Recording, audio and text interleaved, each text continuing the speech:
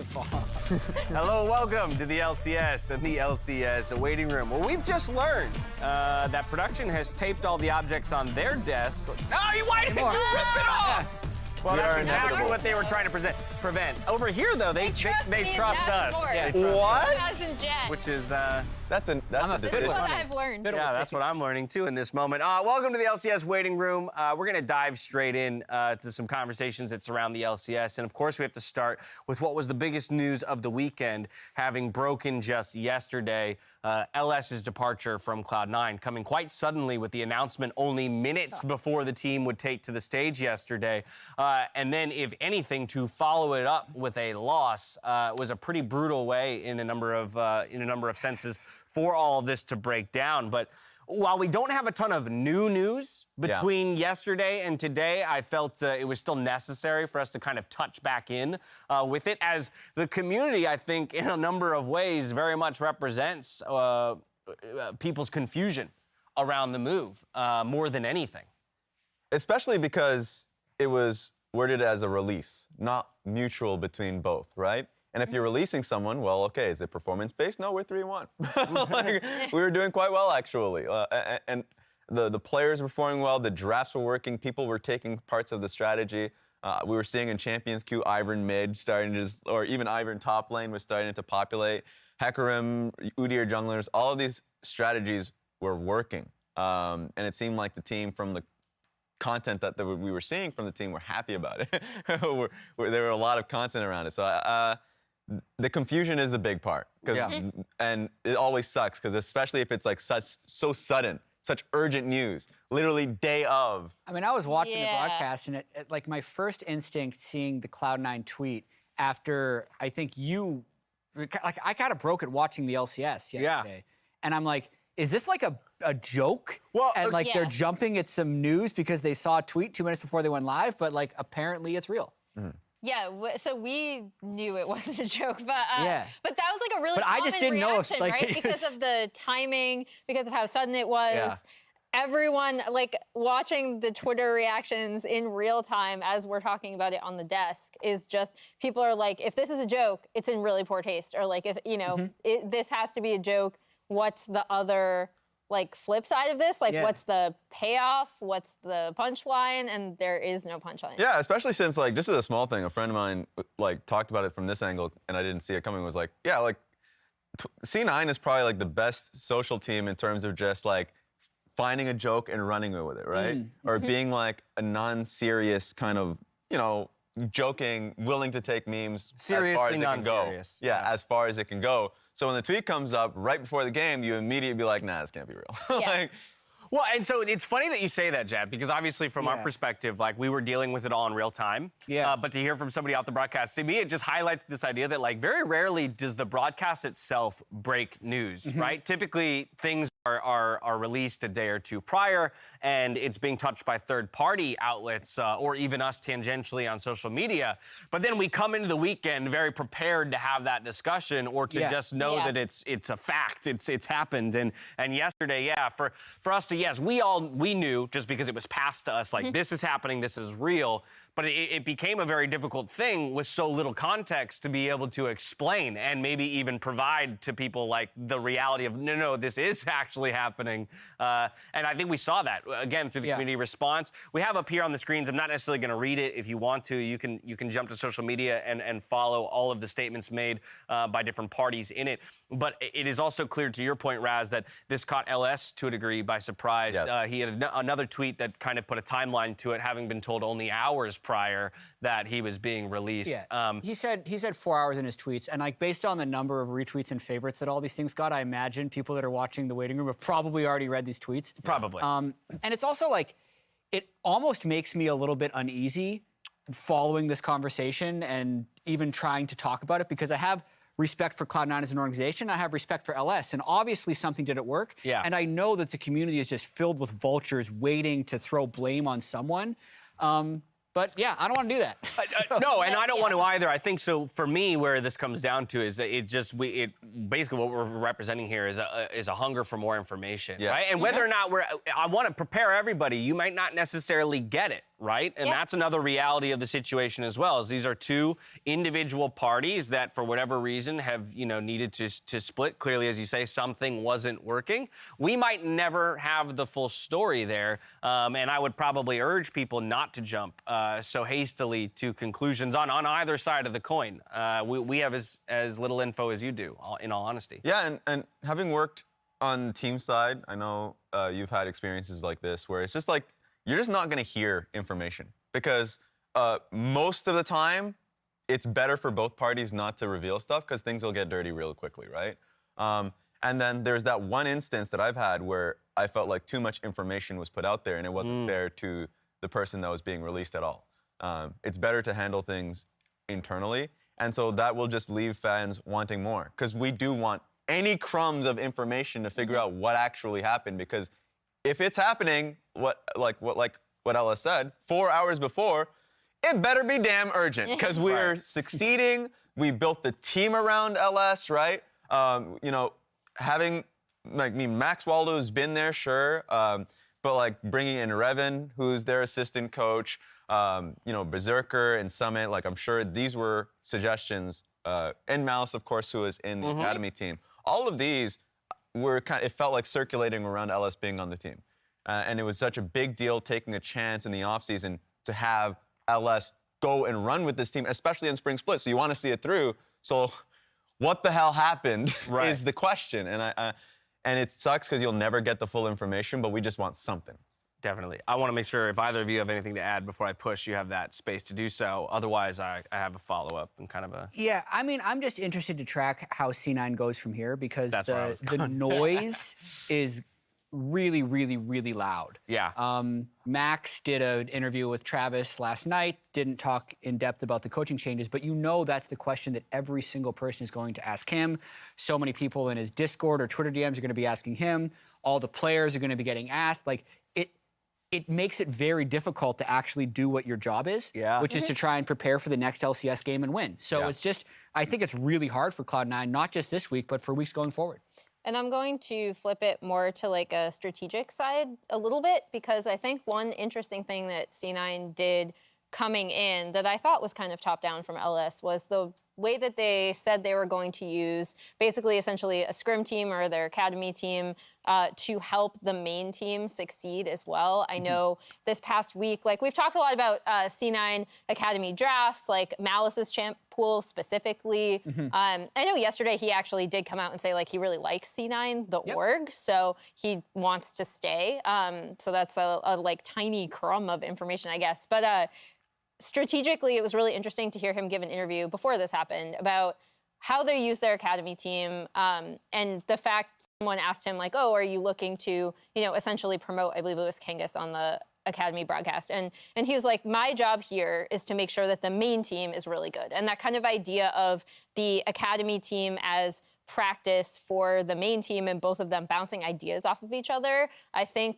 In my opinion, was something that came top down from LS. So now I'm really curious to see, and I know Max said in that interview, he also talked about standard drafts versus the drafts that they had been doing, and the timing to have a standard draft in the CLG loss was obviously an odd, unfortunate one.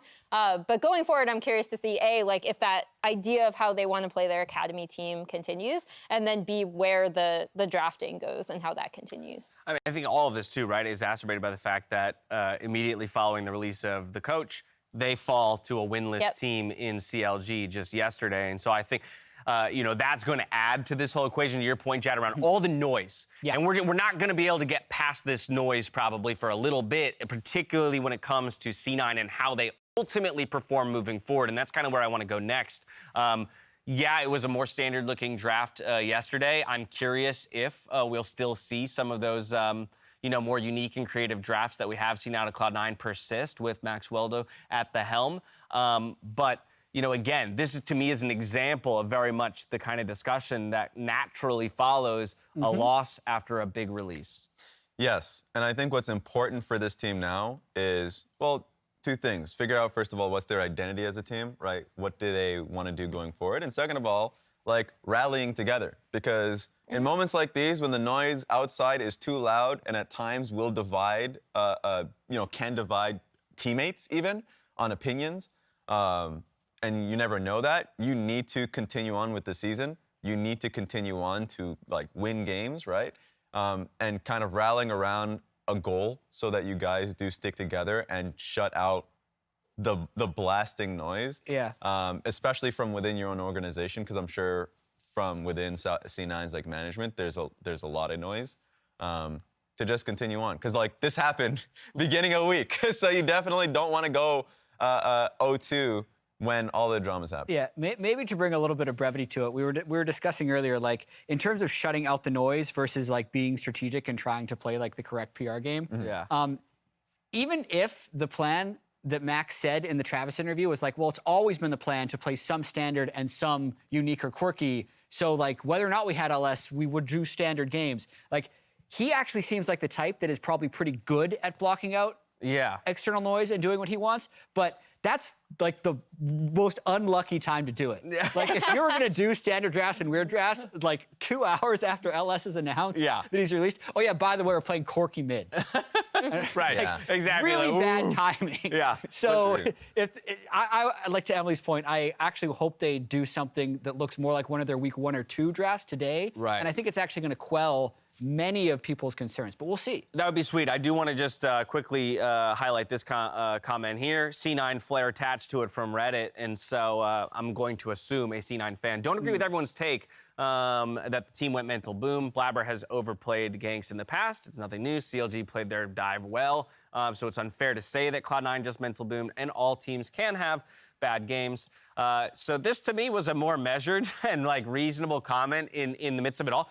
Could also be wrong, right? Maybe they were mental boom. Who knows? Well, but to me, this was a nice little bit of an antithesis to a lot of the commentary that was so heavy-handed, I think is the best way to put it, early on yesterday. I think it can be both. I think it can be difficult to block out the noise and like have that affect the players. And like one thing I just want to say to frame everything is like, even if you're mad at C9 the org, please support the players. These players are all really, really good. They can be an incredible team, and they're put in a really tough spot right now. So, but to piggyback on that, I think on the flip side, CLG, and we talked about this on Desk yesterday, they looked so much more well coordinated. So I actually think it's both. Like CLG came out with a composition that once they got ahead, they did know how exactly they wanted to snowball this. This is the Palafox coming in and just casually picking up a triple kill. I believe he was part of all 5 kills initially. This is another one where they invaded on Blabber and ended up killing him. And I thought Palafox and Contracts were working so well together to back each other up in this early game. And once they got ahead, we saw a bit of this from CLG in Lock-In, where if they do get ahead, they will snowball pretty confidently, even with some mid to late game errors. And that's the thing. I love that you made the transition for me from Cloud9 to CLG as well as TSM. Both of our winless teams yesterday picking up their first. So something that needs to be acknowledged. And then also the questions become, about that showing from CLG and how repeatable it is. TSM, same question, especially given that Cloud9 goes up against TSM today. And so looking for that recovery against another team that by record you would expect them to beat, but after yesterday's showing, looked decent. Yeah, and I mean, look, the teams that have been struggling, including, as we see this. I didn't see this Second one. tweet Don't from think Progressive. Tactical. Oh, That's a no. good one. That's a smart one. That's a smart one. But for me, we've been seeing it internationally. Astralis is a great example in the LEC of a team that has been struggling for so long, was winless, but has now performed. Yeah, they're 09. Yeah, and then they got to be able. They Man, were how able much to get better wins. is the LCS? They only got to 04. Yeah. Oh my, there it is. Like 5 There games it is. better. We're so much better. Yeah. But my point is that like teams will naturally get better. They will push through the tough issues that have been facing them. So like TSM and CLG. CLG got the comp that they've been trying to get, I'm sure, with the Ekrim's band they've been getting for a long time. Their game looked cleaner, right? Because their last week was disastrous. And then people don't. Now they're talking about the intangibles of like just the mental aspect of like the news hitting them, and now they're unsure. They're not focused on the game at hand. So yeah, C9 will play worse, and all those issues that you're mentioning. At the end of the day, yeah, the problems that you would say that players have shown in the past can come up when they are not focused. And we've seen the past 2 weeks when they're on point. So I do 100% think that their gameplay was impacted. From CLG, though, to TSM, I just want to throw out again another reminder that before that breaking news yesterday, this was the news that everybody was all honed in on coming into the weekend. Hey, big roster shift, Shen Yi out, Yursan in, alongside Tactical. It nets them a victory, and Tactical being a major reason, at least from a damage perspective, as to why they took that win. Yeah, the tweet that came out afterwards, 70% of his team's damage, which is the highest percentage of a team's damage any LCS player has ever done in any LCS game. Boom. So, like, to me, this was a tactical win. It has very little to do with Yursan Shen Yi.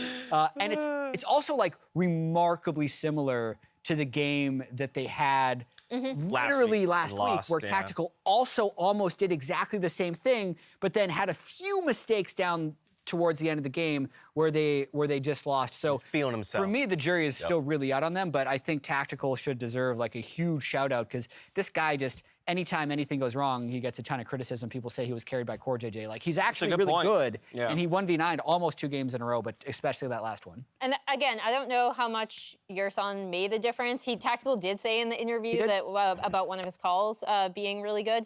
The 2 things I saw from TSM that I liked, because obviously Immortals actually took over that game and then maybe chucked it a bit back to TSM. The first dive that they did was an evolution of what they're looking at running the Lulu top, how they're going to play around bot lane. And I really like that, because again, even in these like really messy games, I like to see how teams are adapting. And that was a good sign for me from TSM, where they're like, we've played this comp before, essentially. Yeah. We have fixed some things early. We were not gifted the same level 1. They basically split map like, you know, Golden Guardian should have done in that other game.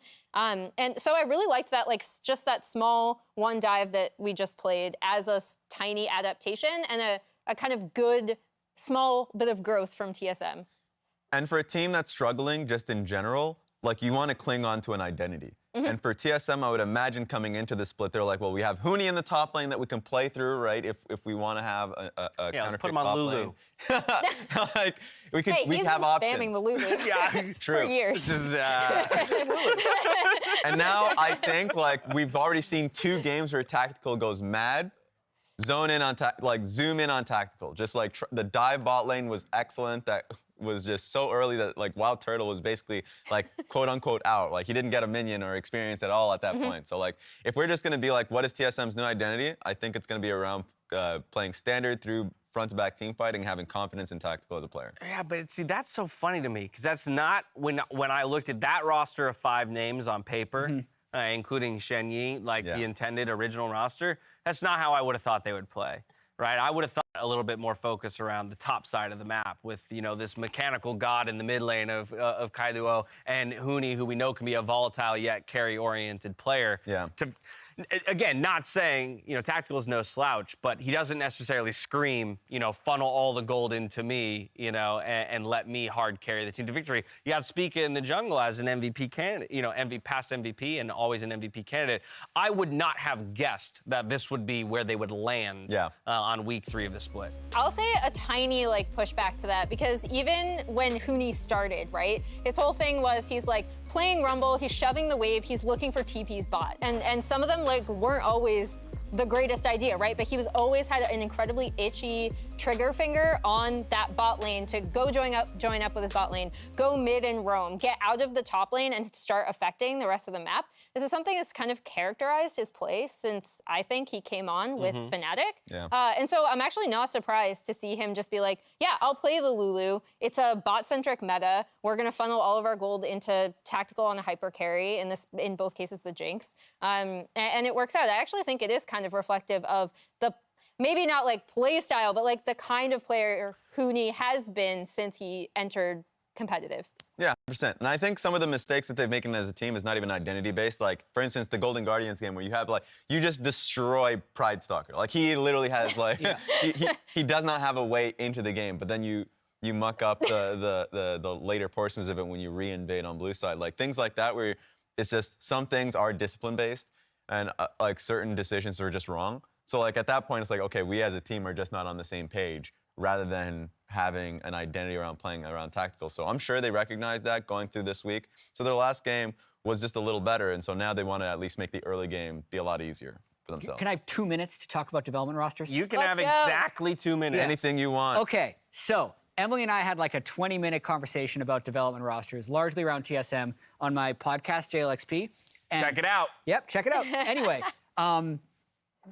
so a TSM fan basically linked me back to their original announcement video with Reginald and Parth, where they said, to be clear, this is not an all-rookie development roster. And then they said some words that basically summed out to, we're still focusing on wins now, but with a larger eye on the future. Okay. So it's just a framing thing, because I myself did this, and I've seen a lot of other people do it as well, saying like, oh yeah, TSM's going with this development roster. Why are they changing so quickly? And like, to me, it was kind of a mixed message of, you can't have your cake and eat it too. We're going to win now and win later. Yeah. But it does speak to them actually in the past saying, we are not okay with being bad. That is That's so why, quintessentially that's why they're TSM. changing, right? They Yeah. never said that they were okay with being bad, so it should not be a shock that they're at least changing things. You can argue about the things they're changing, but like, that is just a thing that they said that I Yeah. wanted to make sure. No, it's important clarification. So yeah, messaging on that video for sure I did not like, because it doesn't really, at the time they didn't know their full roster, to be fair. True. But like, now it's, if we just talk about the specifics of like, okay, if you are investing in Kaido and Shenyi, right? Yeah. Then you definitely need more than 2 weeks of time. That can still be a fair take. Yeah. And All so right. like, there is an aspect of development where you're bringing in players, specifically Kaido, that did not have LPL experience, and so you want to run through it. And so like, if you have problems, bumps in the road, concepts that you need to work through and all these things, then it's like, great, let's get through it. Let's power through. Maybe week 5, if things are still awful, then we change course. All right, Jad asked for 2 minutes. Raz took 1.5 minutes of it. That's all we have for Waiting Room. Let's get into the show.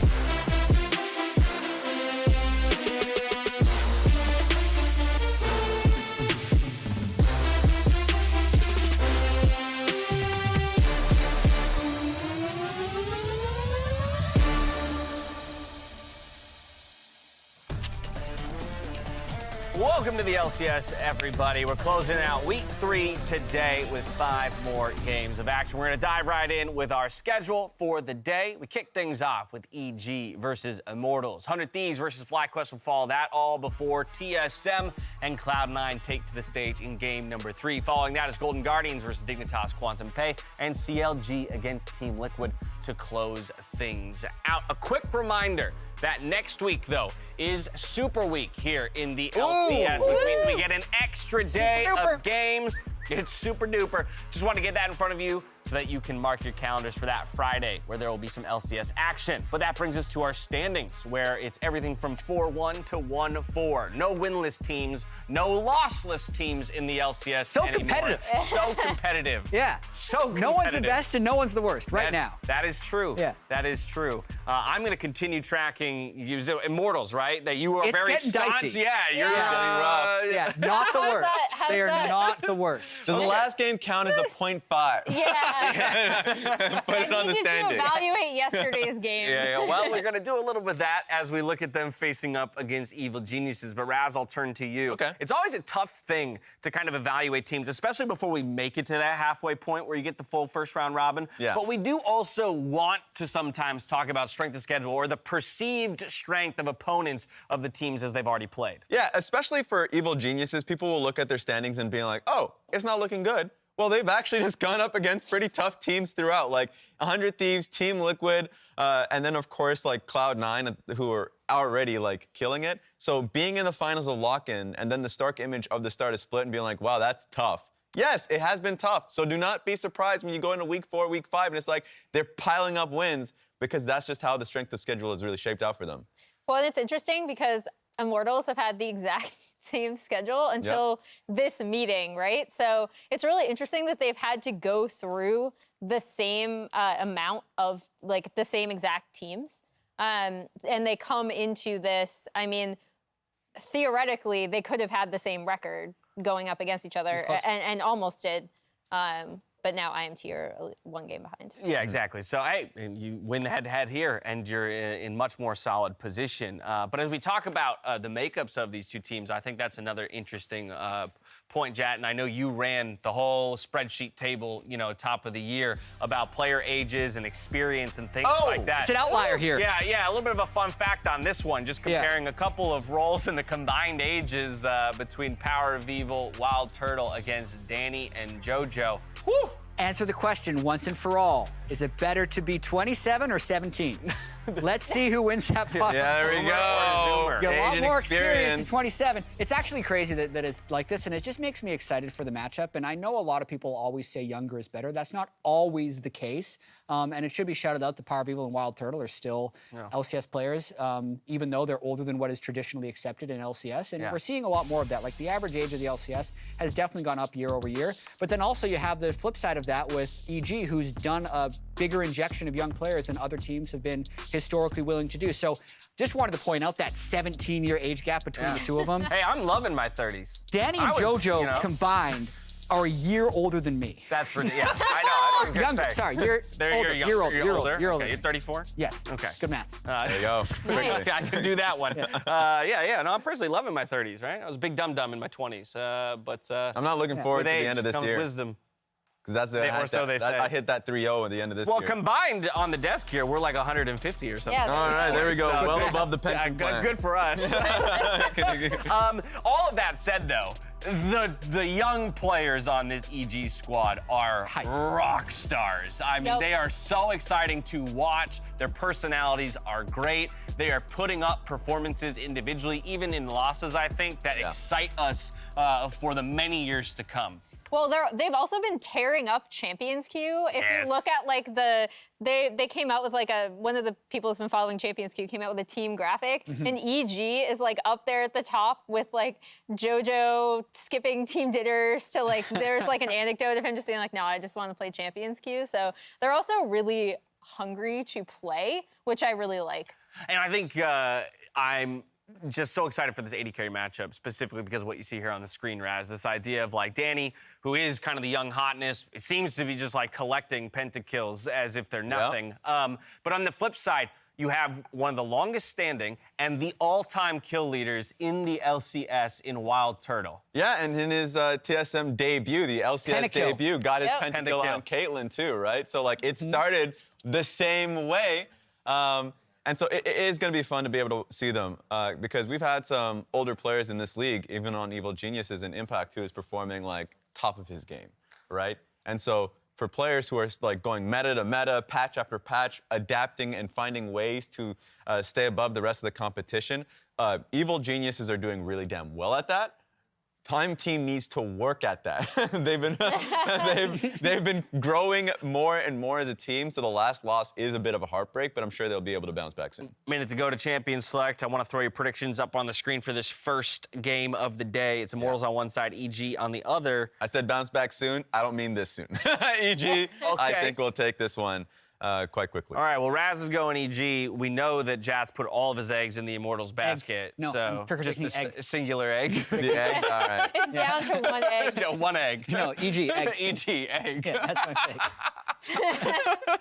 Wonderful, Emily. Shocker, I also said EG. Oh, come on! Yeah, you know what? We're not know crazy. what? You need to put your name on this graphic. I really don't. I don't want No, it because there was that one day last year where you were like, I'm going to predict I'ma do it. against all of you. Yeah, and I Do it think now. I don't think it worked out You for me. I don't think it biffed worked out for me. You know what? Immortals progressive. The insurance is gonna. The insurance policy from yesterday is gonna kick in. There it is. And we're good to go. They're gonna come away with a victory. That's my reasoning behind all of that, and that's why I'm the host. Freakin' Azale. Hopefully you've got more knowledge and better things to say than I do. Take it away. Dash, that is always true. And the first important thing I'm going to say that is smarter than you is it's the Doug duo. It's freaking Azael. How you doing, man? As the other part of the Doug duo, I'm going to contest what you initially said. What? I think it's a dangerous proposition for Dash to be tossing over here, expecting us to have good things to say. Of course we have good things to say. It's Freak and Azael, the Doug duo. Freaking Azael. It is. What did I say? I Oh, emphasize the difference. you just went for, I understand now. That was a Yeah. homonym. I understand now. Yeah, see? That was Again, good. you can't expect intelligence out of this duo. Point proven. No, you're smart enough for the both. Checkmate. You're smart enough for the both of us. He said Okay. Freak and Azael, which means anything you say is attributed to the entire squad Oh, you just together. get credit? Yeah. Some squad goals Like, going on? All we're right. a combined 250 IQ. We're just an entity. We are an entity. I like this. Yeah. I mean, I think it's how it works in Pokemon right. as well. Yep. Yep.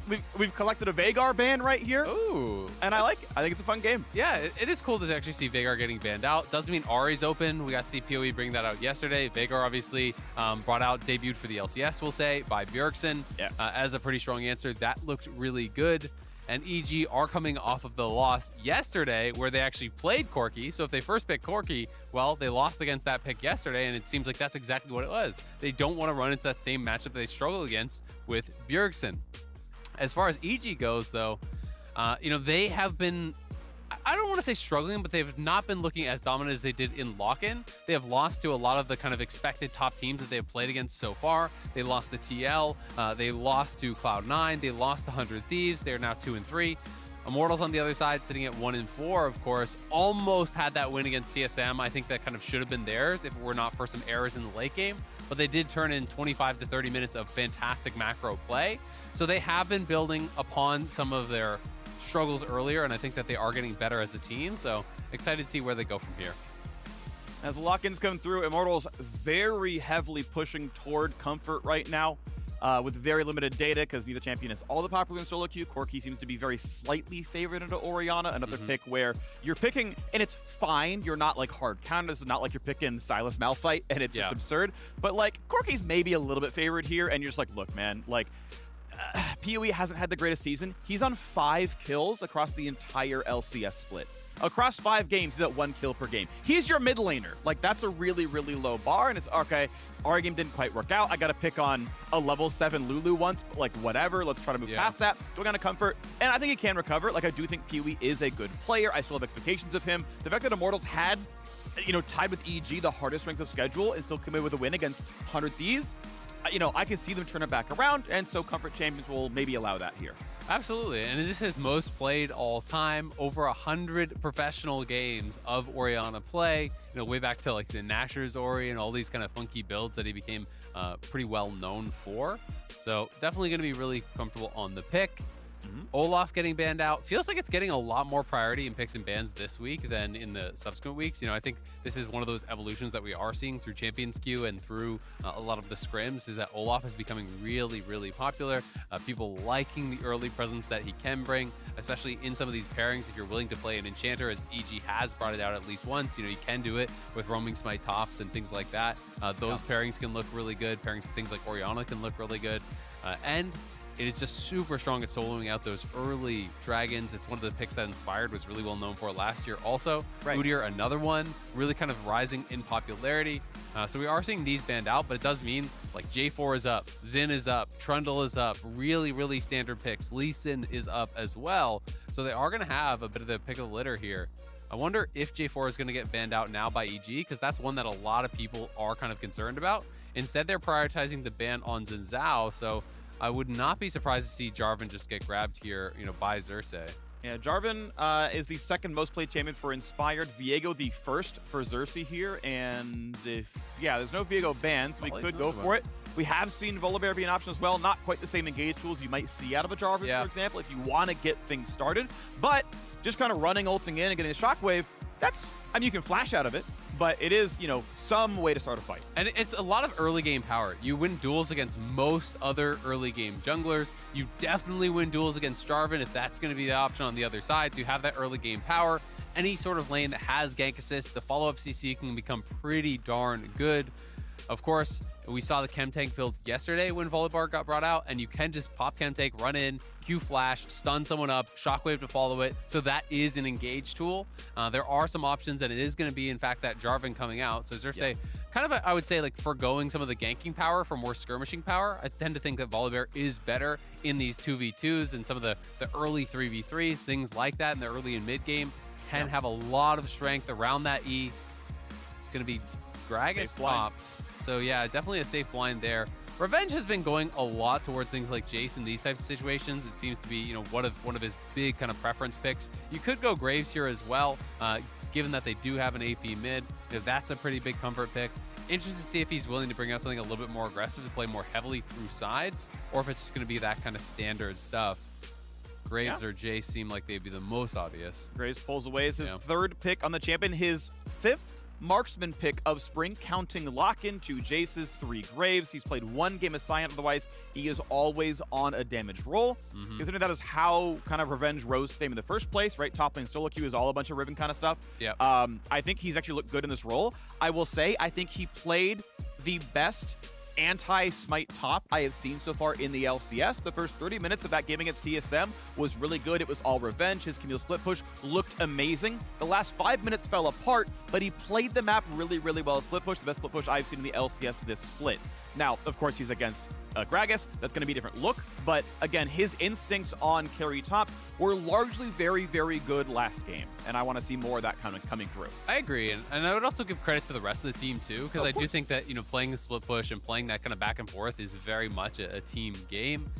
Graves has been such a popular pick in the LCS, but I haven't felt like really anyone except Whippo has looked like they're the reason that their team is winning the game on it. It has just kind of been there. Really across a lot of pro play, you're just kind of seeing Graves push in, not necessarily have a massive lead in lane, and then I feel like sometimes not create that much value in team fights either. So I'm going to be interested to see what he can really get out of it, because I do think when you're going up against something like the Gragas is going to have value. This is one of those high expected value champions. Graves, I think, is more hit or miss. And as your last pick, as your 5th pick on red side, you kind of need to get value to really get some worth from playing red side, you know, where blue side is winning most of these drafts with the early power picks. Well, we are onto the Rift. 2 teams with losing records, but incredibly different, or difficult, I should say, strengths of schedule. Could easily see a 2-4 end to this one. EG undefeated up until they made the lock-in finals, where they were 3-0'd by Team Liquid. Sadly has not beaten that team since, as they lost yesterday in the regular season as well. Immortals had a rough showing in lock-in, but hey, it's the preseason. Had to release tough strength of schedule, and then nearly had a win against TSM yesterday. Both these teams, I know they can play better than the records currently indicate. I think they are both better teams than the records indicate, but one of these teams still has to lose today. Absolutely, and I do think that EG is the favorite team based on what they have been showing. To follow up on the Graves point, I actually just checked the stats. So if you take Whippo's games out of the equation, Graves 3-9 in the LCS. With, you know, really low damage stats, really low KDA. You know, it's not actually having a pretty big impact. So I'm going to be excited to see if Revenge can change that a little bit here. Also worth noting, it's first strike on Power of Evil's Orianna. So, you know, he's one of these guys that is really about taking his own style. He is not afraid to say, no, I actually have the read that Lichbane Ahri is good. He brought that out yesterday. No, I actually have the read that First Strike Orianna or Nashor's Tooth Orianna or whatever it may be. And he always has reasoning for it and is willing to defend it and discuss it. And that's one of the things that I do really like about him as a player, that he's not just kind of like defaulting to going the same builds and the same rune choices. I don't always think that the ones that he comes up with are amazing, but I like the creativity, and I think in a lot of cases, he has a really good read on some of these items. Yeah, I tend to agree with you, right? Like, everyone's gonna miss sometimes when you're doing stuff where you're the only one doing the tech, you're the only one doing the research. Like, you can't be perfect at all times, but yeah, I tend to respect his opinions on stuff. Xerxes sadly pulls the camp a little bit far. Not too bad on Krugs, he'll get that one anyway, but is gonna be a little bit slow. Jarvan is doing a Krug skip and a Raptor skip as well, getting to top side as soon as possible. Does the pretty standard red, both the top side camp, as long as you include Gromp or Krugs. 3 camps will always level you up, so indeed does so with the Gromp as part of that clear. But looks like he's going to keep pathing towards the bottom side, doing nothing too special. This does bypass an attempt at Xerxes maybe going for an early invade. Xerxes going for 3 camps into a west side invade. Since Graves has pressure, that's actually very likely to happen. There's even an aggressive ward down there, so this kind of makes sure Inspired doesn't lose any camps.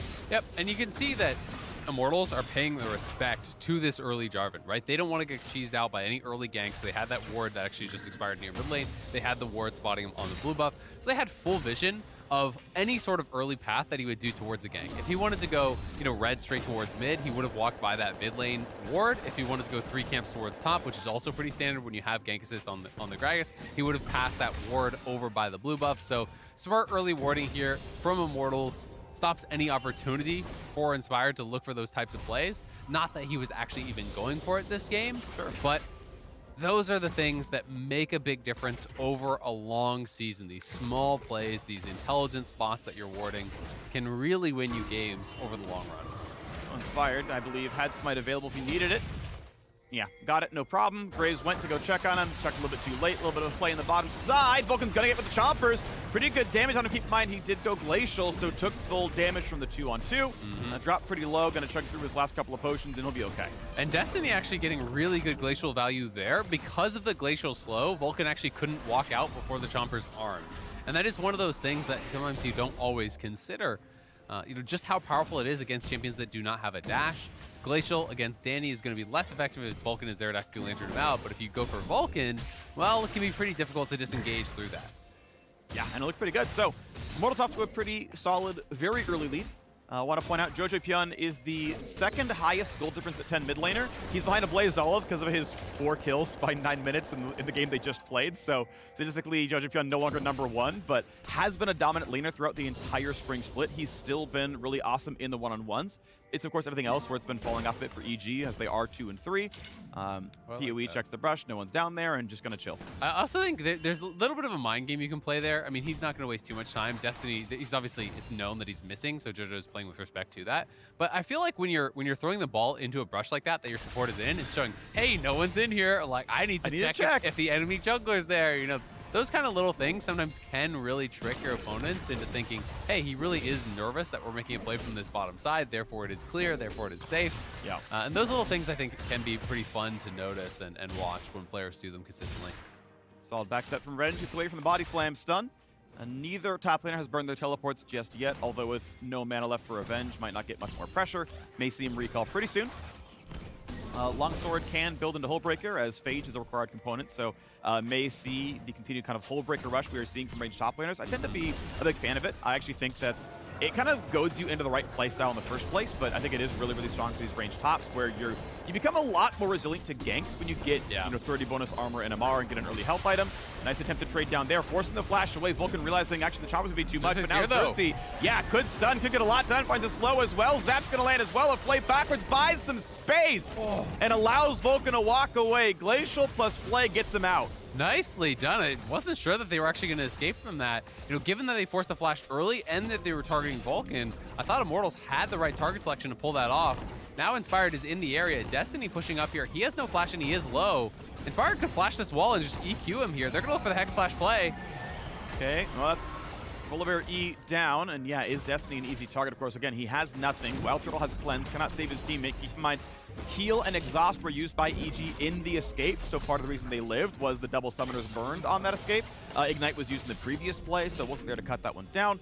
And no one far enough ahead to be attacked. No EQ flash from the Jarvan, no kills. Nothing too crazy happening there. Again, JoJo going for these very defensive builds. Yesterday against the Veigar, he rushed the Hexdrinker. Now here against the Orianna, he's again rushing the Hexdrinker. There is a fair bit of magic damage that comes out of Volibear, in a successful kill. 50-50, yeah. Exactly. So, that plus the Orianna, I think that is his read. He's saying, hey, if I'm going to be attacked, it's going to be Ori plus Volley or Ori plus Nautilus, and both of those will be a significant amount of magic damage to actually burst me down. So if your read is that you just need to get to the late game, I think it's fine. But I do also think that there's a pretty big argument for the fact that this is not really that volatile of a lane. There's not, aggressive summoners. And if it is just going to be a farm lane, then getting to your power spikes earlier also has a lot of merit. Right, I'll take it aside just to kind of bring the point out, which is JoJo tends to play lanes really aggressively, and Hexdrinker itself got buffed in 12-3. It's strong, and Ma is also great. Right, so it's it's actually just a strong individual item, and if he plays aggro, right, then oh, well, I can trade my health bar for your health bar, force the recalls. If he is farming, to your point, I'd rather see an early more unlock, right? Yeah. So it is well, it's based on what kind of game state we actually get. If he plays up, I think it's just an efficient source of lane bullying, but we'll see what happens. Yep, we'll watch and we're going to see a replay. I guess this was probably just Shockwave. Yeah. Oh, nice pulling him in. But was that flash? Okay. Yeah. Was what the flash got burned. So maybe bought a kind Hex of doing Drinker. exactly. It's to me then it does feel like a response of like, oh, I don't have flash. They could look for an all-in on the next Shockwave with like a flash Volibear plus this. And I think it's maybe just a little bit of tech to try to stay safe there. But again, he did it yesterday, so it may just be he's confident in the strength of his item, that it does have value. Yesterday he went Cull too, so it was much more of a greedy scaling build. He's like, I'm going tier Cull, so I'm going to get a Hex Drinker, so I don't just go, and get completely blasted off of that. Ooh, Hex Flash hook is really good. Well timed to the cleanse. It's going to be enough. This time around, no flash to get away from the choppers, but still not going to be enough. Danny puts some damage back. Vulcan's always going to be all right. Yeah, the Glacial on both sides has just really stopped a lot of plays. Like, there's just these giant slow fields, so the marksman can't really even walk forward through that to kind of follow up on it. It's interesting seeing, people's reads on when to play what. Yesterday we had seen, double Aftershock in these types of matchups. Today we're seeing double Glacial, so people having their different takes. Oh, gets him in time. Will he be chain stunned? The ward is down as well. First blood at the bottom lane. Xerxes claims the 400 gold. A great hook comes in, and that was so nearly Vulcan dying as well. Yeah, that was really close, but very well played. The quick ward, the CC chain, Danny cannot get through with the stun, the root, the chompers, everything being thrown on top. That is a gank that I think a lot of teams might not have gone for because the Thresh has the ability to flash over, lantern you out. In this case, not going to be able to make it happen. They get the first blood. They're going to grab the dragon as well, and Immortals off to a very nice start. Well done, 650 gold. Looks pretty solid. First dragon there as well. We have not yet seen the Rift Herald swap as the top laners keep trading back and forth. However, Revenge, as he is going towards Soulbreaker, has not built a CS lead. Impact is happily scaling up to play the tank. Yep, absolutely. And to talk a little bit more about Hullbreaker, one of the kind of things that you think about as we may see a fight here. Really exhausted on lockdown. Xerxes has his ulti, has smite. He's not in danger in any way, but they're going to hook, and that's just going to be a kill. Yeah, no one's going to help. Jojopyun gets zapped as the Valkyrie away, and even though Danny was finally on the way over as well, Orianna was in base, TPing down now. Just nothing got done, and they just could not kill Xerxes. Yeah, I mean, that seemed way too aggressive to me. If Danny's not there, you don't have anywhere close to the amount of damage to actually kill him. Jarvan's not going to do it. Your tier plus Hex Drinker Corki is not going to do it. And Immortals get back out there on the map. They actually have their marksman in the area, so they just turn and fight. Volibear's really strong in these early situations, even having the stopwatch here too. So Xerxes may be going just Zhonya's second. That is a really popular build from last year. We didn't see it yesterday. It was just Chem Tank into Pure Tank, so we'll be interested to see where he goes. But the AP ratio is pretty nice for Folly, and the ability to actually dive backline and create kind of these zones of safety for your Orianna as well as your Jinx is very valuable with that item. Destiny touching over to look for a hook. Doesn't find one just yet. Quick snipe coming through. There's the smite as well, but big damage on Nautilus. Is Destiny going to drop? Should happen. There's 1, 4, 2 actually picked up with no answer. Well done, EG. Sure, Herald was claimed, but that is 900 gold and kills and assists going back into EG's pocket. Yeah, PoE not able to be there, and as a result, they're kind of focused on just finishing that Herald, and EG's focused on killing them. So able to get a couple of kills there, really big deal. Have the package to just move down towards bot and probably push in that wave. I assume that as we see this happening, you're going to have your bot lane just going towards mid, just a little bit of a lane swap there to pick up the most of this farm possible. You can see Turtle even going out towards top, so they might want to try to do a swap towards top and utilize the Herald there to get first tower through to that Jinx. Yeah. But a lot of map movement being done off this. EG definitely coming out a lot the better, though, on that trade. For sure, it ties the game right back up, although we will still see Immortals look better on the scoreboard. Their gold lead is pretty small, but it'll more than double with a Herald crash, plus that first dragon. Plenty of time till the second Drake, so we'll see if they're able to play for the next one there as well. I'm expecting Turtle to get a decent chance at the first power spike, but that's a good hook. A Lantern back as well, 3v1. Shockwave buys a second. He flashes the safe, rooted in place. Means that Naga's going to follow through. Inspired sets it up. Inspired knocks it down. 350 earned to him. And that is going to be EG feeling good about that mid lane pick. Yeah, that's a huge pick by Vulcan, catching PoE on the pink ward there. If you don't have vision over the wall, that is a really risky ward to clear. PoE walks in, gets caught by the hook. The Lantern play sets it up for Inspired. And the timing on the Gravitum root was really nice from Danny as well. because you know he actually waited until PoE flashed away to then have the root for the guaranteed follow, not expending all their CC and then having him jump away. They're dropping Herald bot. They're looking for the dive. First stun, ulti gonna burn down, still finds the slow to the tower, but with a defensive TP from Impact, they don't want to go any farther. Herald Charge will still come through. I like the attempt that Revenge had picked it up, gets money onto himself. They try the dive, force the TP out. Well done, Impact. Ultimately, Immortals don't get more than the expected baseline value of the Herald summon. It was a nice attempted play. I really did like it, just well answered. Yeah, good flash from Jojo, I believe, getting out of the kind of area damage coming from that Volibear ult, which actually can be quite impactful. That helps to keep him alive. And Revenge now pushing, wants to try to get this last plate down, before a 14-minute mark. Grab that plate, try to cash in on the gold if he can, but it always gets a little bit risky when you're pushing in the face of a Gragas, who can sometimes both knock you in and clear out the minion wave with that same ulti. But he is able to grab it for himself, and he's going to be feeling good about that as EG look for a top lane play. But minions are going to block the hook. That's going to get him out of the range a little bit, but a dunk comes through. Flash get out. Wild Turtle stays alive. Destiny, though, hooked in place. 1v3 for a minute. Is it going to be enough as Volibear comes back in, stuns the front line, hooking back in. The rocket's going to come through. That's a kill picked up. Destiny at one hit, and they can't quite block the rocket, but there's not going to be a kill just yet. And finally, the snipe comes through. 1 for 1 as supports die on both sides. As reinforcements come in, no more fighting. That last rocket able to pick him up and push Turtle back so that Immortals cannot continue the push here. EG going very aggressive. Vulcan looking good on the Thresh, finding multiple plays for his team. Yes, he goes down there, but I still think, getting that kill onto Corki versus getting a kill over on the Volibear, you're going to be feeling much happier about your position in this game. As Impact just kind of happily farming away here. Revenge, going to be hard to kill, obviously, with the Hullbreaker. I mean, the counterplay to range tops is usually attacking them, ganking them. Can't really do that into it. You can see good kind of layering of CC, the flash in for the flay, but Turtle knew with J4 there, he had to save his flash for the Jarvan ultimate. This turnaround here, though, from Xerxes, he is very, very strong. Jojo, though, able to thread the last rocket in to get the kill. Well, good sidestep from Fog. Yeah. But he can get the play. Yeah, he's going to get pulled back out. Lantern, or the hook, I believe, missed anyway. Still, the flay was perfect.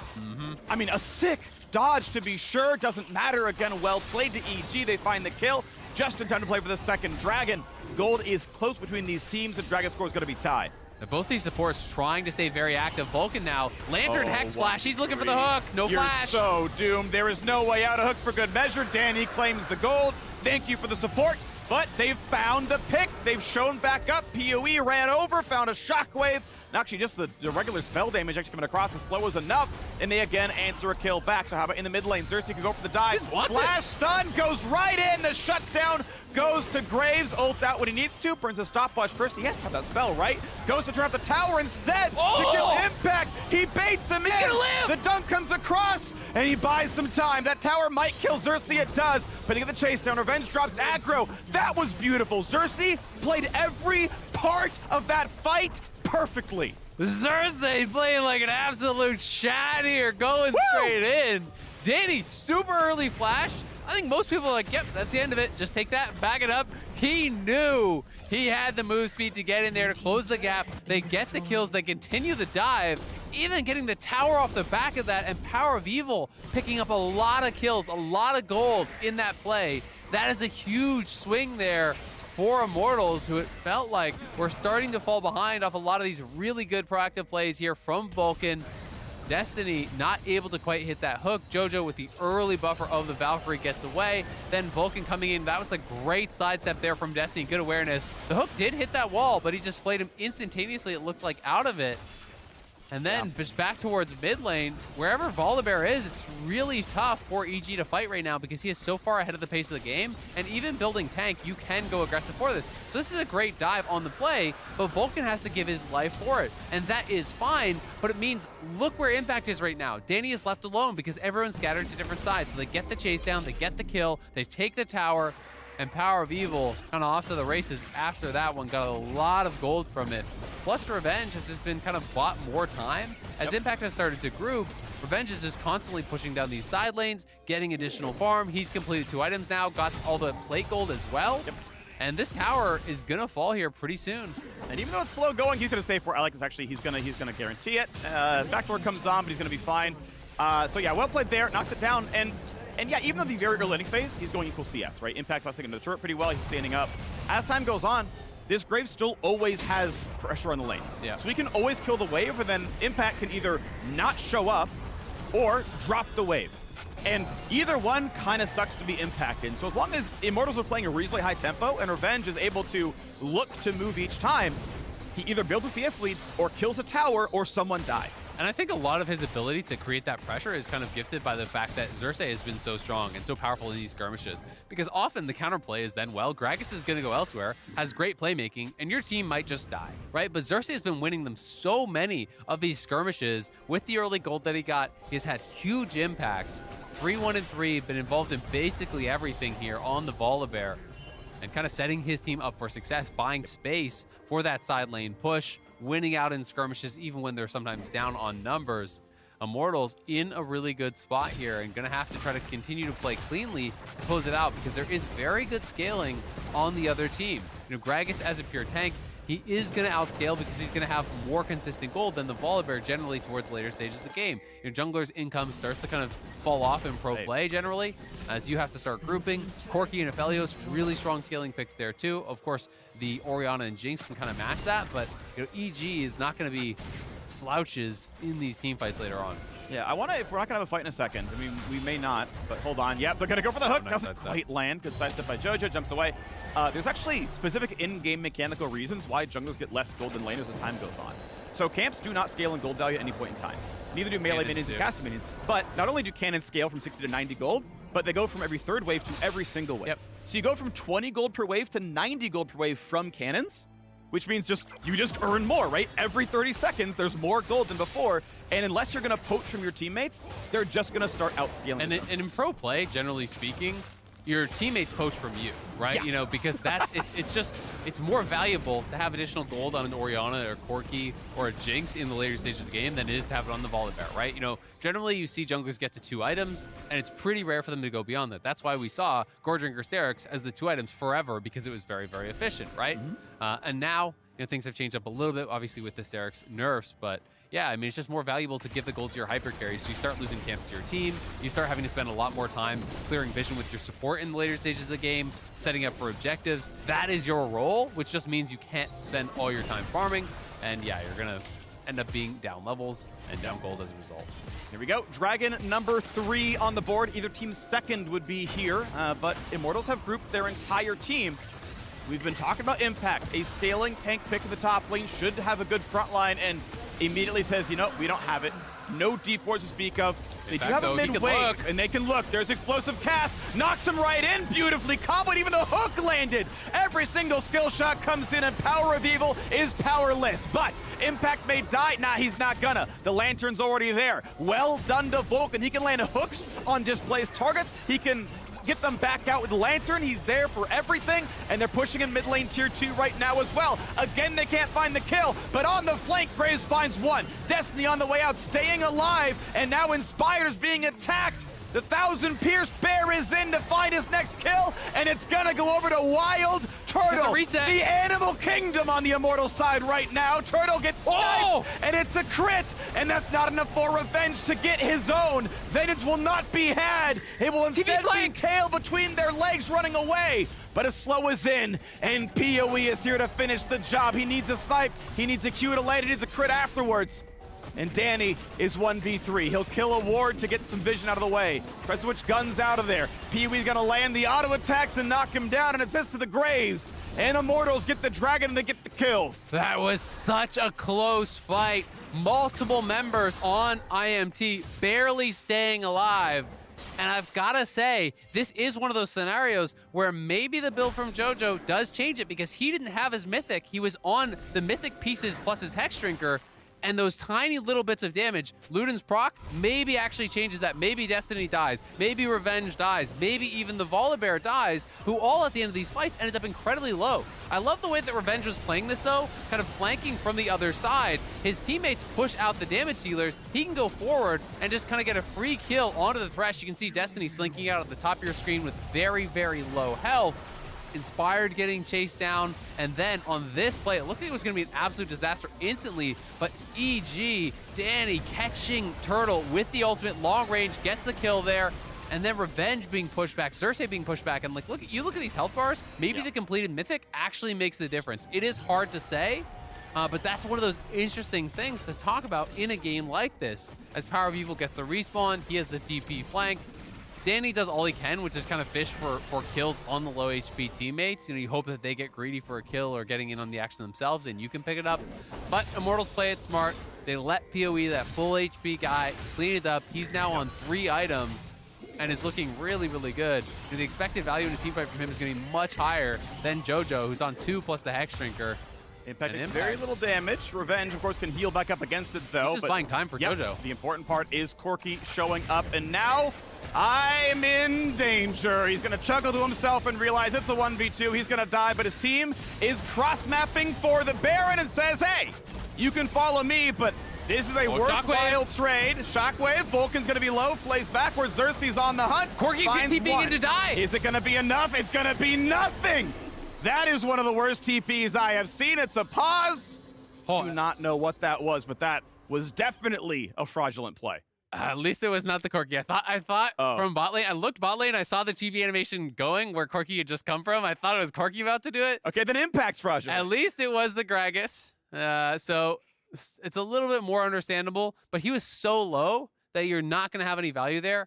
And TPing in against any champion that has traps is generally just doom, unless your team is fighting forward around that. Yeah. The fact that Vulcan is already dead, you know, and maybe we can even just get like a little replay if we're going to be in this pause for a bit of that kind of last little sequence. You know, because his team is retreating, UTP in at low health, there's not going to be the support there. JoJo's not in the area. Inspired is on the run. So they got them off the Baron. That is, you know, kind of the positive. Revenge did die on the bot side. So the current kind of status is, you know, Immortals peeled off the Baron. The Baron did regen to full, but Danny and Inspired are kind of in a weird spot, and JoJo's in base. I think if Immortals were to go back to the Baron, you could stop it because Corki can kind of TP out to mid, and you can kind of fish with poke and probably in the 3v4 get them off of it. So I don't think they're really at a huge risk of losing the Baron now. But still, losing TP and giving over a free kill there does give over, you know, kind of full map pressure to the other team right after you got a pick. Yeah, the overall play is +1 teleport cooldown and +1 kill, which feels pretty good. So Vulcan on your screen right now, he paused saying he could not see the shockwave when it was being cast. So we're playing that back internally, see if that's even true or not. Sometimes, right, you miss it in the hecticness. Sometimes it was actually just hidden. So we'll figure out what that one was. Yep. It might be a chrono break. We don't know. But anyway, that's what the pause was about. So look at this game overall, taking a step back. I will say, first of all, I'm entertained. It's been a very fun game. Really good. And I mean, there are really good points to both these teams, right? Like, these are both, I think, very, very good teams. I am happy to see Immortals continue to put faith in Revenge. I think he is actually a quite good player. They're still giving him his style. Look, you're going to keep being on carries. I know Graves hasn't won a lot in the LCS outside of Whippo, but like, this is what we're expecting out of him. This game has looked really good, though, to be fair. Consistently creating side lane pressure, you know, creating the cross maps. Here's Vulcan just on top of Distortion. Did he have flash? He did have flash. So to be fair, if you couldn't see that, that is very flashable, and that does change the context of this play, because Xerxes can't go over the wall and get the free kill.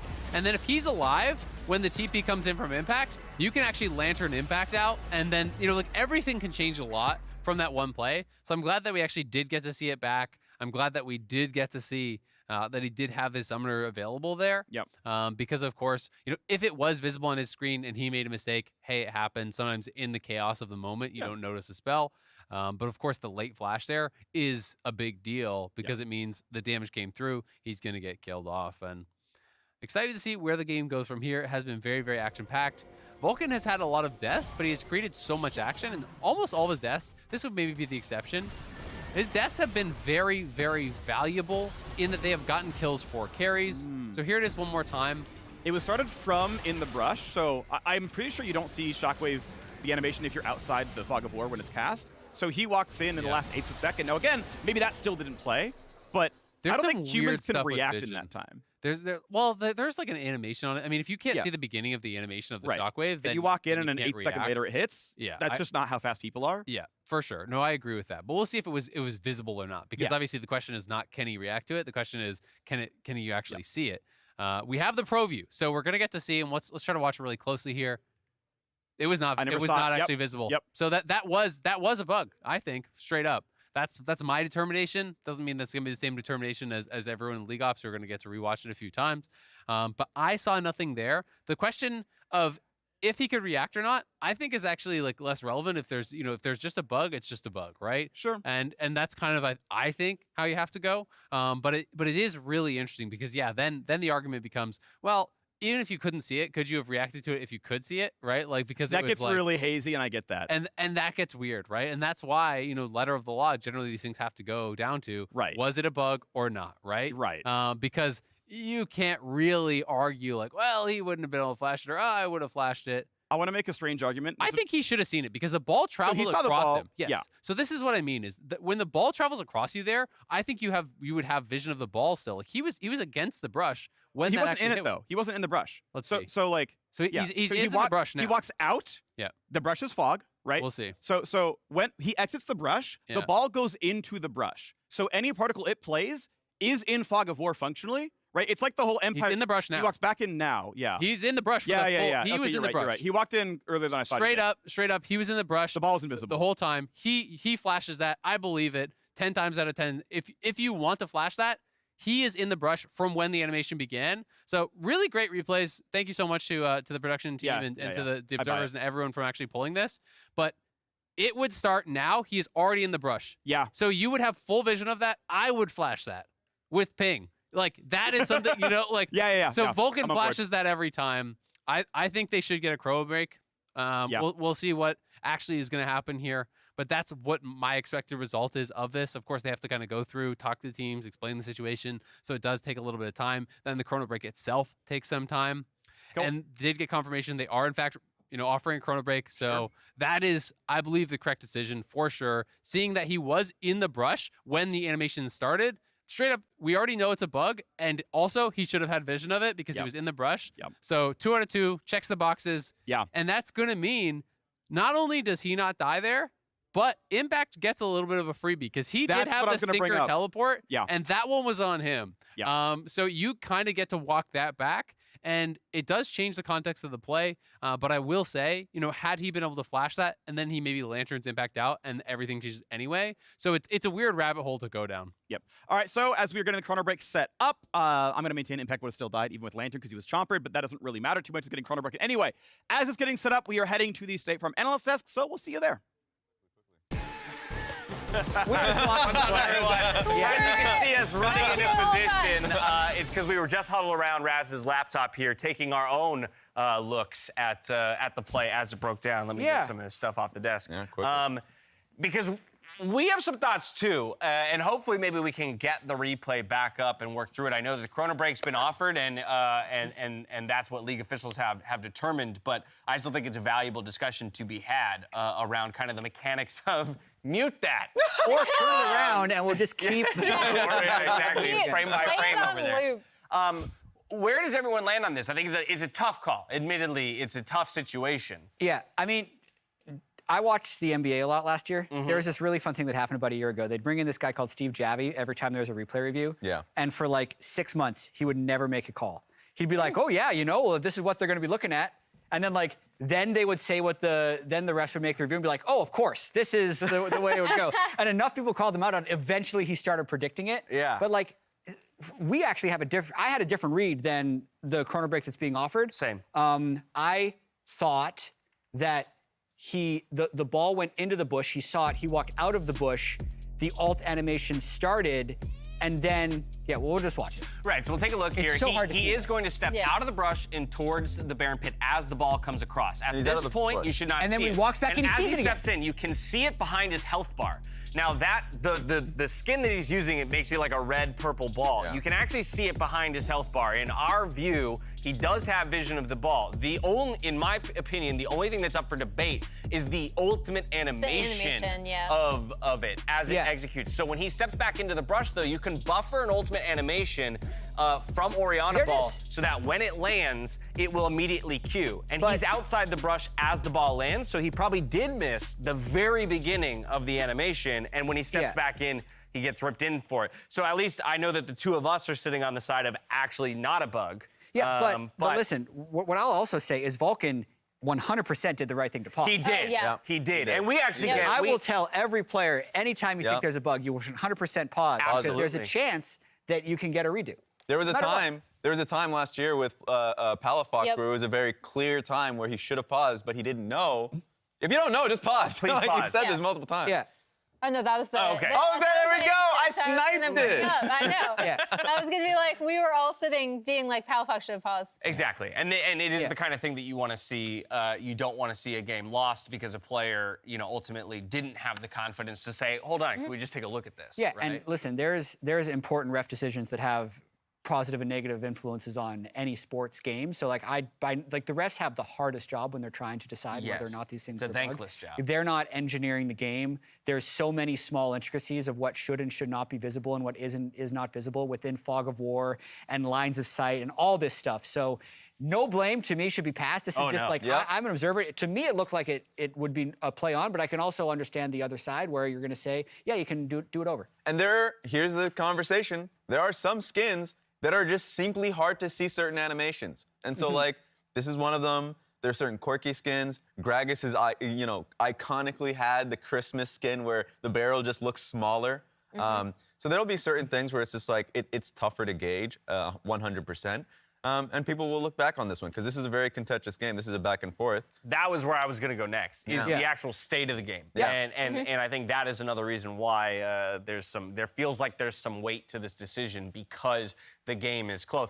Both teams, though, as we kind of think back to the way the game is played out, Immortals had a nice early lead, managed to kind of throw that back a little bit Yeah. around the Rift Herald, regather their lead. It's been a very back and forth game, contentious to say the least. But as we've got the draft up, perhaps we can talk a little bit about that. And one of the champions involved in the bug, of course, Yeah. or in this discussion is the Orianna, but it's a Power of Evil staple, Jack. Hey, man, when Power of Evil picks Orianna in 1-2, he's done messing around. Like, he really wants to win. They're 1-4.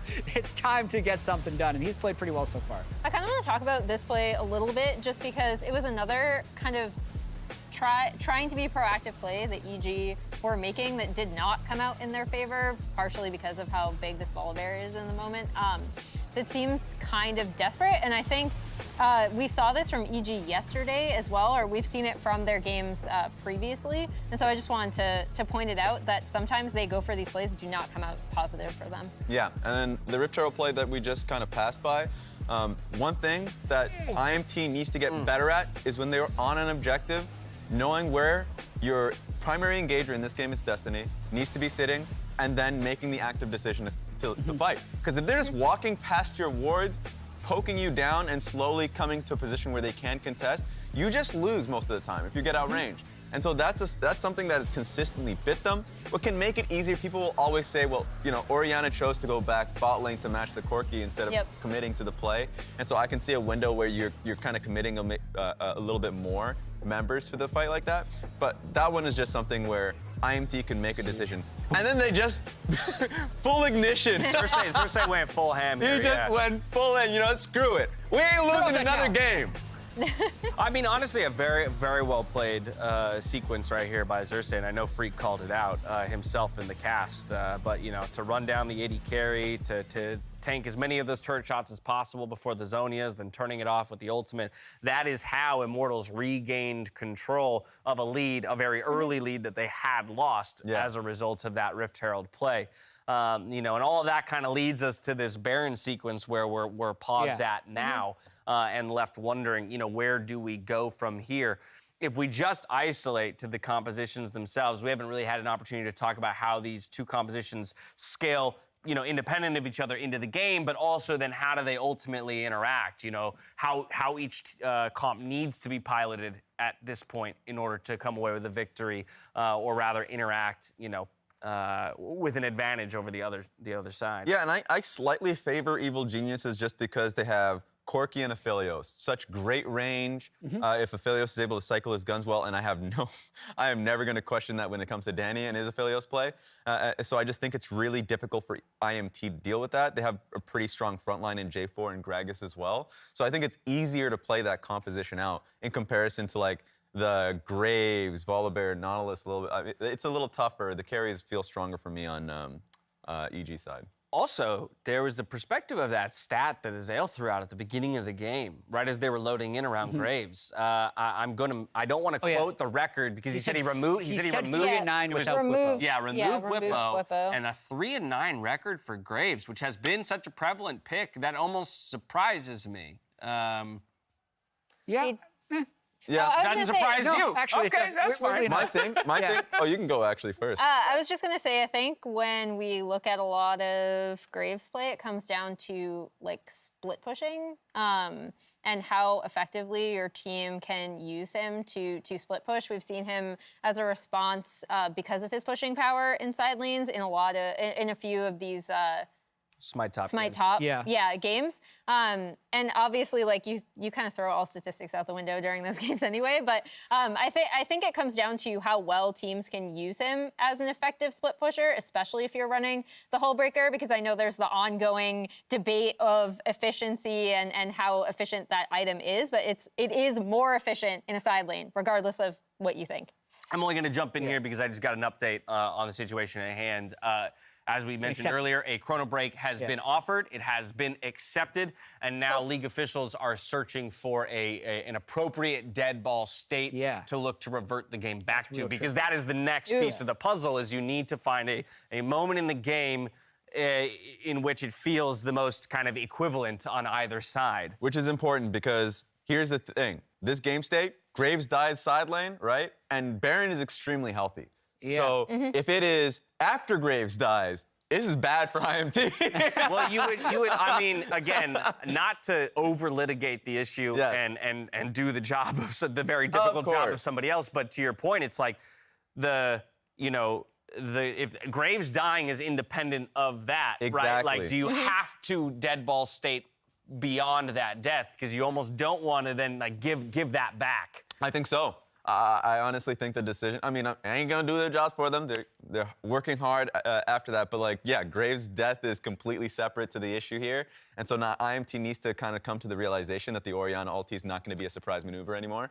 Thresh is going to play a lot more safer, and then IMT is going to be pushed off because the range advantage from EG is there, and it's going to really threaten them taking this objective. I want to see him just flip it. Do it! Like Just go for it Flip anyway. Baron. I don't know, man. It's so difficult for these guys, and a lot of this is going to be about how calm they can stay during this state and how much are they. It looks like they've allowed them to talk because I see a few of them. Yeah. It's really important that they repeat the game state. They try and keep track of summoner spells because all the flash timers or alt timers or instincts of where the game should be disappear when you're sitting for 10 minutes. No one simulates 15-minute pauses. They're allowed to talk, but not about the game. So, like, as soon as they're allowed to talk in those, 10 seconds, if they're not talking about the game, they should be thinking about the game. Exactly. So they can say all those important things right before the game starts. Because there's a chance that, we're going to see the game-changing moment, 10 seconds after this pause. Yeah. And And here's the thing, not about the game, talking about the science of the game, but you can talk about the mentality, like keep calm, things like this, right? Get your heads on, guys. Exactly. That kind of stuff. I mean, as you say, Jad, I just want to, since you come from the coaching position, in a moment like this, when you see your players up there on the stage, I know you ran through a small checklist just now. What is your part? Should they literally be 5 seconds on this cooldown, 10 seconds? Are they how do you want typically players to kind of approach a situation like this? So as to not overthink it and overdo it, but to still have a grasp of the game given a very long pause. the problem is League is so unique. So if we were in a state where there wasn't a Baron fight that was imminent, I would want people to try and slowly checklist through which ultimates are up and which summoner spells are up and when for opponent and ally. They don't have enough time for that. So it's more about trying to call out the position of a champion. So let's say they go, 10 seconds before the death, and they'll try and remember, okay, guys, Thresh is at mid-turret. We have 5 seconds. And then you just have to go right away. You can't waste too many words. Yeah. But it's going to be really interesting That to in and watch. of itself is an interesting conundrum because with a chrono break, you're not returning to the pause point. You're returning to some time before that. And so, again, relying on memory, to your point, around map positions and all that kind of stuff is going to become increasingly difficult as a result of the chrono break. Actually, just forgot about this. Like, you talking about the timers, so I was like, okay, what are the timers here? Go back. Oh, you went and Yeah. looked. And I looked, and I mean, Gragas actually has TP, and he made the killing blow on Graves. So, like, He'll he's, TP Yeah. right away. yeah, he'll literally join the fight. So this is not a doable Baron. Anymore. Okay. Yeah. So Baron's off the table. I turn to you, Emily. I go, okay, let's assume that they all independently are following our logic, or are arriving at the same conclusion. If Baron is not an option for Immortals in this moment, where do they go? What should be their I mean, immediate I'd have to strategy? go back to look at the map state, right? Because I don't have it pulled up right now. We'll have another. Oh, But go the on. Baron is kind of a neat response to the fact that, like, oh, okay, Revenge is going to be dead in the side lane, but we're leveraging that to cross map. Go, Razgo, because you have more information. extra on bad news. Corki has TP. I mean, actually, Well, he If was the we one still that have- TP'd and died, right? Because when Thresh died, if someone we else still have the TP'd and replay died of the bug, is immediately. there I a forget chance we whether it could was pull that Gragas up and or just Corki. pause it? That'd so be we can look at that'd be the map wonderful state? if, That'd be if great. possible. Maybe. We'll see. That's just If no, we have the draft. no worries if Yeah. it's not possible. I know There's a we're lot of making stuff they're working through ridiculous right now. I know, right? requests and Yeah. claims, especially while they're dealing with a lot of other fires Yeah. right now. They're working on it for us, so Nice. we'll see what we can get. Again, yeah, it is. It's just it's as tough a situation as you could probably possibly dream up Yeah. for either of these squads, and I think you can. The difficulty that we are, even as the people who had omniscient information going into this situation, are having to kind of identify where you go. I think that this should just be an Just show extraordinary the, example. like, Oriole bug. That's Yeah. To Just people wanna at see what home happens. of like what exactly they're coming up against, right? And so we'll see in due time what that dead ball state is, what the map state is, and where the teams go from there. Immortals, though, does feel like they are in a tough situation. They are in the tough Yeah. situation here, I think, is kind of the conclusion. Well, especially since, like, so if you're looking at a dead ball state and you are saying, okay, the Graves kill in bot lane is independent, well, they're already on Baron and, like, about a third of the way through. I just looks heard like. they're 20 doing 23 minutes, 11 seconds has in-game been time. the Okay. Where is that? elected dead ball state time. Go So back 10. Excuse So, us while we get up and huddle Graves around is laptops. surrounded, by the way. so Yeah, so- Graves is not dead, but he is surrounded. Go on. Go, Emily. Yeah, no, that is exactly what I was Mm-hmm. going to say. Is like it's going to be effectively Corki shooting a Revenge rocket will at die. Revenge. Yeah. Yeah. Right. And IMT are in the process of rotating to Baron. It looks like All right. She's not doing Baron. That's Yep. my guess. So it they're is. probably going So- to back off of Baron. So we think the Baron's a no-go at this point. I was going to say there are some questions. Undoubtedly, the Graves is dead. He's flashless at the beginning of this. Yeah. He's well pushed up. There are some questions about how can he maybe play that 1v2 differently to buy time, to create Exactly. space, things like that might be a small question. But as you mentioned, with teleports on both of those players down there for the flip side of VG, they'd be quick to respond to a Baron. So with a grouped up core of Immortals on the other side of the map, I think immediately the decision or the conversation becomes, okay, what else can we pressure and can we do with, less fear of repercussion, I guess. They kind of just need to stabilize. And it kind of it reminds me of the previous game because the lesson here for IMT, especially after losing to TSM when they were at the Nexus turrets, right? They failed there. They failed mid lane immediately afterwards looking for a play. And then they try to go for a pick on bot lane and then, of course, don't have a minion wave. Like, this was them making a mistake, doubling down, and then tripling down instead of just trying to take a more calm and slower approach.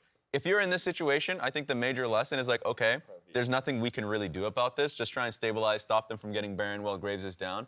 And then we still have a 2.5K goal lead at this stage. Let's try and make something of, hey, Graves is still pretty far ahead, and the same can be said about Volibear. And so it's tough, but especially in these moments, you need to be calm and you need to be focused. And so I hope that they can actually remain ahead of the game because that would just really be bad for the team's mental if you have those massive leads in both games and you falter. Yeah. I'm being told we're going to get a quick look here in just a moment at the preceding moments to that dead ball state. So again, the time we're targeting is 23:11. This is the lead up to it. Yeah, so just looking at the map state, obviously Revenge is pushing up. 10 seconds coming up here. Trying to figure out, he has no summoner spells. He does have his ult. So that right there is going to be where yeah. they're starting. So what else is on the map here? They've already pinged Baron and kind of started it. Top wave is pushing against them, it looks like. 211 on Drake, so they can't rotate for that. Okay, so here's what I wonder. Yeah. Do they still start the Baron with just full intention of pulling off of it and starting a fight now? Because you're still in a 4v3 scenario while Graves is alive. Like, they still have to complete the kill on the Graves here. And then ultimately, thank you so much, observers. Full map start. This is beautiful. So they That's the problem right here, is that Baron is literally full not, HP. Yeah. So there is no threat that it dies. And additionally, when you're trying to pick a fight like that and like use fog, the idea is that you have more information than the opposing team. But since they already have the benefit of hindsight and looking back, they can't use that fog as effectively to say, like, we're still going to try to pull Baron maybe, or maybe we'll be here and opt into that. Graves is probably still going to die in bot lane, and then you have 2 TPs coming in, presumably from the Gragas and the Corki, that can join into that fight. Yeah. What I will say, though, is like they will still be in fog, and none of the players on stage have been able to look at any spectator feeds or any replays. So, like, for all EG knows, maybe Immortals was just sitting in Riverbush like the whole time waiting for them, and maybe they're not on Baron. So I'm a little more hopeful on Immortals' ability to do something from this position than I was before I looked at that Fog of War. It does also mean, though, that if I'm EG, I'm not going to opt into a fight because I do have a general idea of where they are because of when we saw them later on the Baron. Yeah, my only Brett, did they see the Baron health before anyone died? Let's see. They did saw members, so they know that Baron is not started. But did they ever get like a control ward in the pit to see the health? No. When Vulcan stepped in, you mean? Like at the very end? Yeah. The mean, side of they that got map a is- control ward. They Okay. forward to They the got bot. one at 23-23. Okay, so they saw Baron at 6,000 health, so they know that it's not imminently dead. Okay, that's actually big huge. info. That's- That's big info because they know even if if it were to play out at the same pace and same rate, so they still would get there They get in a time. ward, they see exactly the health. Exactly. And here's my concern at the end of the day. You're dealing with a Corki comp, and so like he can always check bushes with rockets, and in the end they just have enough poke from this composition to just push IMT out. As I'm looking, again, just at kind of the dead ball state, you look on the map, it's like there's nothing to take topside. All of the camps are down. So, like, there's really nothing else for Immortals to truly pressure. It feels like a lot of their eggs were in this split push basket, where at least if we lose Revenge, we are going to be able to force a man advantage on the Baron. And that might not be available to them anymore. So then you maybe move into, preservation mode. How do we lose as little as possible, knowing that we will lose Revenge and ultimately turtle up till he's alive again. Exactly.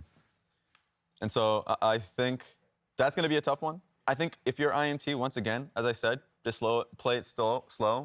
You will not lose Baron. Like, at worst, it's going to turn into a 50-50 and you have Smite and Orianna ulti. Like, that's just not going to be a thing that EG is going to opt into. And they have enough of a goal lead to get control of mid lane once Graves is back and then play for the same side of the map. So just as an update, players are loading back in. Chrono break is complete. So we're getting really close. Shortly into really it. close, right, to get back into the game, just for an update for the people at home. Yes, thank you very much, Rez. I promise you, we don't want to be in the position of having I want to make sure that hypothesize what's going to happen. we're on camera when this game is back, because a lot is going to be happening. There is going to be a lot happening, and that's my cue to hand it back to the casters as we narrow in towards restarting this game. Gents, take it away. Thank you very much, Dash. The Doug duo is ready and willing to cast as this continues. I have seen Vulcan's face for like an hour straight at this point. It's like not a bad option, like he's a solid dude. There we go. We get Revenge here as well. I mean, not quite, right? But like, also he's right behind me, so I can just continue to look at Vulcan if I want to. So really, you just outed yourself during the entire pause. You just I was turned just around. 180 and was like, You're just creepily staring at Vulcan. one day I will be NA's best talent. One day I will be as good as, no, it's never going to happen. But I mean, it is really cool, actually. This is one thing I want to point out. You can be NA's best freak. The best version of you possible. I can try. You know, I am always at any given time the best version of me. What if you are already the best version of you possible and there's nowhere to go but down? There's no, you can always improve upon yourself. It's always possible. Theoretically. It is literally always possible. There's no debate. I'm no, sure we're just talking about like a finite universe where this is the best possible version. No. There's infinite multiverses. You should know, based on infinity, there is never like the highest number in infinity. It just keeps going. Okay. All right. So you can always add one. Now that it's settled, That's that Freak always can true. in fact improve. Yeah. I see the ready checks are being done. The players have typed ready in the game. We have Chrono Break back to that stage. So I think we're Sweet. pretty much ready to go. And we'll have to see. I mean, my expectation is Immortals does still start Baron after Revenge dies, but then pulls off as soon as TPs come in. That's my expected play. I think that's like a good play and a relatively safe one. All right, we are back into the game as far as I can tell. Here we go, 23-11 into the game. Now, Revenge died here last time, and he's pretty much guaranteed to do so again. It's a lot done to JoJo! Oh! No, Revenge! Round 2 is so much better! Beautifully done, and now we'll see what else happens. They are staying on the Baron. Is Impact willing to TP in? He's still half HP, still has no ult, and EG are, for now, He's zoned looking out. for an angle. 4K health. Destiny dodges the hook. Vulcan walking up. A bit of info on Inspired. The ward spotted there as well. Vulcan gets away after a lantern. Baron resets. Impact TPs after healing up. A 1-for-1 overall. Man, after that pause, Revenge absolutely popped off on stage. Just I could the hear calculation in his screaming head. through my soundproof headsets here. It gets that 1v1 kill. It felt like EG, after that, they were saying, what we need to do is kill Revenge even faster so we can get over there and punish them on this play. And that led JoJo to playing it more aggressively. He closed the gap. He wasn't as patient as he was the first time around. He closes the gap. And Revenge says, thank you very much. I'm the character with the shotgun. Yeah. And is going to be able to trade kills there. So really well done by Revenge. Ends up just being that 1-for-1. That one kill, rather, you know, on that bot side. Sure. We'll see where they go from here because Dragon is spawning. I think that's where we're going to be heading next. But now I want to see Revenge with like that calculation meme, you know, where it's just like, you give him 5 minutes, 50 minutes to like replay that. He's like, I could have done that better next time. Like, let me at him again. I'll get it this How time. And many he does universes it. are there? How many possibilities? Just needs a second one, man. Yep. Like, that's great. He, like, what's amazing? He got his own Revenge on the same play. That's so cool. Oh, man. All right. Well, packages available. It looks like based on those big flames coming out of JoJo. So I don't know if Immortals want to actually contest this. They are posturing for it, but it is very dangerous to fight into package, and it's difficult to face check through all this poke and power of evil. That was a close hook. Yeah. Quirky package basically signals doom if there is a pick. Destiny over the wall, finds his first hook, but has to be careful. Running out of health rapidly, gets a locket, shield still running away, rockets it decently, but not gonna be a kill just yet. Able to slink away with his health bar, but it feels like EG now have control. They're posturing like they want to push out mid lane, have one person solo the dragon, and try to get Baron control here as well. So they're trying to do a little bit of everything here.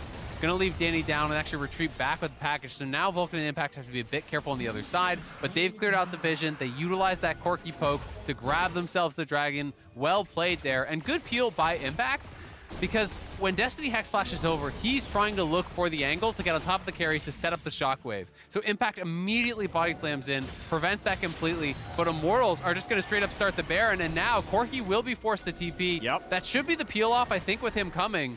But they waited out package, so it is less powerful this time for EG. Nice try in the hook. JoJo Pion happens to sidestep it. Turtle half health off of the Mega Rocket. I think actually just a basic one. That was just 2 normal rockets there. Thank you, Ludens. Explosive Cast puts in really nobody. Xerxes happened to frontline here as Revenge was able to flash in time. Yeah, Impact tried to get a hit in between. You pretty much have to body slam flash and instantly ult. If you go for the W auto in there or a Q and then ult, you're not going to be able to actually get that. There is time to flash in that window. So Revenge did have that time to flash, able to get out of there. We can see this one more time on the Pro View replay. So he's actually going to have this 1v2 kill, playing it very aggressively, gets the reload. He gets kind of body bumped onto the side. It dashes past the minions. Point blank, they're able to get the kill. Look at the pop-off there from him. I heard that man screaming. He was feeling it. You love to see those kind of reactions as Immortals, again, straight back to it. They know JoJo has no package, he has no TP, and they saw him base, I believe, so they're going to maybe commit to this. He is still going to walk his way over, so what's it going to be with Inspired? Walking on the front line, has It's flash, low. has fight. They got to get him out somehow. They go to the front line, and Gragas is not tanky enough. 3K health still on the Baron, 5v4. Inspired holds the cooldowns.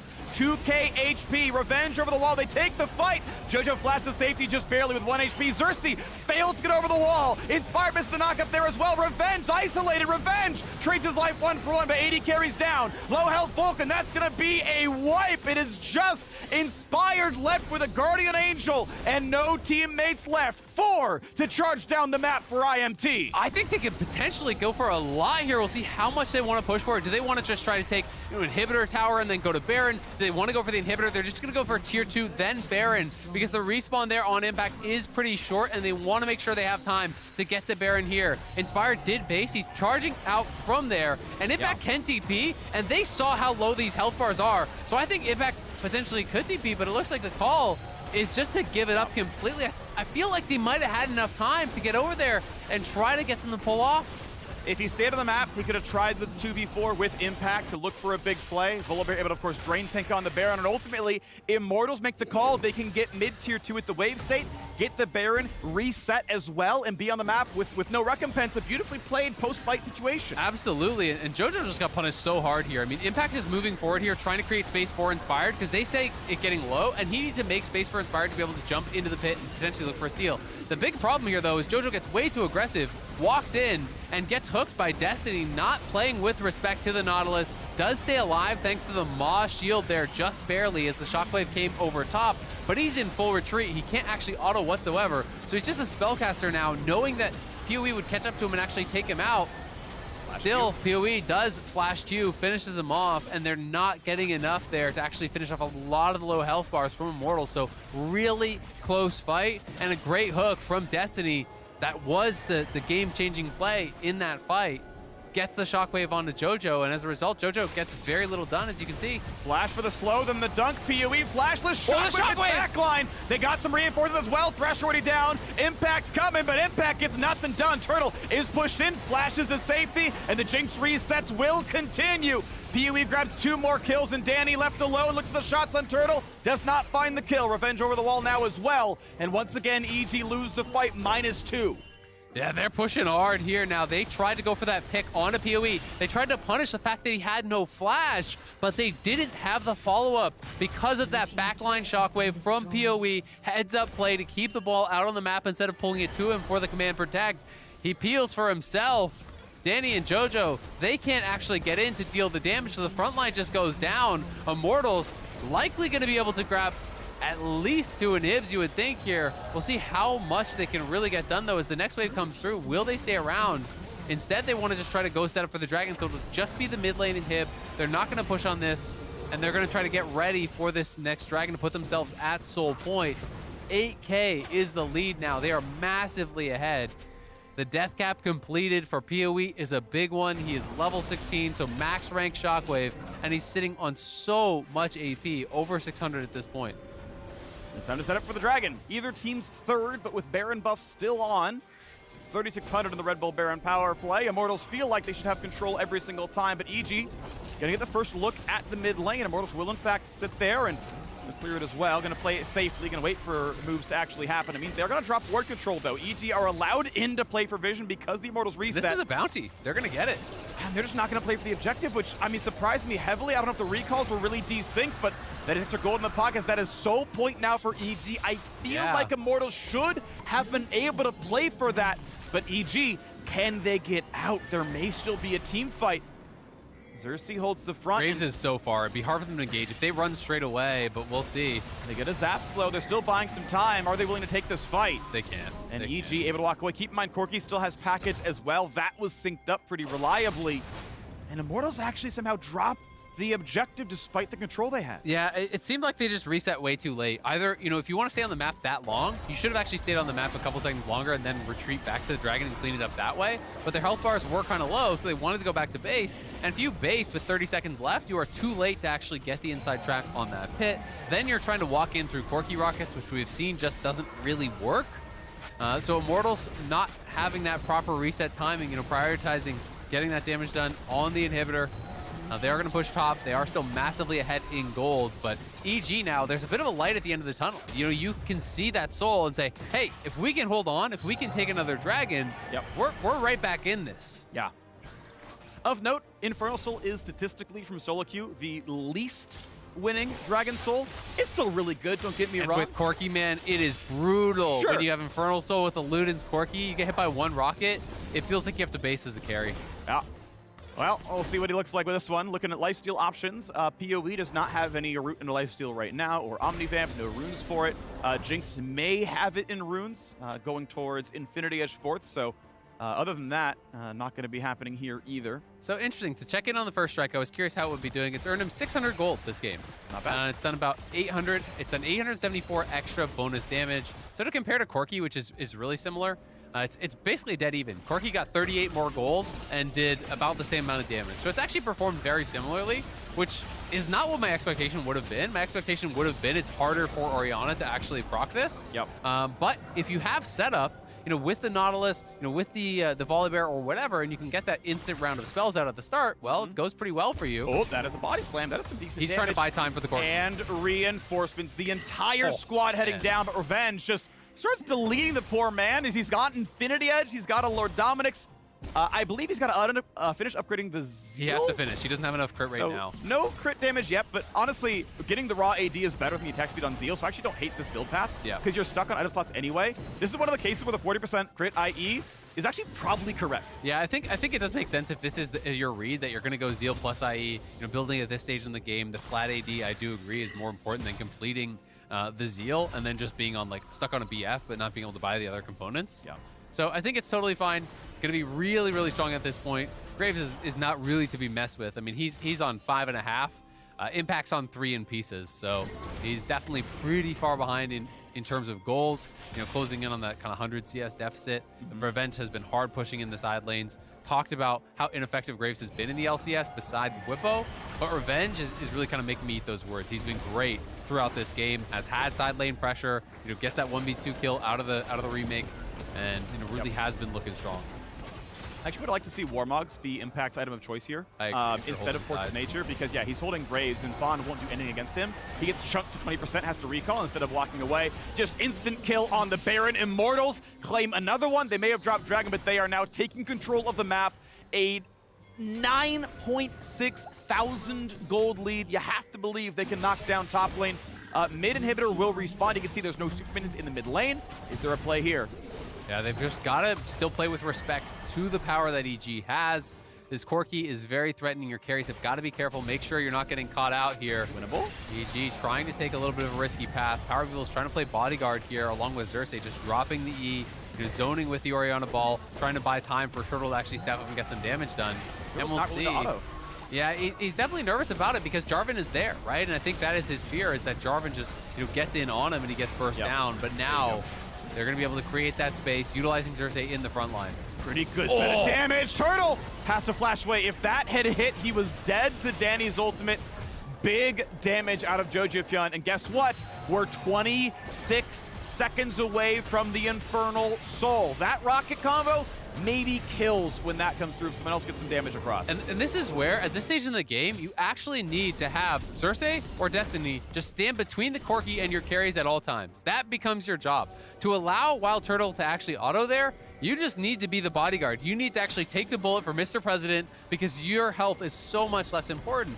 It is difficult if you take too many subsequent ones, though, because you can get threatened as that frontliner anyway. Xerxes, though, looking for Vulcan here. Fast, Might's looking for a slow. Hold the back TP. around. Oh, that's going to be Jarvan locked in place for a minute. Jojopyun is here. Turtle is free firing onto the front line, and Impact just melts because MR does not tank a Jinx. Here comes a dunk in the back, but it's GA Revenge pop. isn't here. Xerxes will drop, and Revenge is going for the base, but Inspired is left alone to die. The 4v5 is won. A TP comes in. It will be canceled by a death, but Revenge is here to kill the Nexus. This time around, Immortals finish the game. Vulcan's here for the CC. Exhaust and Hook will not matter. There goes the Nexus, and Immortals take their victory. Immortals take the win against EG through the side lane play here. Revenge finishes off the Nexus as Impact TP'd in and gets punished big time on that. The TP from earlier was kind of forgiven with the chrono break, TPing in an aggressive spot. This time, he is not able to get away with it. TP's in, straight into Chomper as Immortals burst them down, even though they have the extra man there. Their team fight crumbles in the 5v4. Yep. Revenge was always pushing, always eyes on the Nexus there. He's able to close out the game here, and Immortals, such a strong bounce back week. They're able to take down EG here today. Yep. They just narrowly didn't take down TSM yesterday. Yeah. They were like one decision away from a 2-0 weekend after a horrible start where they had lost 6 straight games between lock-in and that first weekend. Yep. So things well and truly are getting better for Immortals. 1-1 last week, 1-1 this week. Could have easily been a 2-0 though, and you gotta kind of tip your cap to them. Yeah, I mean, this really should be a 3-3 team. I say should, like, 99% of that game, they were beating TSM. Level 1 from TSM was great. The late game team fights, obviously, TSM outperformed them. It was like 25 straight minutes at least. Right. But if you're in the Immortals camp, if you're an Immortals fan or Immortals player, you're like, this was basically a 2-0 week. We're basically 3-3. You beat EG, who made lock-in finals undefeated at that point, and you beat 100 Thieves, whose only loss is to you, right? Like, you should feel good as Immortals, as an Immortals fan. This team has come together, and I want to see more of them. For EG, though, it's another drop here, and it's starting to look a little rough as a 2-4 squad. After how good lock-in looked,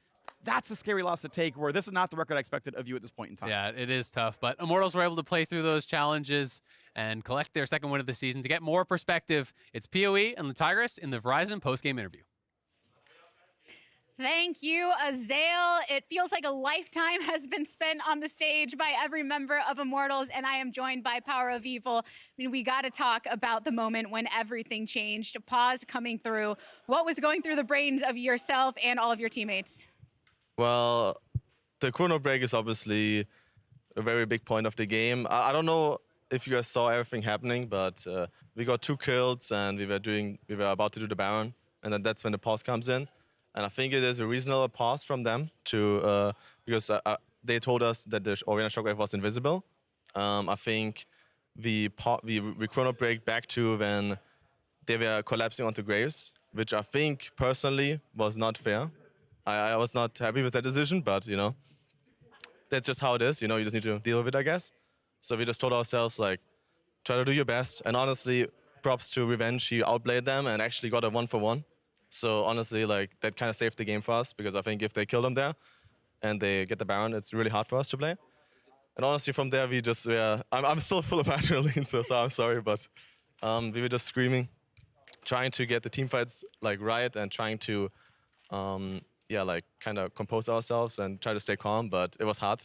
The team fights were really chaotic, and all of us really wanted that win, So. We were in the driver's seat, and I'm really happy that we closed it out. I think our team fighting was really good, and I was really happy about us playing with no fear. I mean, we love the adrenaline, so definitely no need to apologize for that. You actually mentioned the pop-off from Revenge, and we could hear him saying, I got him, I got him. So in terms of the adaptation that happens after that as well, because it changes the game state, how quickly do you and the team have to shift how you are pursuing for the rest of the game?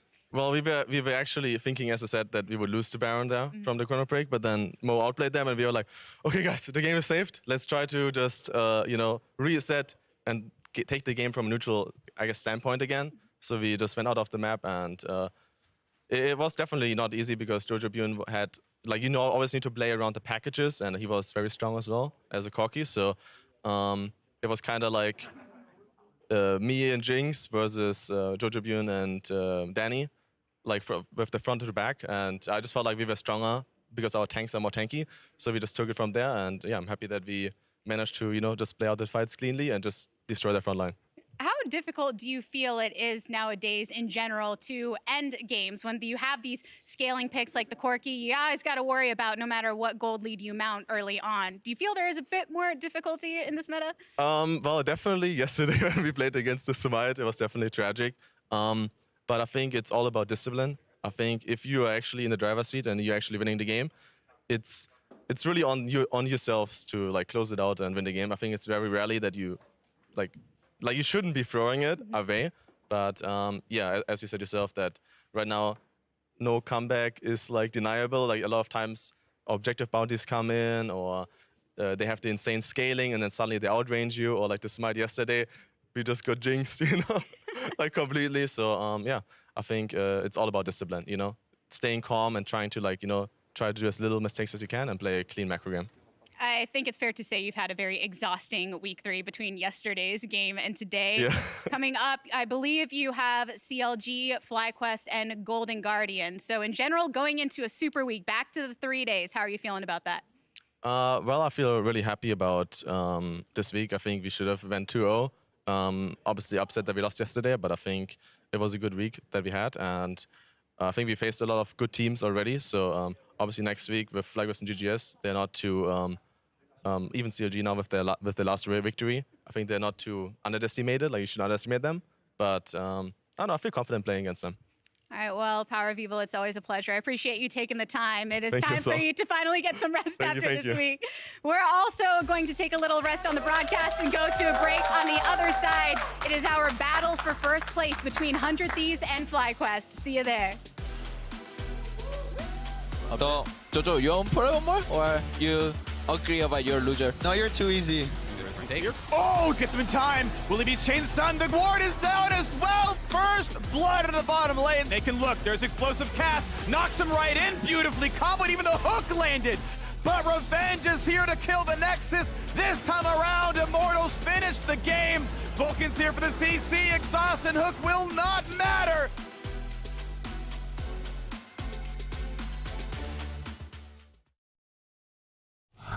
A lion! Ah, yes, the king of the jungle.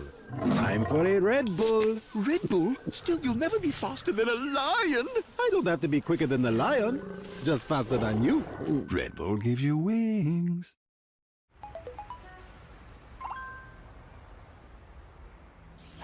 Initializing legendary moments.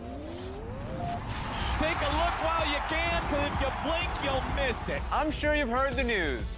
Gold, gold, and more gold. Here comes the big play. Oh, that's perfect timing. You can see this one coming. They get what they need. They got the mid. They got the support. They got the top. Are they going to give you some fun League of Legends? Yes, sir. Yeah. Welcome to the LCS. FTX, official cryptocurrency exchange partner of the LCS. Sequence complete.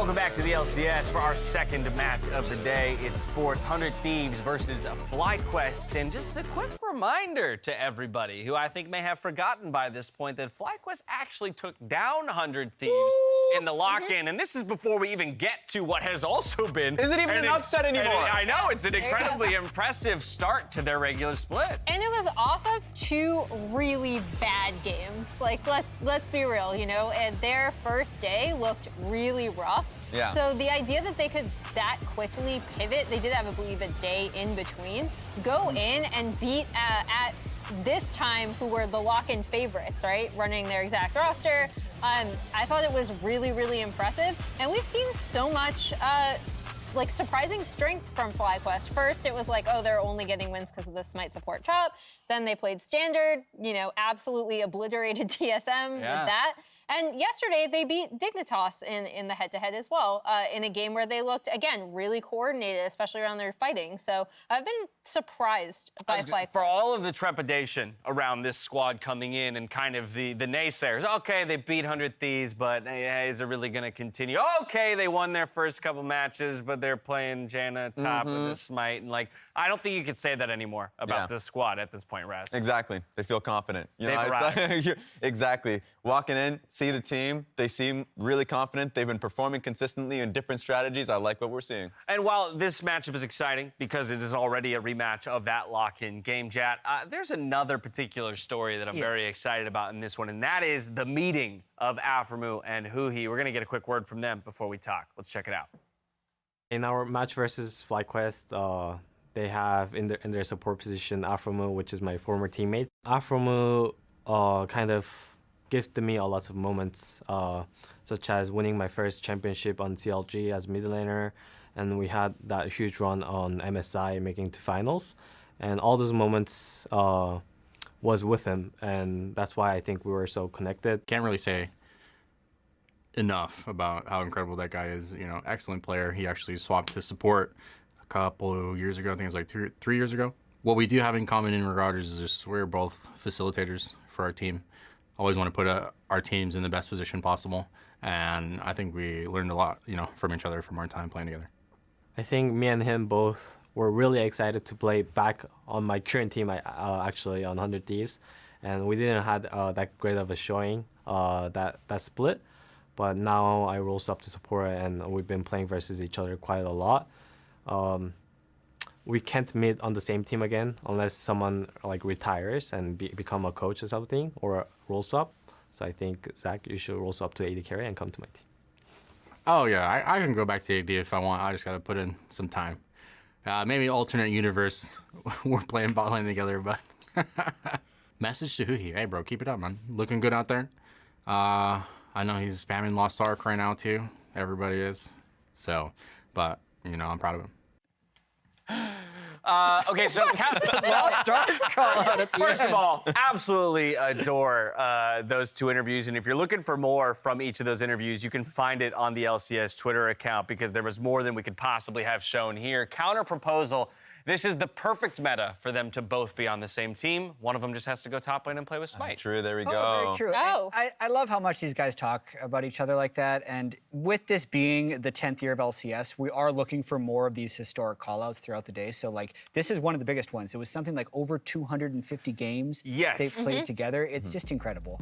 They've played an absurd number of games together, sport a very solid win rate, have put up one of the best international performances still to date that North America has ever put up at that MSI finals appearance, and for him to do it in a different role as well, Huhi, that is. And they've been through such journeys, right? Like, that was both on the CLG team, and then Aphromoo was the support on 100 Thieves when he almost won the title. Then he moved to Dignitas and now FlyQuest. Huhi has been also to 100 Thieves as a mid laner, went to Golden Guardians, came back as a support. Like, the roads that they have both taken to get here have been so diverse and so intertwined. It's just a really cool story. Yeah, and the close bond.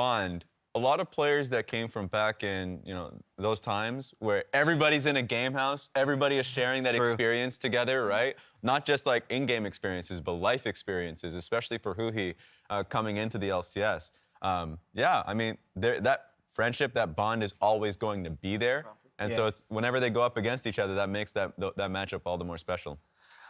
outside of these two, which I do think obviously is a huge storyline for everything that they, have done historically together and what they provide for their teams. Actually, to Afro's point, he views the two of them as very much fulfilling the same role. And yes, support is naturally more facilitating, but also I think even within the way that they approach playing support, you very much see that. And so I got to wonder who's going to ultimately come out on top. And I think the records have disappeared behind me. I was going to reference They're both 4-1. The two 4-1s. Like, what a perfect way for them to re-meet for this rematch and kind of get a moment to determine, who's going to come out on top and actually separate themselves, begin that separation at the top of the table for first place. Yeah, and I will say, Raz, you said earlier, you can't take it away from FlyQuest anymore. You know what? I'm still going to say they had an easy schedule. I think 100 Thieves is the favorite in this game. Wow. Oh, my goodness. Wow. The naysayer. Yeah. I can't believe you don't believe in them so far. Damn. 4-1 is still good. What's it going to take? 5-1? Is that when you officially hop over? 7-2, 8-1. They got to play everybody. 7-2. Crazy. They got to play everybody. You got to have that one coach who's like, you can't do it. Yeah. Quit while you're ahead. Oh my God. All right, well, if we talk about how they get it done, obviously Huhi and Aphromoo will play a big role in either of their teams coming out on top. But I want to point out our mid laner on FlyQuest, Toucouille, for what he has done for this FlyQuest squad. And by the same token, in a lot of ways, helping that bot lane out, get into a carrying position. Exactly. I mean, hearing from the interviews from both the support, talking about how they both want to help the team. And if you're on the side of Aphromoo, Toucouille's been doing too damn well. I know he has been excellent on his Zoe play, but even off of that pick, it felt like he has been performing both in lane and out of it. And FlyQuest has been doing well as a team. They're a greater sum of their parts, and a lot of times the team play that they do when they rally around Aphromoo has been working. And so for him, it's just incredible what he has done so far. And I think if you look at a lot of these stats, especially the forward percentage, which is first, that helps out Jose Deodo so much. Like we were talking yesterday, we had a whole jungle conversation about how, junglers are so benefited from their laners. He's looked much improved this split, and I think a lot of it is just because Toucouille has been so strong in the mid lane. All right, well, 2 4-1 teams, but only one of them can come out as a 5-1 and top of the table team. It's FlyQuest, it's 100 Thieves, and Freak and Azael are back on the call. Yes, we are. Dash, you got to get the name right. It is Doug Duo. The Doug Duo is back on the call. It's okay. You're new to the job. You'll get there eventually, I promise. I feel like you're the only one who consistently calls us that, by the way. Yeah, but I'm right. So, people can catch up. You've hammered it home enough that other people definitely do call it. Yeah, that's good. Because when you started, it was literally only you, and no one used it, and no one acknowledged it. Yeah. And that's like the freak style of comedy, though. You know, you keep doing something enough that people just, well, I guess this is the way it is, They just have to accept it. Yeah, you have to accept it, but also, I mean, it's important that people accept that I am right, because a lot of the things that I will harp on for a long time, it's because I have this deep, seated feeling that at the end of the day, people will come to see my way. They'll see the light. And they'll see the light, right? And so it's important that I get to kind of keep these things alive so that I can say I told you so when it eventually happens. That's every true. year, I'll just say the LCS is going to win Worlds. This is our year. Eventually, I will be right. Eventually, you will be and I right. can say I called it back in 2012. Exactly. Yeah. Perfect. Yeah, and that'll mean I was the most right of everyone. Yep. That's how that one works here. Exactly. Yeah. Because you predicted it the most times. That's why it means you're the most right. We are waiting for a closer. So that's what the short delay on stage is. Once closer is back and in his chair, we will be starting it up. Unless you want to sub in. If Freak subs in, we can speed things up a little bit. If they're okay with Funnel Nocturne, I'm down. Yeah. I will rush level 6. I will ult They the have side to lane. funnel for you, though. Yeah, well, I mean, just if I show up in your lane, you better let me, share XP, right? We're shoving that wave out, and I'm back to my Krugs. All right, that's the play. I'm so going. put someday on Smite top, I'm going. Oh, yeah, no, he can play top need lane. us I to just rock need a his bit? camps. No, I mean, yeah, I wouldn't hurt. I feel like I would fit into the Cloud9 style pretty well, where they can just give me all the resources. Yeah.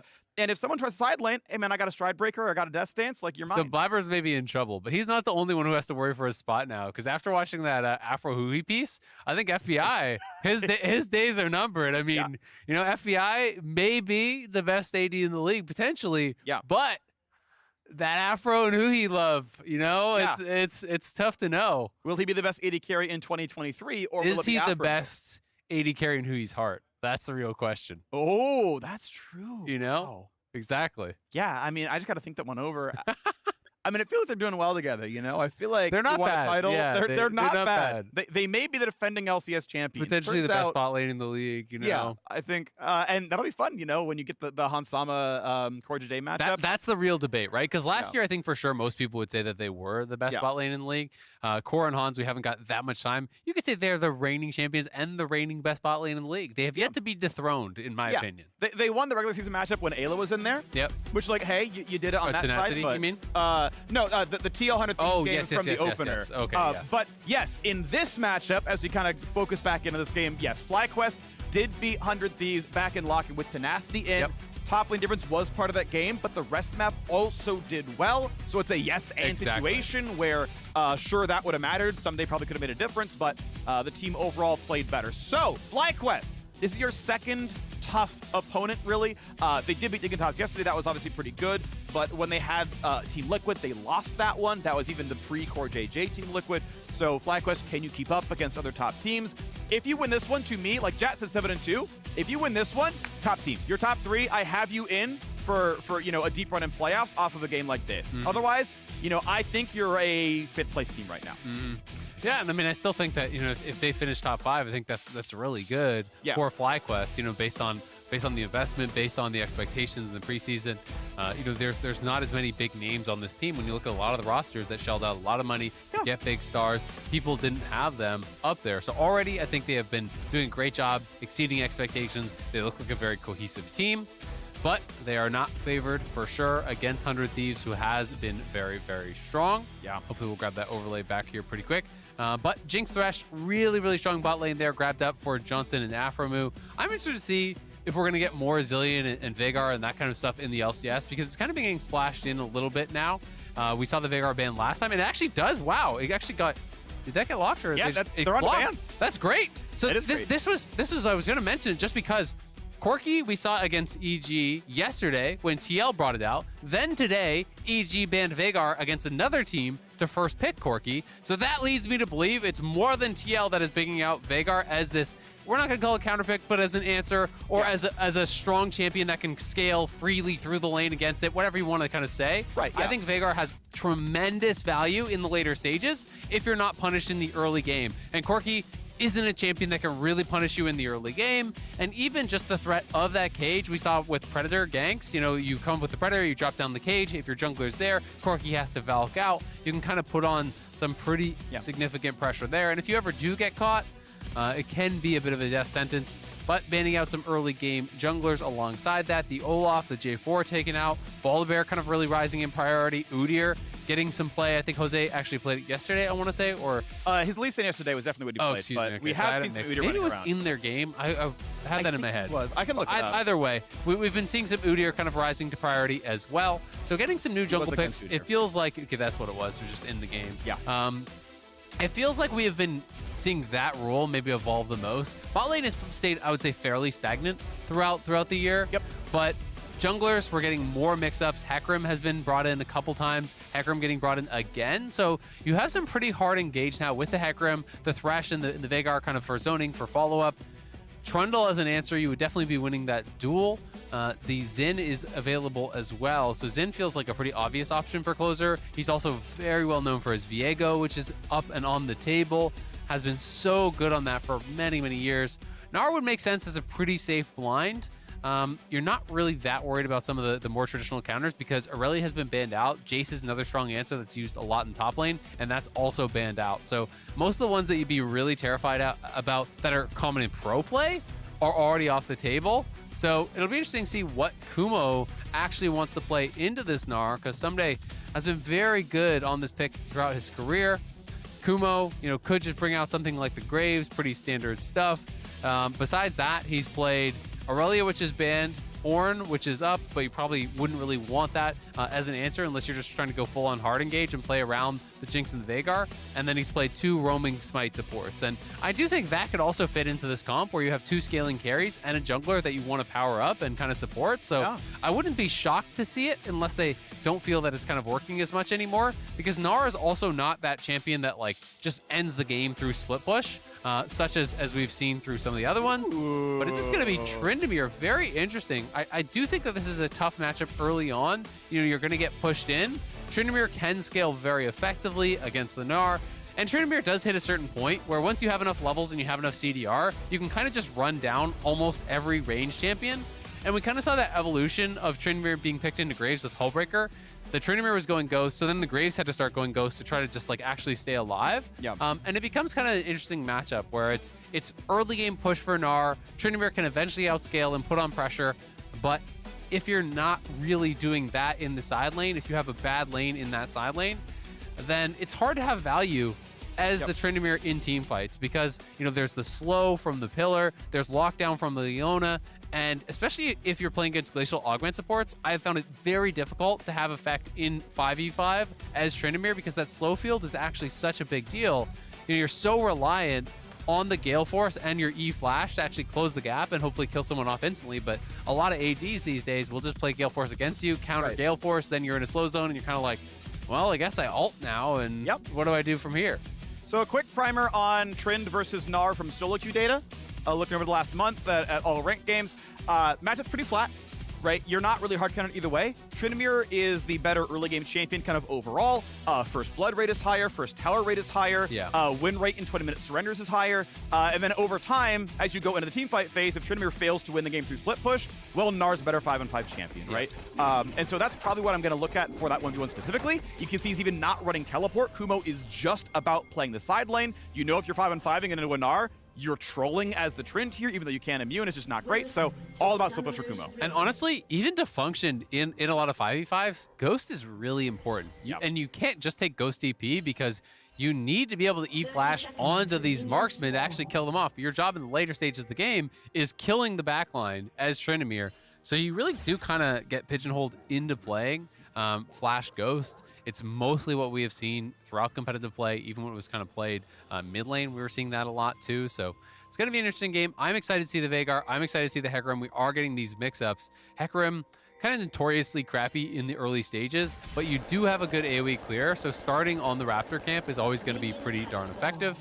And Toucouille is doing the same tech that we saw from Bjergsen, which was the Predator. So going to be looking to get early boots. We didn't see it first base from Bjergsen. He had enough gold for Lost Chapter, which is just like always a good buy. But as soon as you get that, there is the threat of just walking at him and caging him with someone behind you. Want to point out a fat dub for Toucouille, able to land a Q before minion spawn. He's got one bonus ability And power. he turned off the first strike. If he hit him in time, turn off first strike, no gold earned. So there's the 2 now as he gets in minion CS, but obviously Can't come back from that. I mean, it's very difficult to do so, but I think he's got it in him. You know, Don't think so. I think it's over. He's got 4 AP. All right, well, it might be a rip, but we've got a nice jump in on a Johnson down to half HP. With Aftershock, who he can take a pretty big trade, but then on the way out, well done by FlyQuest. It's so important. Something I see high elo players do and low elo ones not do is getting damage on the way out, like this as well. This is how you keep up in a range versus melee situation, is that 120 damage back afterwards when they have to walk back into the wave. Exactly. You don't win the initial upfront trade, you know, as the Nara to this Tryndamere, but you can chase them down. You can slow them with the boomerang. Post level 2. Oh, this is problematic. Ghost for Flash. Does he? Yeah. I think he's going to learn Q. I think there was a world where he learns W and goes for the slow, and if he gets it, like Someday kind of just dies. But really nice play. I mean, Someday obviously was too far up, not realizing spinning slash is going to give him 2 and be in range. But he also forced the flash because he got a crit, I believe, with full rage, right? So it's like you kind of get that through, I think, going Q. So it's tough. I mean, I think you almost always want Q at level 2 to threaten the all-in. I mean, it gives you the flat AD, which is obviously useful. Yeah. And being able to have you know, the potential there to be able to have that flat AD, to also have the heal, you know, through the sustain is pretty important. But he could have flash followed. He would have needed another crit to actually be able to kill him realistically. So I actually think he made the right choice. I think it's a low percentage play. Well, is Kumo going to lose his flash? Is his E up? Yes, it is. So thumbs up. He's holding the cooldown at appropriate times. And an important sense for top laners to have, what is the timing when a top laner will be here? Save the cooldown. You pretty much can't be forced to die spinning slashes up. The Trolling Gun won't do enough. And that's a slow to be landed. That's an E4. That is decent damage. No crits on this one with about 15% chance. So not a surprise, but still good damage. And Someday is already out of potions. I think every Tryndamere player is surprised when they don't crit. You know, even when, well, I thought I had it. It was level 1. Can't do math. I eat in towards him. I'll attack him 3 times. Look at what he's doing, though. As long as he's playing it safely enough. I mean, Closer is back. I mean, Closer can flash follow him over the wall. Yeah, you E away, then you flash out if you need to. Yeah. Flash follow. He burns the heal. Red buff is still on. He's got to flash the wall now. Yep. And that pillar was a little bit sooner. Kumo wastes the flash and dies, so that was really tight. Yeah, exactly. That was actually really well played there by Closer, because as you say, you can actually create it so it's a longer flash, and he'll then just flash into the wall there, because he won't actually get to the 50% mark through the wall, so he won't traverse to the other side. But that was pretty aggressive stuff from him. Not really kind of paying respect to Closer, and Closer was always going to chase on that play. Trading your flash for flash is actually a big deal there, because now somebody doesn't really have to worry about the all-in, whereas before, without flash, when Ghost came back up, Kumo likely could have actually looked for a chase down and killed off his top laner. So yes, he doesn't get the kill, but you trade resources and you put your ranged top laner into a good position in the early stages, which is really where he needs to be, because this lane gets hard later on. Oh, Jose on the wraparound. This is probably going to be a kill. Mega Gnar or not, it's a flashless Gnar. Hecarim is here. He can throw him back in. Well-timed stun. Still has the knockback, though. That'll be enough. Can they give it over? They do. First blood into Kumo. Attention in the volatile top lane. Tryndamere favored early. Burns the flash at level 2, and the gank makes good on it. Yeah, really well done, and great timing on the gank. You see that stacked wave? Gnar is desperately trying to reset the wave and get the hell out of there. He knows that he's in danger, but he didn't have any wards available. You know, he's in trouble because that ward was actually turned off in the Tri-Brush by the pink ward. As a result, Jose finds the angle here, gets the kill, is able to just wrap around. So did Jose? Oh, he pinked it. You should have known that. Then I take it One back. auto, two autos, yeah. Well, I don't know. It's tough. I think he actually might have gotten out. This was close because Jose just barely got the angle to knock him back. He did stay in a split second longer. It's also a really tough decision, because if you actually base there with like 3-wave stack pushing your opponent, all of the minions that come out for him are going to die, right? Yep. You know, so you're going to lose a lot off of that. Someday in trouble though now. Oh, but Kumo is dangerous. Low as well. Has to burn the heal. I don't think Someday's in range for anymore. Kumo will eventually out-sustain, but that was a really good trade by Someday. And as Closer walks up, I mean, this is tower diveable, right? Like, he shouldn't be hitting 6. I don't know what his experience is at. Just basing it on Gnar, I mean, Gnar's, you know, like half a wave from 6. Oh, he's dead. Yeah, it's a pretty good pillar, but Ghost was back up. It gets him out of range. I feel like they could have maybe gone for the dive with the whole wave. I'm not sure, though. I think with the Ghost coming back up, it's probably pretty risky there to try to chase in, because as soon as he gets out of that pillar slow, he is pretty quick. So if you haven't killed him instantaneously there, you may just die to the tower. But again, a little bit of pressure, and that wasn't a lot of time spent, because Closer's actually doing the scuttle up on top side. Someday is now 6. Kumo has got to be really close. He will get it here off of this big wave that he's actually going to pick up, and then Someday has to be a little bit careful. But again, because of 2 summoners forced by his jungler, a lot of the all-in threat is kind of gone from Kumo. So still, overall, looking very good for Kumo. The fact that he got first blood, the fact that his jungler was able to get up there and really help him out to finish off on what was a good early advantage that he created for himself on the early level 2, means he's going to be feeling really good about his spot in this game, because this is the time where Gnar is supposed to be kind of like having a bit of the push, having a little bit more of the pressure. But if you die early, I do think it's pretty problematic. Okay, here we go. Looks for it again. Wants to time the slow. Does dodge the slow. Well done Someday to land the auto at the right time. Be facing forward. Thank you very much. And Mega Gnar, of course, is going to be a no trade zone. Kumo down a gank if you're going to count it. 1 from Hecarim, 2 from the Trundle. Still doing pretty well, has a CS lead, and here's number 2, Josedito on the way. Someday has ulti, basically ungankable, and indeed not gonna get much more done, throws Kumo back out. Yeah, just coming in there for a little bit of a trade, gets a bit of damage down onto Someday. They know he doesn't have TP, so that damage is more valuable, it will stick. And he can't stay around, because if you actually wait in Mini Gnar at the tower, they just dive you with Tryndamere ulti and Hecarim ulti, because Trundle is cross-mapping right now. He's on the other side of the map, so he has to base. It does mean he's probably going to lose away, but they're trying to dive bot side. Glacial's on the step back. They're slowed down. Who he's going to flash out of turret range? No problem there. Next up is Closer. He will die to the tower. No, he drops the range there as well. A clean 3v2 dive. No casualties. 100 Thieves. What else? Winning through the bottom lane. They juggled the aggro perfectly there. Johnston trying to have the outplay, just barely doesn't get the kill onto Closer, who stays alive, flashing to follow Johnson and pulling himself out of that tower range. I'm not sure if Johnson could have survived if he actually stayed under tower or not.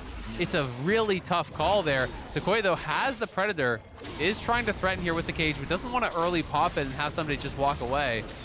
They are going to zone him away, though, and there's no real response coming up here from 100 Thieves. So it will be their Herald, and it's going to be the kind of tale of two lanes, right? Very likely to focus towards top lane, trying to enable this Tryndamere, where 100 Thieves are going to continue to look to snowball FBI, who got so far ahead off that, because he was already up farm. Johnsun lost farm at the tower trying to defend the dive, and both those kills went to FBI. That is a huge Aphelios. Look at that. Yeah. Noon Quiver. He's got the pickaxe. He's got Berserker's Greaves there as well. That is beautiful. He is so damn far ahead. As you can see, the Jinx mostly trying to farm it out, right? Early Cole trying to scale up, and that's a tough look right now. So 900 gold lead, 100 Thieves, but FlyQuest onto their second neutral objective. They're not supposed to be winning in the bottom lane, but the wave was shoved in. Tukui got enough done in the mid lane that this is going to be the first dragon. Notice that this ward is not actually turned off by that pink ward. So this is one of those things where you have to actually be careful about your placement. You know, that does not turn off that ward. You've got to have it more central or people can sneak them in. This is something you see happen, you know, more frequently than you would like, especially because Dragon can bump your wards, so you actually have to be a little bit more cognizant about where you are placing them there. There's some sneaky ones as well you can do around Baron, where you place it, you know, just outside of the pit, right against the wall, so you can see people enter, and people often put their ward too far in or don't sweep outside, you know, thinking that it's covered. So little things that you can sometimes optimize to try to make the most of those pink wards. And Tukui here to check in on the Veigar. 85 bonus AP so far.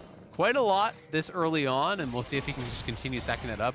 Ever since Veigar got, I think it was the Q cooldown reduction buff, it has been seeing quite a bit of play in solo queue, so I'm glad to see it making its way into pro, because I do think it's an incredibly strong pick, especially against a lot of melee-heavy teams. It's really tough to team fight in effectively against the Veigar as a melee champion. And you have to be so careful about that cage. And a lot of times, your melee engages, and Veigar will actually just cage between the melee and the range. So the dive comes in from Leona and the Trundle and the Gnar, and all of a sudden, Corki and Aphelios have a cage between them and their melee champions, and they can't follow up, and your front line just dies. So it's really tough to deal with if the Veigar uses it appropriately. And then it just becomes, can you tank this for long enough that, you know, that 2 second or so stun is going to be enough for you. Merc Tread's a reasonable option here, based on, you know, the Hecarim Fear mattering, Veigar's entire kit mattering, the Chompers, Thresh's pretty much entire kit, all those Merc Treadsable. So I don't think Sumday's making the wrong choice. He has to win against Tryndamere. No. That man is entirely auto-attack If you rush based. Mercs here again. Yeah, you don't rush Mercs, but like, I could see him like getting Warden's Mill first or something, or like trying for a Fighter Mythic and hoping it's enough. Like there's a case. I just think the move speed is really what he wants here. Valuable. The move speed is super valuable, and if you're saying the move speed is super valuable, you need to rush tier 2 boots, and you don't want to spend your gold on Merc Treads, right? So I think it's for sure the right call here. In these range versus melee matchups, especially against Tryndamere, who's playing Ghost, you need to have move speed to have a chance, because then if you have tier 2 boots, at least if you proc your hyper, you hit him with Q slow, like you can run him down or outrun, you know. Because even on the offensive side, tier 2 boots sometimes matter more than the damage items in these kind of things, because of what you were talking about earlier, which is the return trades, right? Where he spins forward, he hits you. Then if you have good move speed, you can maybe chase him down if you proc hyper and get some autos on the return to make that trade a little bit more even, especially because Tryndamere also was rushing tier 2 boots. I just saw attempted Predator play toward mid as Tukui came forward as Jose Diodo cleared out a ward, and just a Valkyrie backwards for Abbedagge. The Predator will be back in time, in plenty of time, I should say, for the next Dragon spawn. So we'll see if FlyQuest is number 2. Afro going to be tanking a pillar. Ultimately going to be fine. The early slow was nerfed a while back. Not a big threat there as Kumo lanes the slow, so he's going to ghost forward. Decent damage here. Is it going to be enough is the question. Someday, Mega Gnar does not blow the ult. He wants to hold it. I believe the cooldown's short enough that he would still have it in time for the dragon fight. Regardless, it's going to be a stun, a lantern, a flash forwards. A lantern is going to be enough. It is not. The lockdown is there. Bought what time he could. Not going to be enough. Well done to find that kill. Yeah, going aggressive. They get the kill. Kumo looking again, but without Ghost. That's that move speed. The 2-2 boots. He procs hyper. He walks away, but they're going in. Nice flash. Yeah, they get the flash out. It's going to be enough. Now close here for a bit more. How much can they tank? A knockback by some space, but Someday going to keep doing a bit of a free hit right here. Kumo just barely does not get the hyper procced on him, and so he's going to have to walk away. And, well, still, 2,000 gold lead, 100 Thieves. Sure, they're down a dragon, but the Herald's already been crashed. That money's been cashed in. Yeah, I mean, the biggest problem is you look at bot and mid, and you look at the gold difference, right? That is what's getting concerning here. Because off of that death for Tukui, Abbedagge pushed in, got 2 plates. That's a full kill worth of gold himself. He got additional minions. FBI already had 2 kills and is farming all of these plates solo top lane, so he's a good 1,200 gold ahead. Mid lane is nearly 1,400 gold ahead. That is the big problem right now for FlyQuest. They do have good scaling, but Kumo's going to have to be able to buy them some time, and it hasn't looked like he's been able to push his advantage too much more.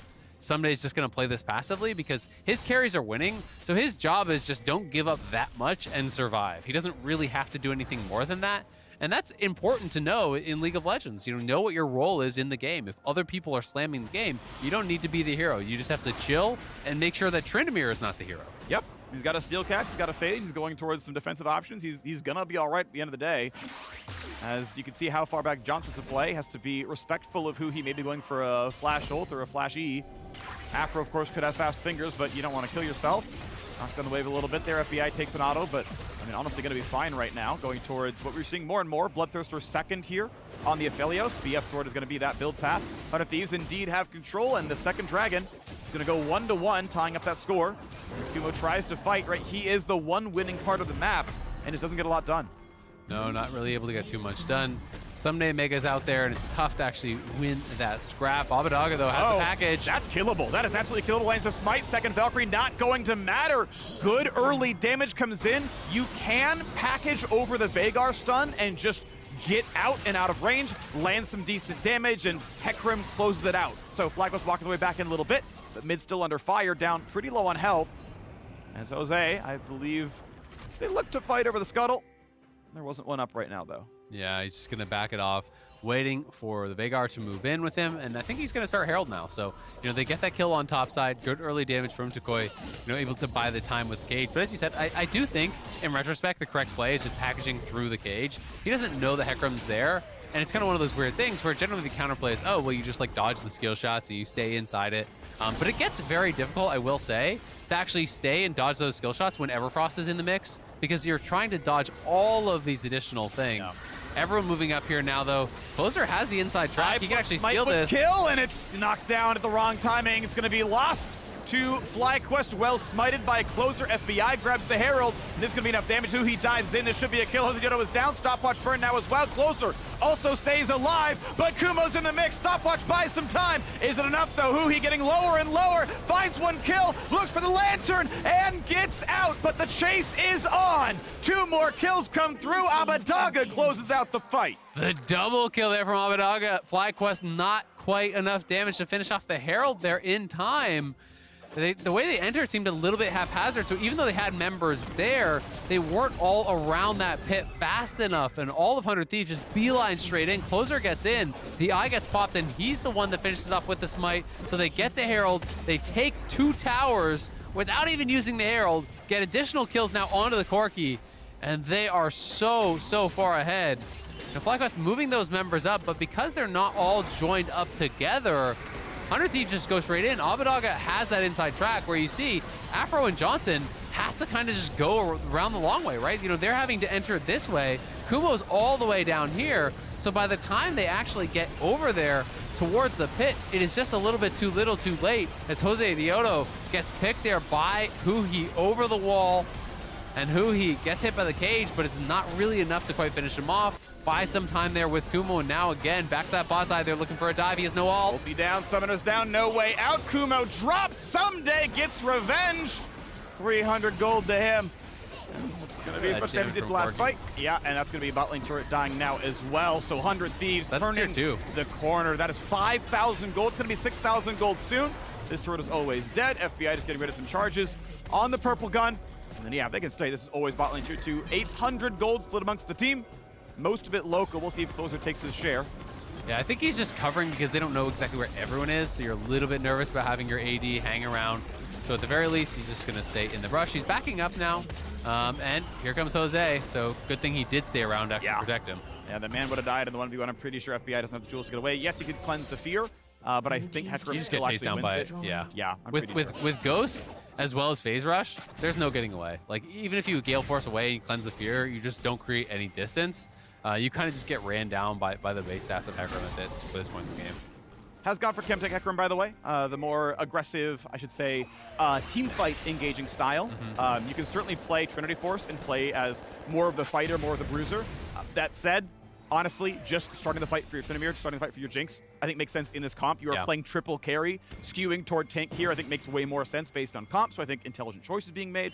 And we'll see if FlyQuest can find their way back in. They still have a pretty big Tryndamere. He is on 2 items. Problem is, Someday is already on Hullbreaker plus Steel Cap, so it's going to be very hard to actually kill him in that side lane. Yeah, exactly. I mean, he just has to go defensive build. You don't have to do anything. We talked about this earlier. You know, you have the additional armor from being isolated with Hullbreaker. You have the Tabby's armor. That's going to be more than enough to keep him safe from, you know, an easy all-in from Kumo. You know, Kumo likely is going to have to, you know, build towards even like Last Whisper, which is super, super far off to be able to actually threaten Someday if he is isolated with that Hullbreaker. So it's going to be a tough time for Kumo to be able to really pressure. And he's also now down 2 levels because he's been getting pressured and missing XP and not optimizing farm as much as he would like to because of the state of the game. So I just don't think he wins side anymore, so they're going to look for a fight. Nice cage. The cage going to hit the back line. That's just going to be a deletion. Mini Gnar has no MR and gets basically solo killed by the Veigar. Mid lane is completely open. Jose Dito gets some damage. Tuku doing the same now. And how's 100 Thieves going to do anything about this? I mean, the river is kind of just owned at this point. Jose should be able to walk away cleanly. And the second dragon for FlyQuest, I think, should be a formality. It should be an objective bounty. Of course, the kill on Someday valuable as well. It would be a miracle steal. Rockets land in Fog of War, and it's going to be a walk away. But mid lane tier 2 could be under assault. Nah, Wave's going to be caught. Yeah, that's a big deal. I mean, they grabbed the bounty top, the top tier 1 already. Johnson grabbed early, so now they get the dragon bounty. They get the kill on a Someday. So a nice little swing in gold. It was, you know, nearing 6K, I believe, actually, after 100 Thieves took that bot lane tier 2. So a nice little bounce back. We'll see if they can get anything more. Just going to use the Jinx ult for scouting, seeing if there's any sort of cheesy Baron play. You know, with the Aphelios, we can watch this one more time. Just Predator, Veigar, run straight up, drop the cage. Somebody tries to get out the back of it. Does get comboed here by the Veigar. The Jinx ult over the top, plus the Jinx rockets were keeping him safe, giving him the range to still hit there. Nice little return fire from Abbedagge over the top, but it wasn't enough to actually, you know, push back Johnson and Tukoi. We'll see. Bjergsen yesterday ended the game on exactly 1,000 ability power on Veigar. We'll kind of keep that track going to see. 216 bonus right now. 216 bonus. The total, once you get death cap, is probably going to be, yeah, that's going to go to like 500-600 when you get all the way to death cap. Obviously, the 35% bonus is pretty nice. But that's still a ways away. Does not have the second NLR nor the combine, which is 1,100 itself. So it is a slow build path, but clearly worthwhile. And he is on 1,500 gold, so you know he has some cash in pocket here, looking to just kind of keep farming that up. He's going to sit on the tier. Probably he could go that second, but I just generally think that going death cap second is just so valuable because of the interaction with your passive and all that free AP that you get. Yep. You know, Archangels is fine, but you can just go at third, honestly, or go Void Staff and just sit on the tier because tier is a great laning phase item.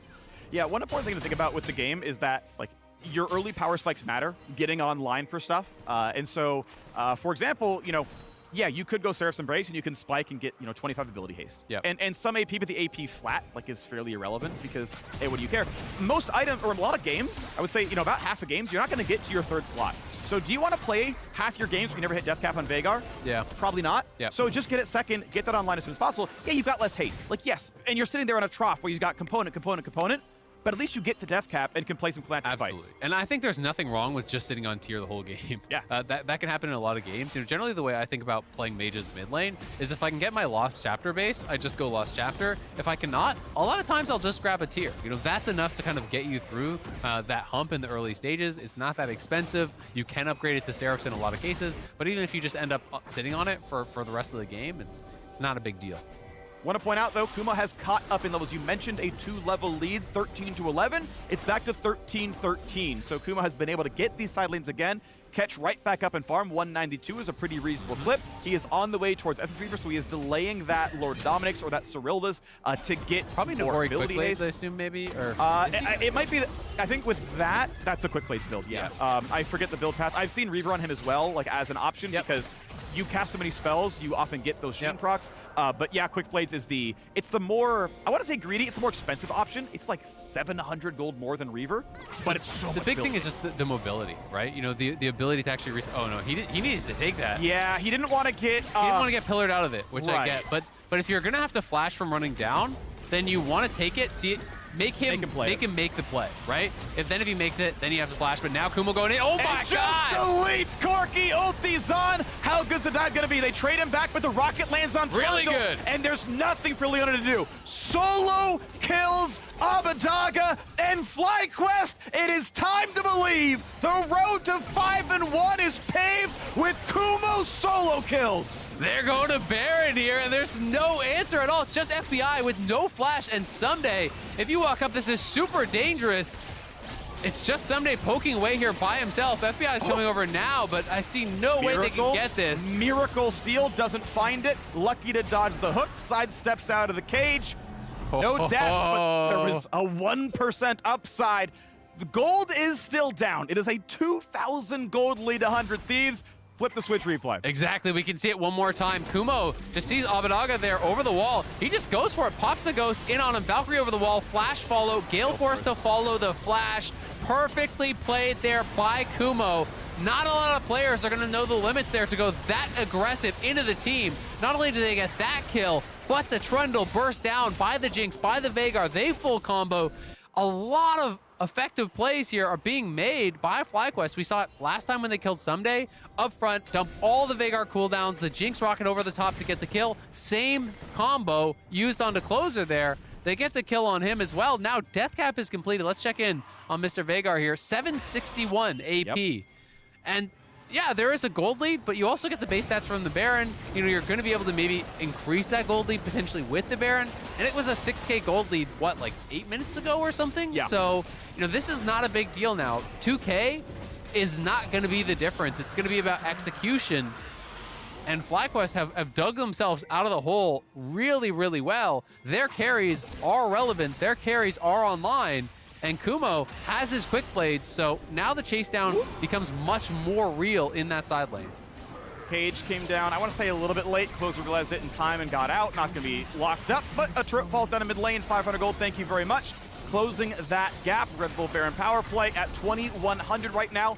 Looks like it's going to be a bunch of camp stolen as well. Blue buff, thank you. Gromp, thank you. More money in the pockets, about 100 gold each. So there's one of them. There's the second. I guess 190, close enough. And it looks like they want to try to play for this top lane tier 2. You know, instead of just going for the freebie in the bot lane tier 1, they're kind of just doing this 1-4. You have, excuse me, I'll bring that down. As you have Tryndamere pushing down in mid lane, and then the other 4 are playing up towards top side, and you can kind of have Josedeodo roaming back and forth, mostly sticking with the 4. But if there isn't all in play in mid, he can move over to try to get that. And this is such a strong siege tool here using the Veigar cage. Nice hook, damage on a closer, half HP, almost one-shottable. Jinx rocket. A flash ult from Veigar would have killed. He holds the cooldown, sidesteps FBI. Didn't want to kill himself. I think it's respectful to not go for that play, but it would have been a deletion. And that's going to be a recall now away from one of the front liners of 100 Thieves. Yeah, and the concern there is if you flash in and you ult and you kill him, that's not a worthy trade if you die right after. And Decoy playing with respect to that. Johnson, if he had hit the ult, would have got the kill, but Abbedagge steps forward, blocks that. So well played, I think, on both sides, making the correct choices there. The wave is stacked and pushing towards bot. Not going to be anyone there to actually kill off that tower. Ssumday should be able to get there in time to defend it, but the gold lead is pretty much all but gone, and it has to be down to execution now. 400 Thieves. Still, the opportunity to win these fights, absolutely there. Abbedagge as well as FBI are still monstrously strong. They're still both up a lot of gold. You know, it's a 2K gold lead in mid lane. It's you know, 600-700 in bot lane, but he's on his 3 core items, and he went a super expensive build. So FBI is really, really strong right now. Ooh, they found a slow. They're going to find a knockback, maybe a fear as well. Played in, just deleted. That will not save you. A hook on a Huhi should make it easy as well, but he's got a flash, he's got an ulti, and he gets away burning some major cooldowns. But FlyQuest salutes to you. Major cooldowns not enough. You are generally winning this game. Looking forward now at the next stun. They're going to walk back in time. Kumo does indeed come down. No play to be had, level 15 on both top laners. And Johnson's just killing the bot lane towers. He already took the tier 1, he's pushing the tier 2, so they get that kill mid, but it's always the play on the other side, and we're seeing a lot of these teams really leveling up, it feels like the macro this week. FlyQuest playing the map well, from a deficit, finding picks where they can, getting advantages where they can, forcing the hand of 100 Thieves. Now, 100 Thieves has to go bot lane to defend the tier 2. Guess what happens mid? Decoy as well as Afro are pushing that up. Johnson just makes the quick rotation over because they have vision control in the jungle, and it's defended by Josedeodo. that is great stuff to see from FlyQuest. Exactly. It's important that everyone is playing up together. It doesn't matter that there's like 4 camps alive in FlyQuest jungle because they're taking the 100 Thieves camps. Like, these guys are still farming all 3 lanes and jungle at full efficiency, but there's nothing for Closer to grab. And then when you finally do reset, oh, Jinx grabs 2 camps and takes the recall. Tukui. Yep. Recalls grabs the buff. Great, cool. Let's keep going. And the gold lead is now 800 in FlyQuest's favor. Exactly. And I bet Jinx does have IE on base. It does, yeah. Does have the IE there. You know, got the tower bot, got the tower mid, took the jungle camps, so was farming for that.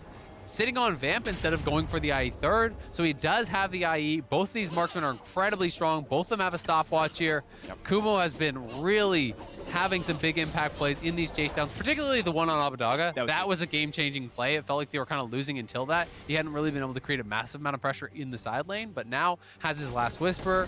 You know, could be going towards a Death Dance or something here next, and he is looking really, really strong. Decoy has gotten to his Void Staff. He is incredibly strong. We'll check in on the AP there.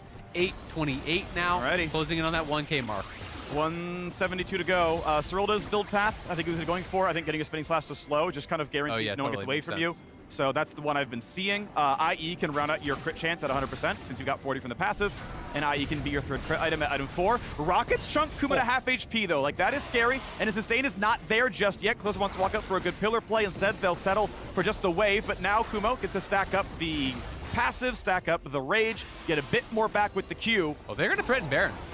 But I always feel like these plays are easy to answer because you send one person to solo Dragon and the other 4 contest Baron, right? Yeah. You know, there is Package and there is Leona, so that makes it more scary, but they spot them on this. Will they even have Kumo come up, or will they have him solo the Dragon? I think they're going to do that play. Yeah, it's the 1-4 split, but he's now moving up. That is a huge hook of flaying onto the Chompers. He gets the stopwatch, but he could beat a lead, and Johnson times it perfectly, and now they can play. They dive on in. Is this the smite? Does he get the Baron? The team Faradahuhi, 1100, claimed by Closer, but Kumo's in the front line. He's here for a bit more. They find kill number 2, a stopwatch for FBI, jump over the wall, staying alive. Recall's coming in to play back in, and that's going to be 3 unanswered kills. A Baron for 3 kills is equal gold, but the map now belongs to FlyQuest. Exactly, and they're going to get so much more. They're going to get the Dragon for sure here. They're going to push as well.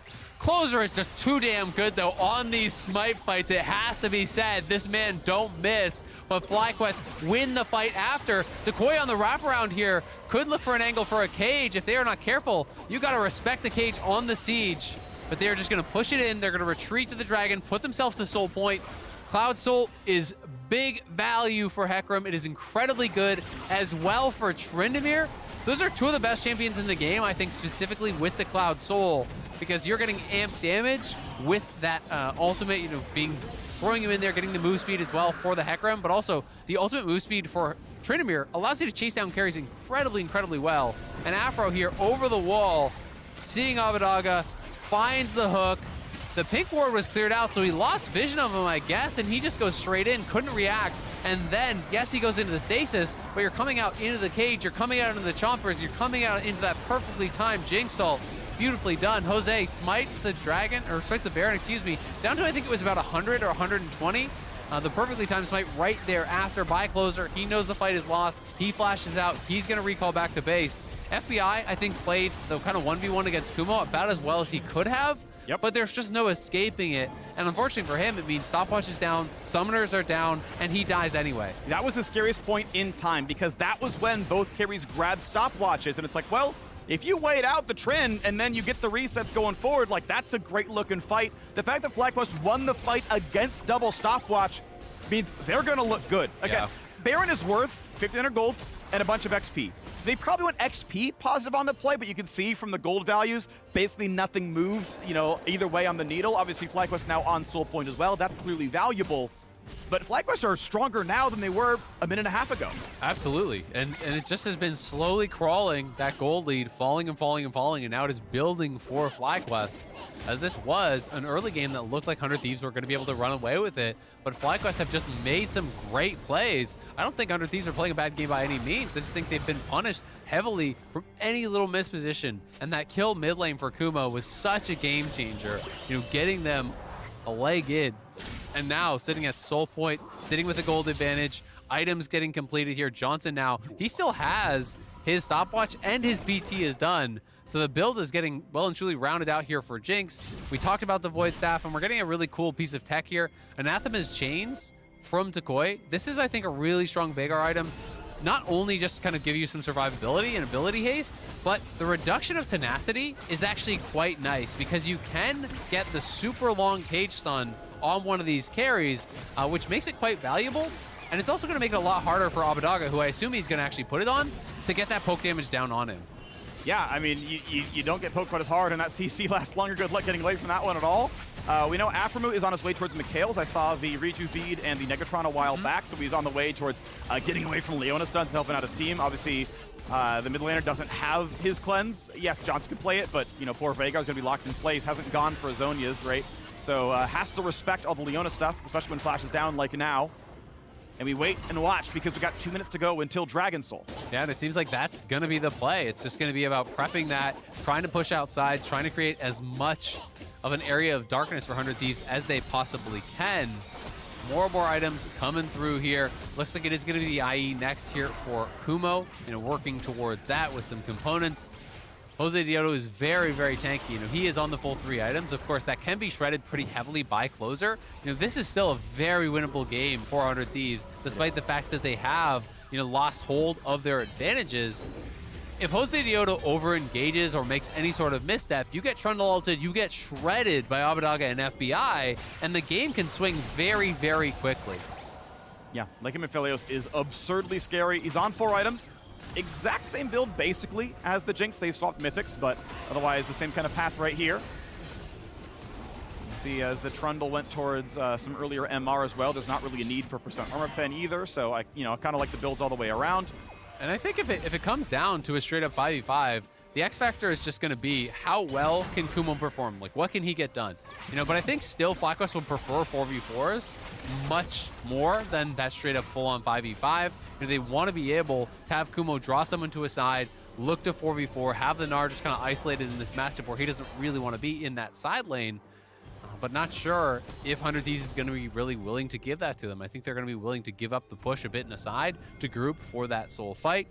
And then it's going to come down to, can Ssumday be really effective, or can Kumo actually get into a carry? Because if he dives backline and can't kill a carry, the fight can look pretty rough pretty quickly. And that's easy enough to happen. If you go in, you get stunned up.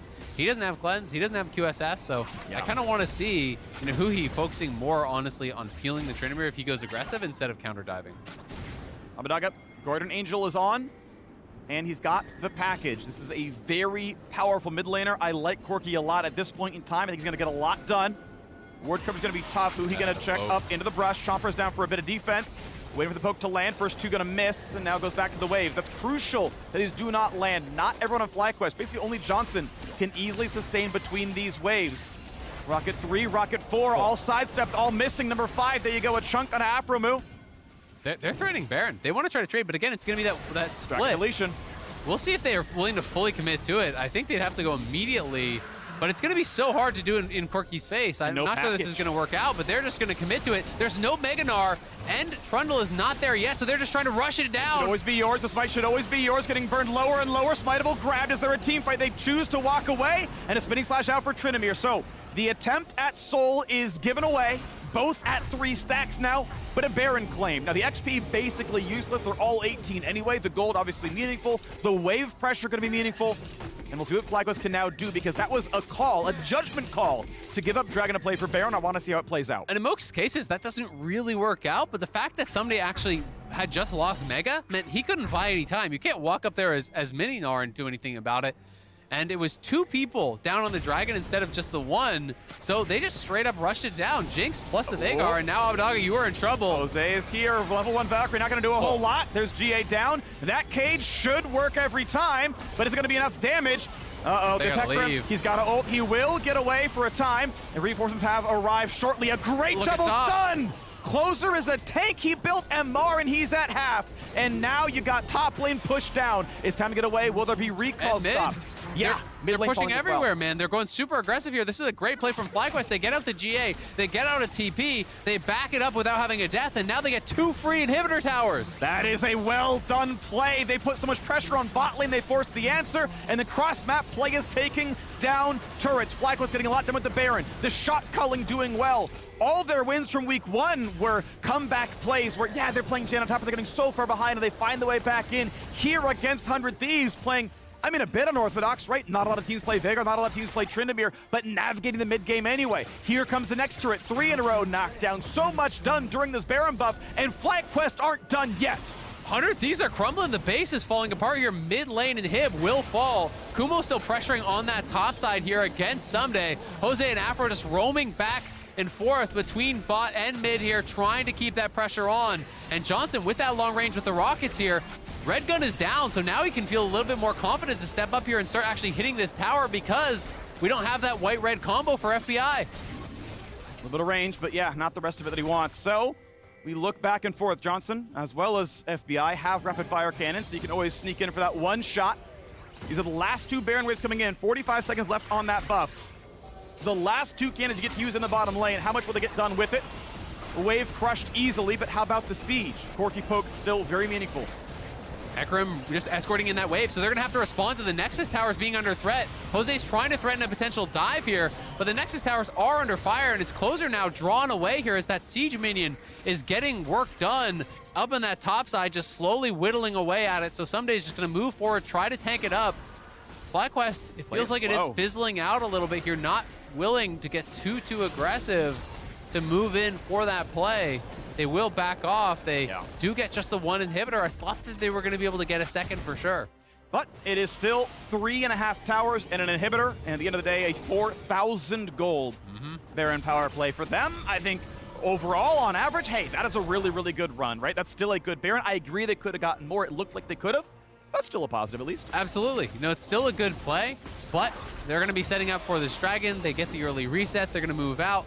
Not a lot of pinks in inventory anymore because everyone has pretty much filled up those slots, so it does become a little bit more difficult to have full confidence in your vision control in these late stages. 1077, the ability power now. So confirmed, irrefutable, Tukui. Better Veigar than Bjergsen. Yep. More AP is better Veigar. More AP, exactly. Yeah. Because you can make the YouTube flip with the higher number. 1083. The 1083 AP Veigar one-shots. Coming to YouTube soon. Yep. But coming even sooner is going to be this soul fight. Both teams on 3 dragons. This one is going to mean a lot here. 100 Thieves has mid lane control. They're pushing up. Jose's looking. Looks like he wants it. Hui going to lock him down for a bit there. The stun cage is up, and Closer has to flash it away. Hui down very low as well, but good damage to FBI. Just chunks the backline. That's a GA down, and what can Johnson do except die? Someday's in for the slow. They're going to get the 80 carry, and just like that, 100 Thieves flip the switch, and the map belongs once again to the 100 Thieves. That is such a long death timer here. Tryndamere's just running for that top lane, trying to push it in, trying to threaten a cross-map play, but it's going to be Soul here for 100 Thieves. That is such a big deal, and that's kind of what we were talking about earlier. 100 Thieves have been losing control, but if you overextend there as the Hecarim, if you get too far from your team, they can focus you down, and Jose Diodo, as a result, was too low to really ult back in. He was a non-factor in the fight.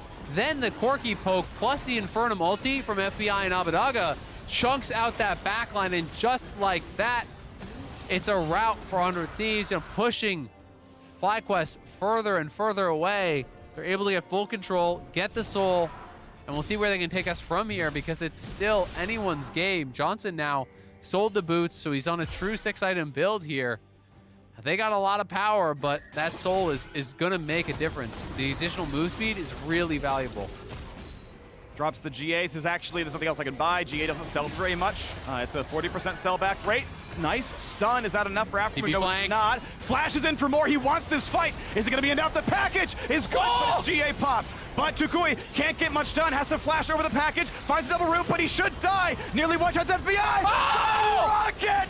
Johnson comes back from the grave, and FlyQuest come back from the dead. The fear lands, and everybody is wiped off the map. Do you believe in FlyQuest on the road to 5-1, knocking down first place 100 Thieves? Takoi with such a good play there. It's skeet shooting, knocking Abadaga out of the sky, one-shots him on the package, then finds the multi-man Everfrost for the massive amount of damage, setting up for Johnson to come through, cleans him up with the Jinx ulti.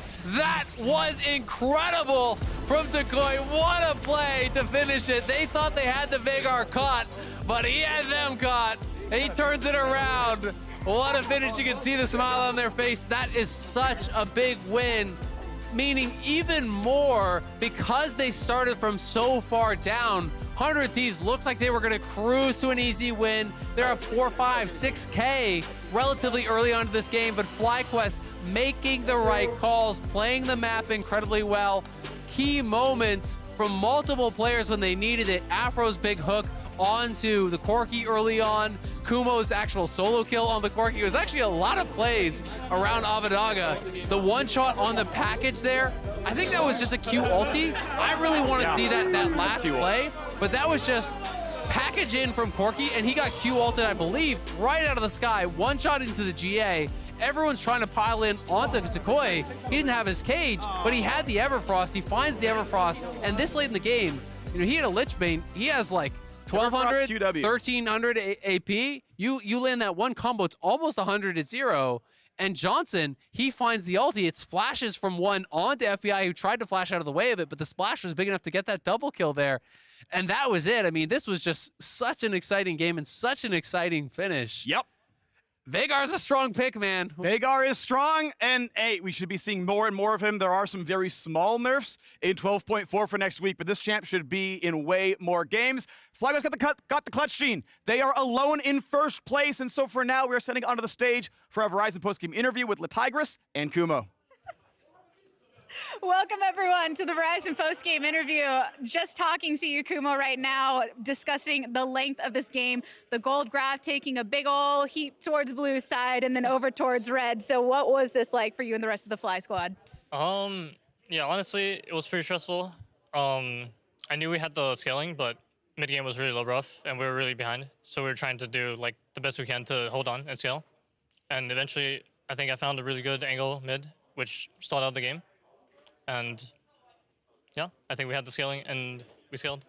Oh, yeah. I mean, I could hear staff coming to you immediately after that saying you saved the game here. And that takes a lot of dedication and discipline from the team, right? When you are behind, to stay locked in, to come back in such a fashion. So give me a little bit more detail on who's making the calls. How are you coordinating so well across the map in these final moments?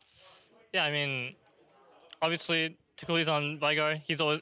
in the entire game, he's like, yeah, we win late game, we can front to back, like, they can even 4v5, you know, with Cage, and I think that really reassured us and gave us confidence to play, like, with or just, like, aggressive, and we were looking.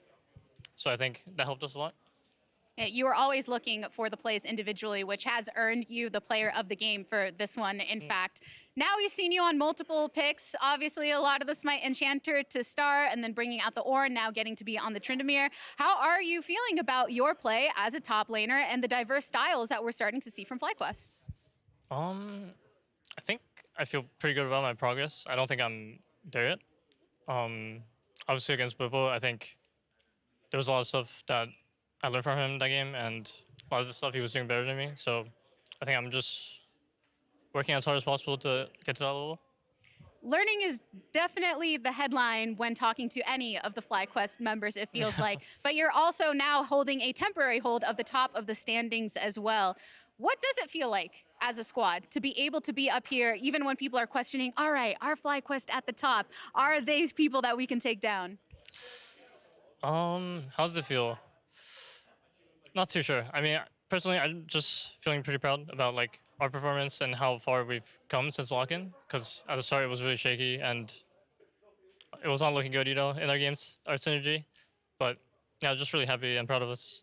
I think a lot of the fans agree there, and especially being early adopters of a lot of the different compositions, already mentioning the Smite top. But how much of that is a continued focus for you all to be able to adapt and bring in strategies before they hit everybody else in competition?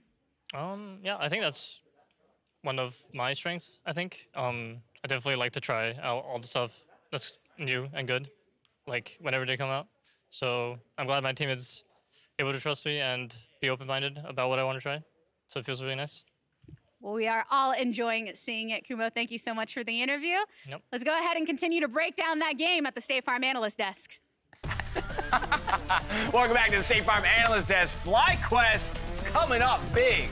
Over 100 Thieves. It was not an easy game, without a doubt, but moving to 5-1 and doing their best to make Jad a believer.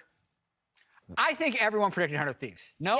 Yeah, we all did. Big upset. Yeah, but you were the one who was like, not sold. They got to be 8-1 or 7-2. 5-1, not bad. They're on their way. Dash. What? It's got 3 more games until they're done. Three more games. But they're doing really well. Yeah, they are. I'll touch back in with you in a few more games then. All right. Let's talk about it, though, because while the win did fall in favor of FlyQuest, it's not without 100 Thieves doing a lot of very quintessentially 100 Thieves things in developing a lead. Once again, I like this dive bot from 100 Thieves. It's very like them, and I'm glad they still go for these plays, especially to get their bot lane ahead, because as we've talked about, this is again, like the platonic ideal of what 100 Thieves want to do. Get their bot lane ahead, rotate him around, set up for team fights, have Exactly. FBI pop up. Exactly. Like the idea of just rotating him around, because this is something that they just continue to do. It's like, okay, perfect. We got a good place towards bot lane. We'll send him top lane so he can just solo take plates. While he already has a 2-kill lead, like, this is a great game for him. And I know that Kumo was mentioning the fact that they scaled, but like, 100%, 100 Thieves should feel confident in their scaling too. They have great poke in Corki with how much damage he's doing, outputting with his rocket. And then if you have Green Gun with, green, white, whatever it could be, like you outrange. Absolutely. So you can outplay these fights or just play these fights out normally and you would win. I think this is a consistent problem for 100 Thieves, actually. If you remember their Week 2 Game 1 match against Immortals, and then FBI gave the Player of the Week interview, he's like, we actually didn't play those fights well. We didn't show any patience in the late game fights. And that's exactly it. Like, they have a Max Adam Corki who can half health a Veigar with the rocket, but he's teleporting in just so he can package and getting himself in all this trouble. So I think 100 Thieves will look at this game as a missed opportunity. Yeah. And I mean, to be fair, like the 2 games they have lost have been games where I think they could have won if they had not overforced. So they should be able to learn from this. Yes, and one dangerous position that FlyQuest were in was when 100 Thieves were doing Baron. Corki was just like poking them down and was sitting in a spot playing Gatekeeper. Now, Corki made the mistake. Like, he could just wait for the Thresh hook and come in, buffer his W, just basically completely cut them off towards Baron. They win that fight. They come out 4 people with Baron or 5. It didn't happen. He got caught. FlyQuest had a way in. We're going to dive into some of those winning moments there for FlyQuest. But this weekend, use the code LCS5 on all Grubhub orders to secure yourself or receive, rather, $5 off orders over $15, up to 5,000 orders. On time, lowest price, or they'll make it right. That's the Grubhub guarantee. But that brings us to the Grubhub dub as Kumo delivers the win for the squad, finding his moment to strike. Yeah, and I thought this is really, obviously he's Tryndamere. He knows that he can dive in on this Corki. But talking about Kumo as a player, way back in Lock-In, we were like, okay, they obviously saw something in him that they wanted to keep him on this roster, putting other pieces around him. And this sets up beautifully for this fight. This is the turning moment for FlyQuest. I think, obviously, 100 Thieves could have and did get back into the game very easily because of the range, because of the damage that we were already talking about. But this is the play and the decision from Kumo to go in and set up so that FlyQuest then could eventually snowball the game in their favor. In so many ways, FlyQuest felt down and out at that moment, and that was what clawed them back into it. As we take a look at that gold graph, that's a pretty flip there, if I do say so myself. But more so now, Jad, and I'm going to turn this back on you one more time. Just with this performance by FlyQuest, and now sitting at 5-1, what are the it feels like they're setting up some very, very tall expectations for themselves in terms of closing out that first round robin. They really are. And this is always a tricky thing to do on an analyst desk because I love to give teams props when they succeed. But, like, they clutched up this game. Right. Right? They had massive hooks from Aphromoo when they needed it. They had that I've never seen a hero that play. hook by Baron was massive. Yeah, I've never seen a hero play like that Kumo play. And then it was still insanely close down the stretch. And then they had another game in week 1 where they clutched up against, I believe it was Golden Guardians, and just had a 5,000 gold comeback win. So I see their record at 5-1, and it's very easy to give them props, which they deserve it. But when I project forward, that's what Kumo said. I'm happy with my progress, but I'm still not there. I don't think they see themselves as the best team in the LCS, as right now the record would say that they are. Right. But we're 6 games in. I still see them as overperforming and still they're in great position to make the playoffs, which wouldn't have been expected at the start of the year. You'll take the wins as they come, but that doesn't mean you have to be happy with the performance that you put up there on the stage. FlyQuest, though, they continue to impress, at least from a record standpoint. Now, after the break, Cloud9 is going to have a must-win. Well, I say must-win. They're going to need to regain some footing here as they go up against TSM after falling down just yesterday. We'll be back here in just a bit.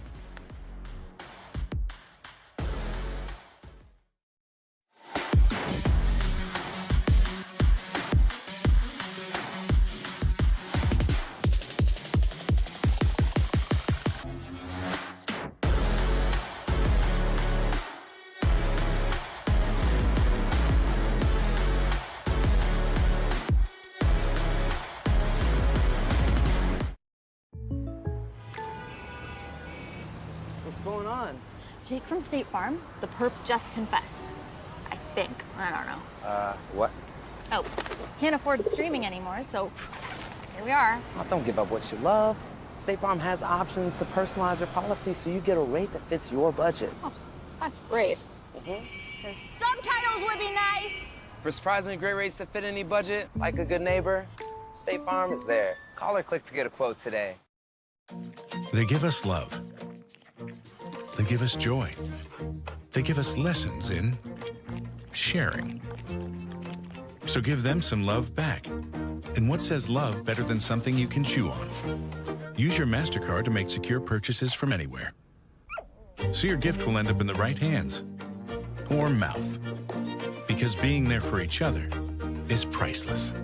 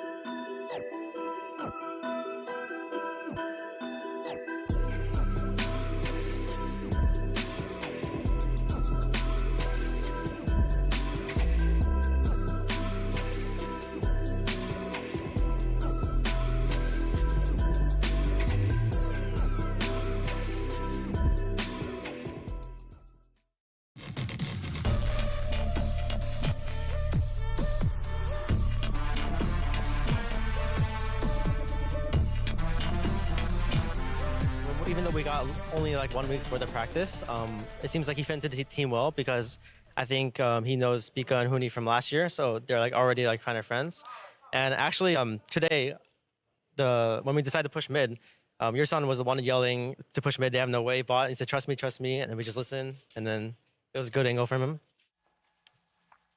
With just a week's worth of practice, a winning call made by the support who subs in for TSM alongside Tactical, but not to be outdone in that first win for TSM this split. Tactical put up some historic numbers to pull his team over the finish line. Yeah, I originally saw the post-game graph and I saw how much damage he did. I'm like, is that a record? And then LCS stats checked, and it actually was. So he did 70% of the team's damage that game, highest ever in an LCS game. But I feel like he actually had a similar game against Golden Guardians just one game before last week, where he almost carried but made a few oversteps. That's where we said he's like all gas, no brakes. He had like enough engine braking, maybe, to get the corners correctly in the Immortals game and pull it for the victory. He's just been playing out of his mind. Like, if he doesn't perform to an absolutely absurd level these last 2 games, they don't have a chance. And with TSM going back to the Smite support top, it's really supportive of Tactical on hyper carries, right? Because,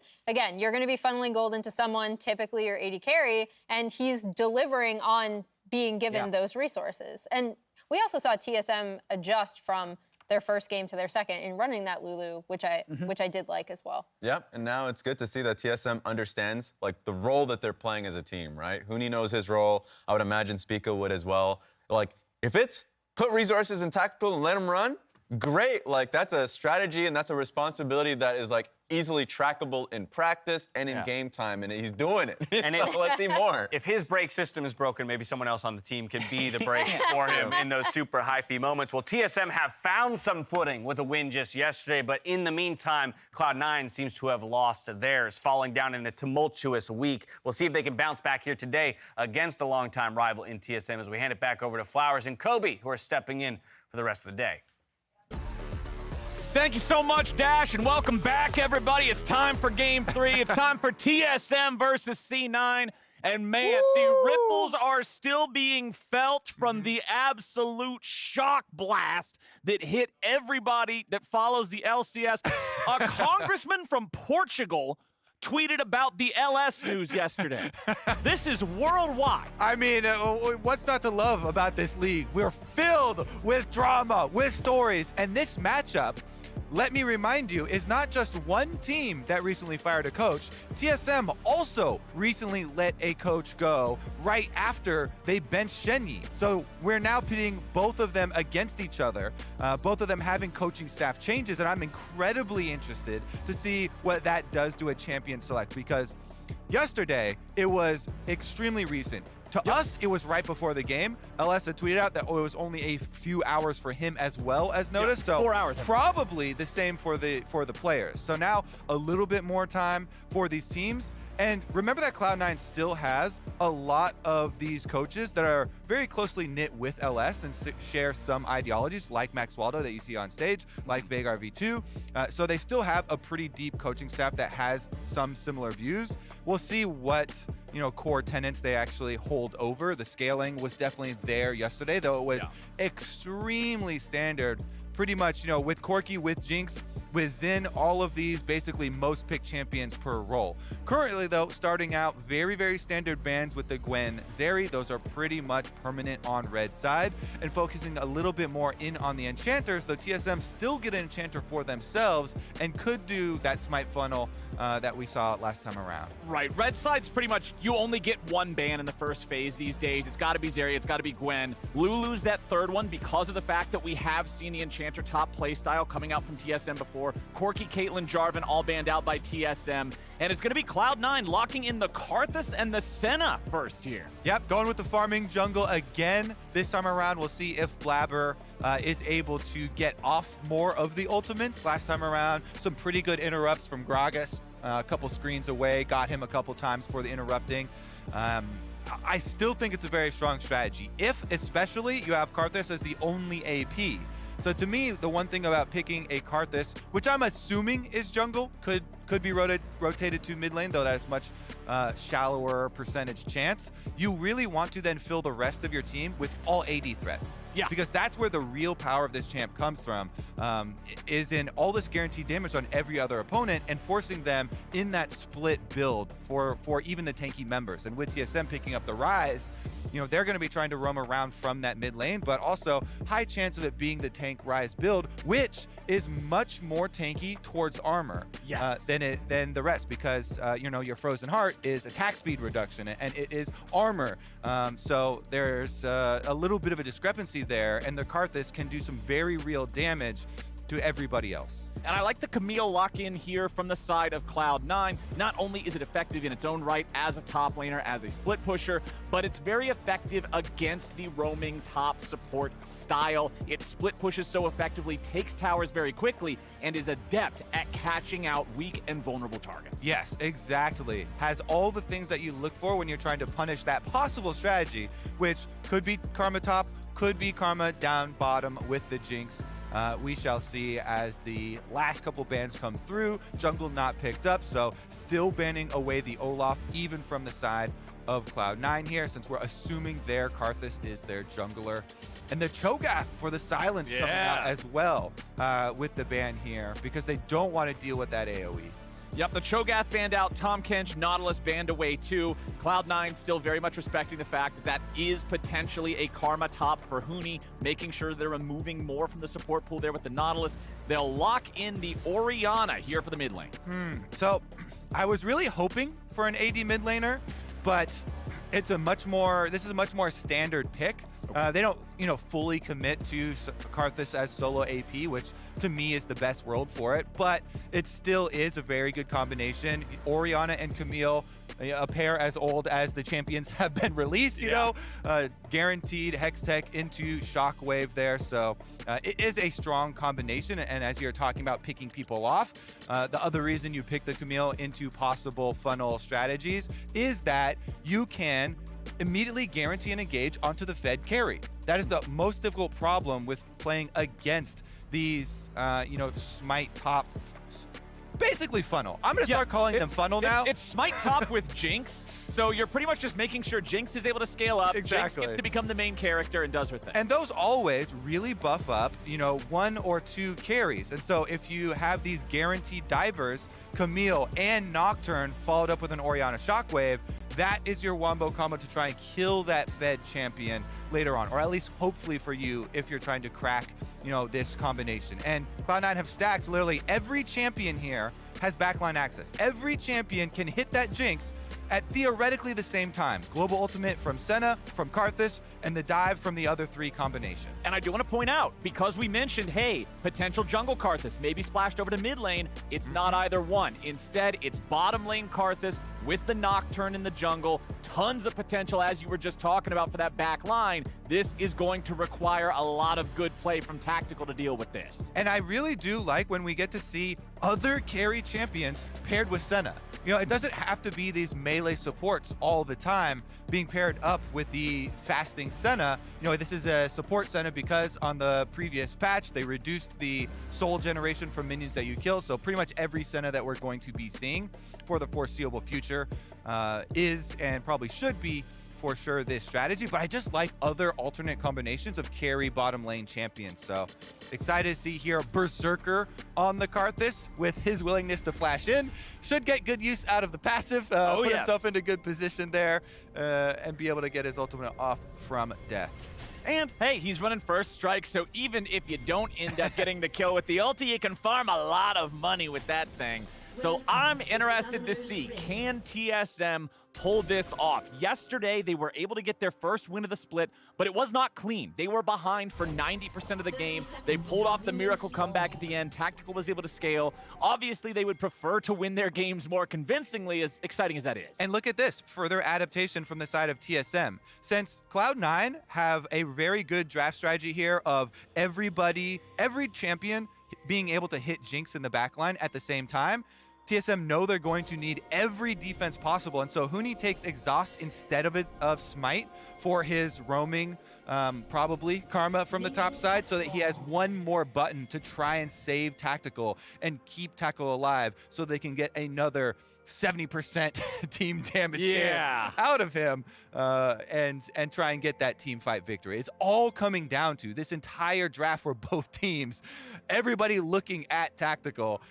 One team trying to kill him, the other team doing everything they can to peel for him. Oh, and an immediate flash here at level 1 coming out from TSM. They are ready for violence in this 2v2. Winsome and Berserker return some fire of their own. Berserker hitting a couple of those Skittles there onto Tactical. Both sides going to lose about half HP on both players, and the potions are already being consumed. I actually like that call from TSM's bottom lane and from Yursan especially, because if you play Alistar into this lane, you're going to get harassed and whittled down. So he's trying to create more volatility in the lane by trading summoner spells. He has Hextech Flash and he's calling his jungler. So very well done by TSM to force this. Here it is. Speak has made his way in. He already goes for the flash. There's your knock-up. Goodbye, Karthus. First blood TSM. It's so good because you know you're going to get double range poked down in this matchup as the Alistar. It's going to be a painful beating if you don't introduce some volatility into the lane. And so he willingly trades flashes, sets up for the jungle gank, level 2 from Spica. This is great coordination with one of the players that they just added to this roster. And with the words that Tactical had as far as Yursan being a valuable contributor to the shot calling as well in the previous game, it looks like this has been, thus far, a very positive change, for TSM, despite so much volatility in, the rosters and the coaching staff for both of these organizations. Yeah. TSM are off with first blood for themselves. And with so much scaling in the bottom lane here for both teams, it feels really good to get off to the races like that. Like, obviously, you always look at Jinx and you're thinking 3-item power spikes. You look at Karthus and you're thinking about those later game points where you just go in and even after you die, it's just half of everybody's health with an ulti. But early on, getting a nice lead, Tactical being set up for success here once again. Was not able to buy the entire Noon Quiver on his back, but does have all of the pieces, and he's going to feel really, really nice about the current state of things here. You can see Blabbers hanging around, their own junglers on the top half of the map, so TSM's probably not too extra bloodthirsty just now. Yeah, I mean, we set up from Champ Select, right? Okay, so literally all 10 players are thinking about Tactical this game. Tactical is going to be a very popular boy this game. Oh, yes. Tactical's the homecoming king. Exactly. And it just turns out that Spica had his focus down there first, so he's first to the party. He's first to vote for Tactical for homecoming king. And he's driving the float. Blabber actually doesn't have time to kill that ward. He's decided, let somebody else with less things to do clear that ward. He's like, I got stuff to do. I got places to be. I got to get back to base for my reset and continue power farming, because Nocturne's goal is to get to that level 6 for the ultimate that he, too, can go to pay Tactical a visit. And once again, it's TSM starting trouble in bottom lane. It was Huni making the rotation this time, and they get the flash out of Winsome. And this is no surprise, as everybody is now accustomed to the roaming supports coming from top lane, with how prevalent it has been in the meta. And again, the adjustment from Huni this time around, adding that exhaust for more shutdown power for later stage teamfights. I think it is a very worthy sacrifice to sacrifice that smite, which doesn't give you much power. And he's continuing on the focus here. A lot of harassment on Berserker, and the entire team is here. It's a 5-man dog pile in the bottom lane from TSM. They're going to start up the dive. They get 1, they get 2, they get out, and they get what they came for. TSM's making it look clean, but can they get everybody away? Summit tries to pursue a little bit here, but with no mana to work with, he can't go any further. TSM still set up, farming the wave in between the turrets. They're gonna redive! Blabber's here, but what's he gonna do? All he can do is watch as they go right back in on the top laner. Cloud9 falls to pieces! He gets all 5! Tactical's got my vote, baby! Homecoming King is here to stay. TSM, they say even if you know what's coming, what are you going to do about it?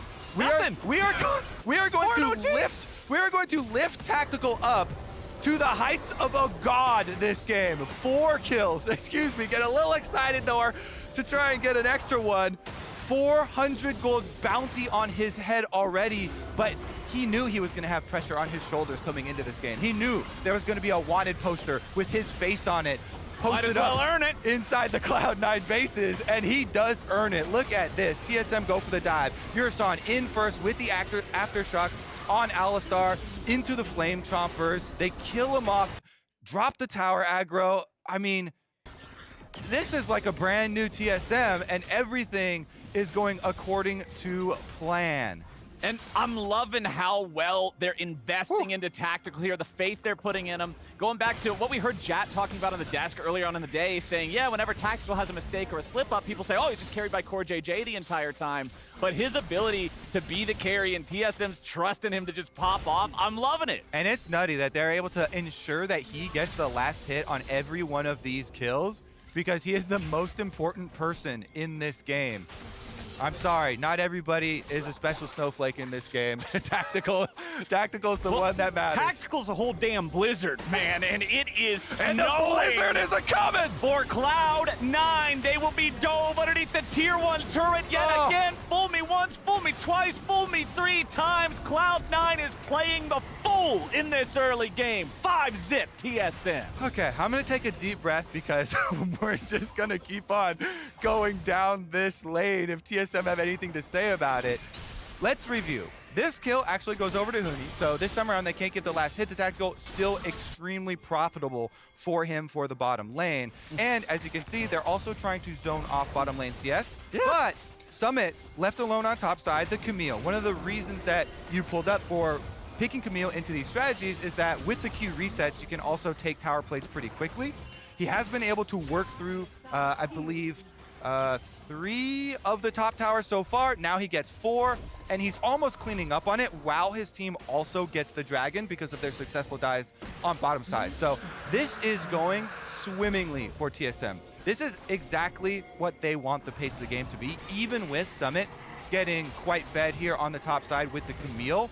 They're getting Tactical well above and beyond even the mark that you want to with this overloading bottom side roaming support. Well, now we've got Blabber here for the counter punch in bottom lane. Flash comes out from Tactical to try to get away. 200 HP remaining. Karthus ulti comes down. Tactical, will he die to it? No! Just barely stays alive. And now it's time for TSM's revenge. It's already 2 in the dirt. Berserker might just join him. Yurasan looking to go in. Spica's ready for the knockup, and there it is.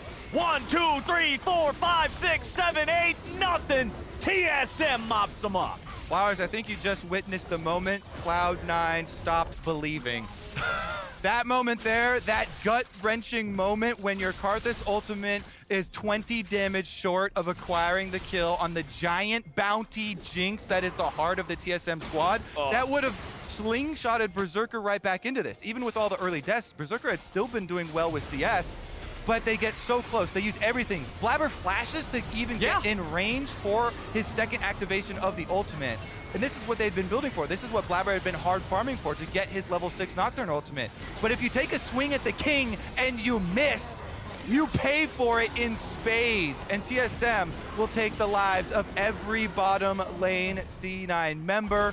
And it's only cresting 8.5 minutes in this game at the time of that fight. And yet TSM have had a slam dunk right down the throat of Cloud9 here. With the reversal of that play, they are way far and above any sort of lead that Summit will be able to turn around. But I do want to bring up the point about Summit, because the gold difference between the teams right now, despite an 8 versus 0 advantage, is not even 100 gold per kill of actual gold lead.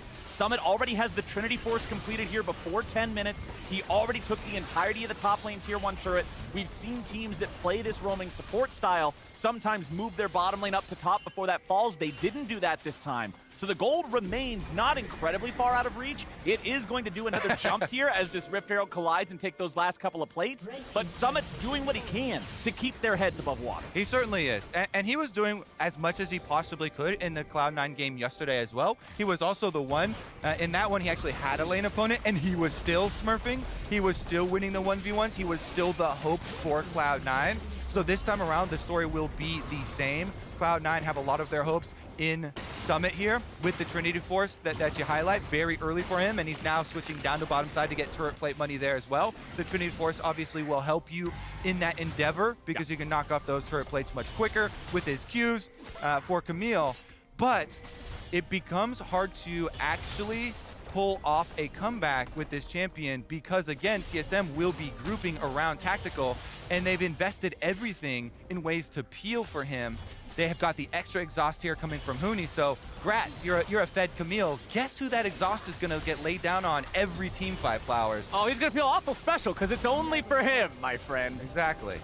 Well, he's back up now as the reinforcements arrive for TSM in the bottom lane to protect their second turret. Summit was able to take that one nearly dead, but not quite all the way there. There's also still almost another plate just ready to be taken right here for the side of TSM if they shove this wave up.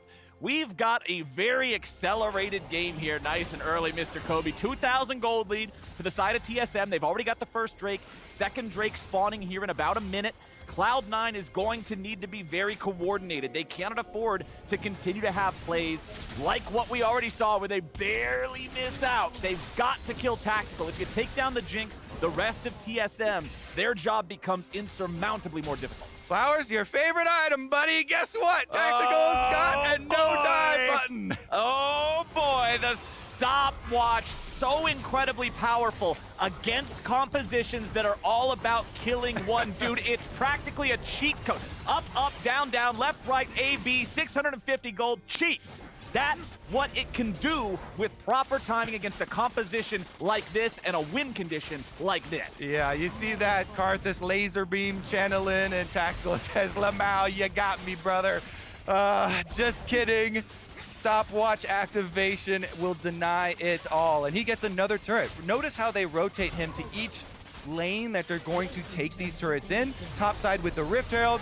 Also, here we go, though. They're going to dive a different person. Okay. Cloud9 is on the board. Blabber with the kill on Kaido. And now we've got a little bit of backup coming in from the Karthus ulti, but it won't do much except give some money over to Berserker. Summit stays fighting.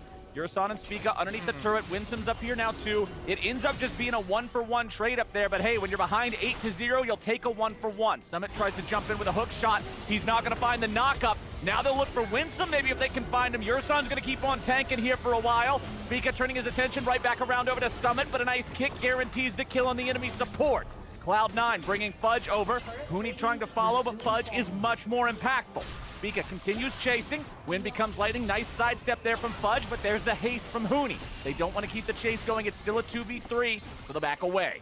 Yeah, that's a little bit over-aggressive there from TSM. They're making a weak side attempt at a play after just losing a champion. And even though the Karthus ultimate doesn't get any extra kill there, still chasing on the super fed member of Cloud9 while you don't have Tactical by you. So that is fighting around Cloud9's strongest player without your strongest player. Yep. And they get rightly punished. So that was quite nice for Cloud9, but it doesn't really slow TSM down that much, giving over one extra kill because they still can transition down to bottom side and keep on pace with their dragons. Well, that will be second dragon of the game going over to the side of TSM. Cloud9 just wants to keep on moving forward. Try not to let TSM get too far ahead of this one. Hex gates activate. That'll be our soul this time. And I like the calling from Cloud9. Even though it's getting to be a very dangerous Jinx game, they opt to try and make their plays away from the TSM super carry and with their strongest player. So by the same token, you know, TSM make the error of not playing around their fed member. Cloud9 are the ones that forced it initially. And so it's good shot calling from them to try and correct this situation. So is that what we're looking for here from Cloud9 then? Continue to just avoid anything with Tactical, hope that TSM stays split enough to take those opportunities? Because this is still seeming like pretty heavily TSM favored. Yeah, the problem for Cloud9 is that you have to work through some of these cooldowns that Tactical has available to peel for him. So Flash, Heal, and Stopwatch are all available, not to mention Huni has been stuck to him like a fly on any kind of food that you want to imagine, and he's not going anywhere. He's got the exhaust, so his exhaust is basically another summoner for Tactical. It's just so many things you have to work through when you're trying to take him down. And so Yurson's peeling with him, the bouncer at the entrance, but then Hoon is inside the club as well at the VIP station saying, you don't get to sit down next to Tactical. It's just not available. Not at this table. This is only if you're willing to pay the price to get in, and Cloud9 do not have Excuse me, you don't have bottle service. No bottle service on this one, my friend. Cloud9 are moving into the enemy jungle. They've still got Summit pushing waves up here in the bottom side. 147 CS on the Camille, about tied with Tactical, but it's actually Kaido with the highest farm in the game, over 10 CS per minute. TSM has Spica, Tactical, and Huni now working together to take the second Rift Herald of the game. First Herald was very profitable for this team. They got the top lane tier 1 and top lane tier 2. We'll see how much value they can get out of this repetition. Okay, so to refocus on Cloud9 again, because they're the ones trying to come back in this game, right? What they need to do is try and keep the map split. Okay, another Karthus ultimate for the first strike there comes from Berserker. That does mean they won't have this to complete a pick, which was what I was about to suggest for them, is pushing hard on the side lanes to try and spread the map and look for a play off of Summit. This is a level 11 Camille now, okay? So he has a very, very high probability of being able to win every 1v1 and then also create some 1v2 situations with the double globals that he would have had with Karthus and Nocturne. Now using the Karthus ultimate for the first strike, he won't have access to the extra damage from that, but is still looking to split the map. And that's why you have, even with the push from mid from TSM, both side lanes trying to be pushed out there from Cloud9. Man, the Herald barely even needed a charge on that one. TSM nearly tore it down even without it. They should be able to get second charge here. Yup, that'll collide just in time. You can see Cloud9 tried to smite it to stop the charge, but a little bit shy there on the damage. Means the tier 2 turret takes a big old chunk. TSM now still with control, pushed forward past that river. You can see so many pings here onto the bottom lane now as they want to switch over and head for that tier 2 as well. Yeah, and TSM are punishing that window where you have no Karthus ultimate from burning it like that pretty effectively. You know, charge right down mid, get your charge off, then push 5 people rotating over to bottom side of the map. These secondary turrets on the side lane specifically, these two have 800 gold packed into them ever since the changes from preseason. So they are worth so much more than the rest of the turrets on the map that TSM have done a good job kind of surgically going for these big payoffs. Cloud9 going to do the same though and committing to this split push. As soon as you see them use that Karthus ultimate with the first strike, you know their goals right now are just trading and gold generation. They're not looking for a fight. They're in full defensive mode then, and they're trying to trade across the map. So they use the cooldown, they get the Karthus ultimate cycling, they get the first strike money, and they also commit to the split push in trading here, and Summit cashes in again. Hullbreaker has been completed alongside his Trinity Force, so he can continue to try and spread the map and split. Yes, that is the goal, my friend. The gold lead has still been kept around 1,000, a little bit higher, a little bit lower, depending on the current state of who's farming what waves. I've got to give Cloud9 credit for that, keeping the game that close, considering the 9-2 kill difference. But we are zeroing in here on our third Drake of the game. The first two have gone over to the side of TSM. Cloud9 has total control over the pit here and now, and it looks like TSM is not close enough to try to contest this if Cloud9 wants to rush it. All right, rotating over now. Remember, they do have a Realm Warp from Kaido and an Unleashed Teleport. So if they're able to create enough pressure mid before moving, actually they're just gonna use this Jinx Get Excited to transition over. See if they can actually rush it down here for Cloud9. This would be huge for Cloud9 if they could get this dragon in time. They're not going to be able to do it before TSM arrives.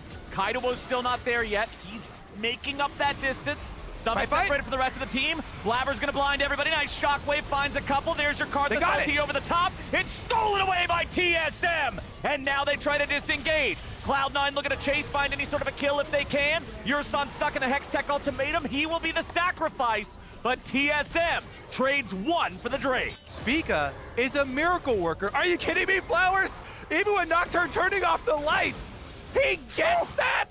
For the sole point? Are you kidding me?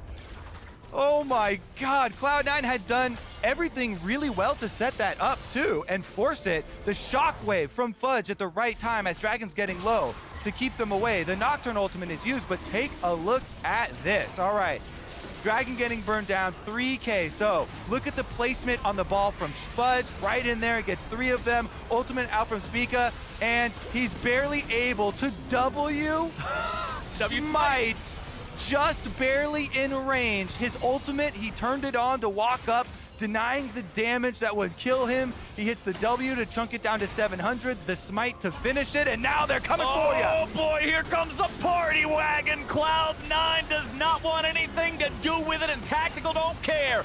Double kill over to the Jinx. That's a counterattack there with your Shockwave. Only finds Yurson. No kill to be found for C9. 2 freebies over to TSM. TSM right out of the brush here. Fog of War is your friend, charging them down with the extra move speed off of Huni's Karma.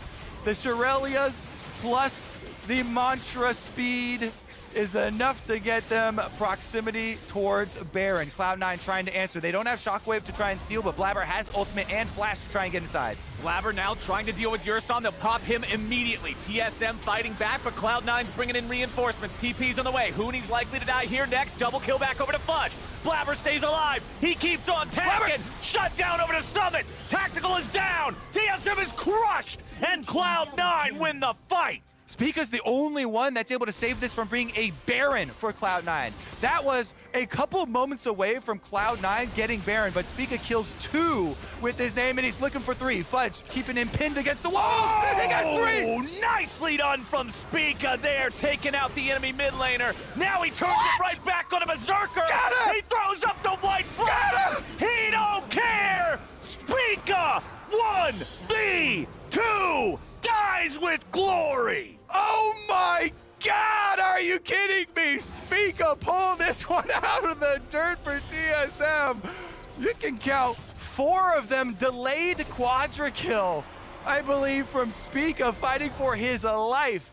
And this is a perfect time, Flowers, as we take a moment to breathe, to highlight my new favorite item on this patch. Guess what? Sterix Gauge was taken away from us as the junglers, but it was replaced with a beautiful item called Death Stance. Oh, yeah. Let me tell you, Death Stance now reduces magic damage as well as the physical damage with the damage delay, and you are able to cleanse that damage on kill or assist. So let's track the kills and assists for Spica as his team is getting murdered here, picked apart by Cloud9. Summit destroys the backline. The rest of Cloud9 able to almost celebrate here. They could almost go for a turn on Baron, but Spica pulls out the double kill. He heals off of the wolves, dashes back in, smites the wolf for more health here. His Conqueror is fully stacked, charge back in for the W, kills off the Orianna, dodges 2 Qs from Berserker, 3 Qs, not a single Q has hit him yet. Not a single Q. There he got one. That one just the edge as he gets charged in for his death, and he pulls out the extra one. 4 kills all over to Spica, cleansing each instance there with his Death Dance, and now he's got his eyes towards Summit. Well, Cloud9 is now in the lead in terms of gold, but they're about to lose their split pusher. Summit, he buys as much time as he can, but he's shut down with the money over to Kaido. Beautiful timing there by Yurson. You gotta knock the Camille as the hook shot is going out, catches him in the air, interrupts it. You don't wanna let it connect onto the wall.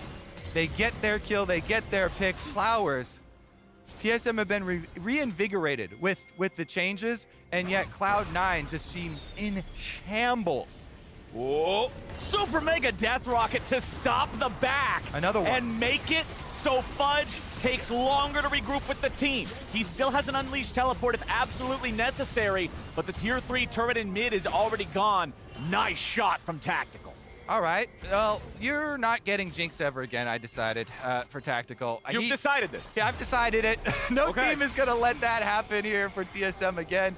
Nocturne ultimate, everybody's grouped up, so safety in numbers here. Grab a buddy. It's the buddy system for TSM. They're going to get their Dragon Soul. I feel like everybody picked Tactical as their buddy. Tactical has 4 buddies. Exactly. Quite an impressive buddy system, and a Hex Tech Soul to boot.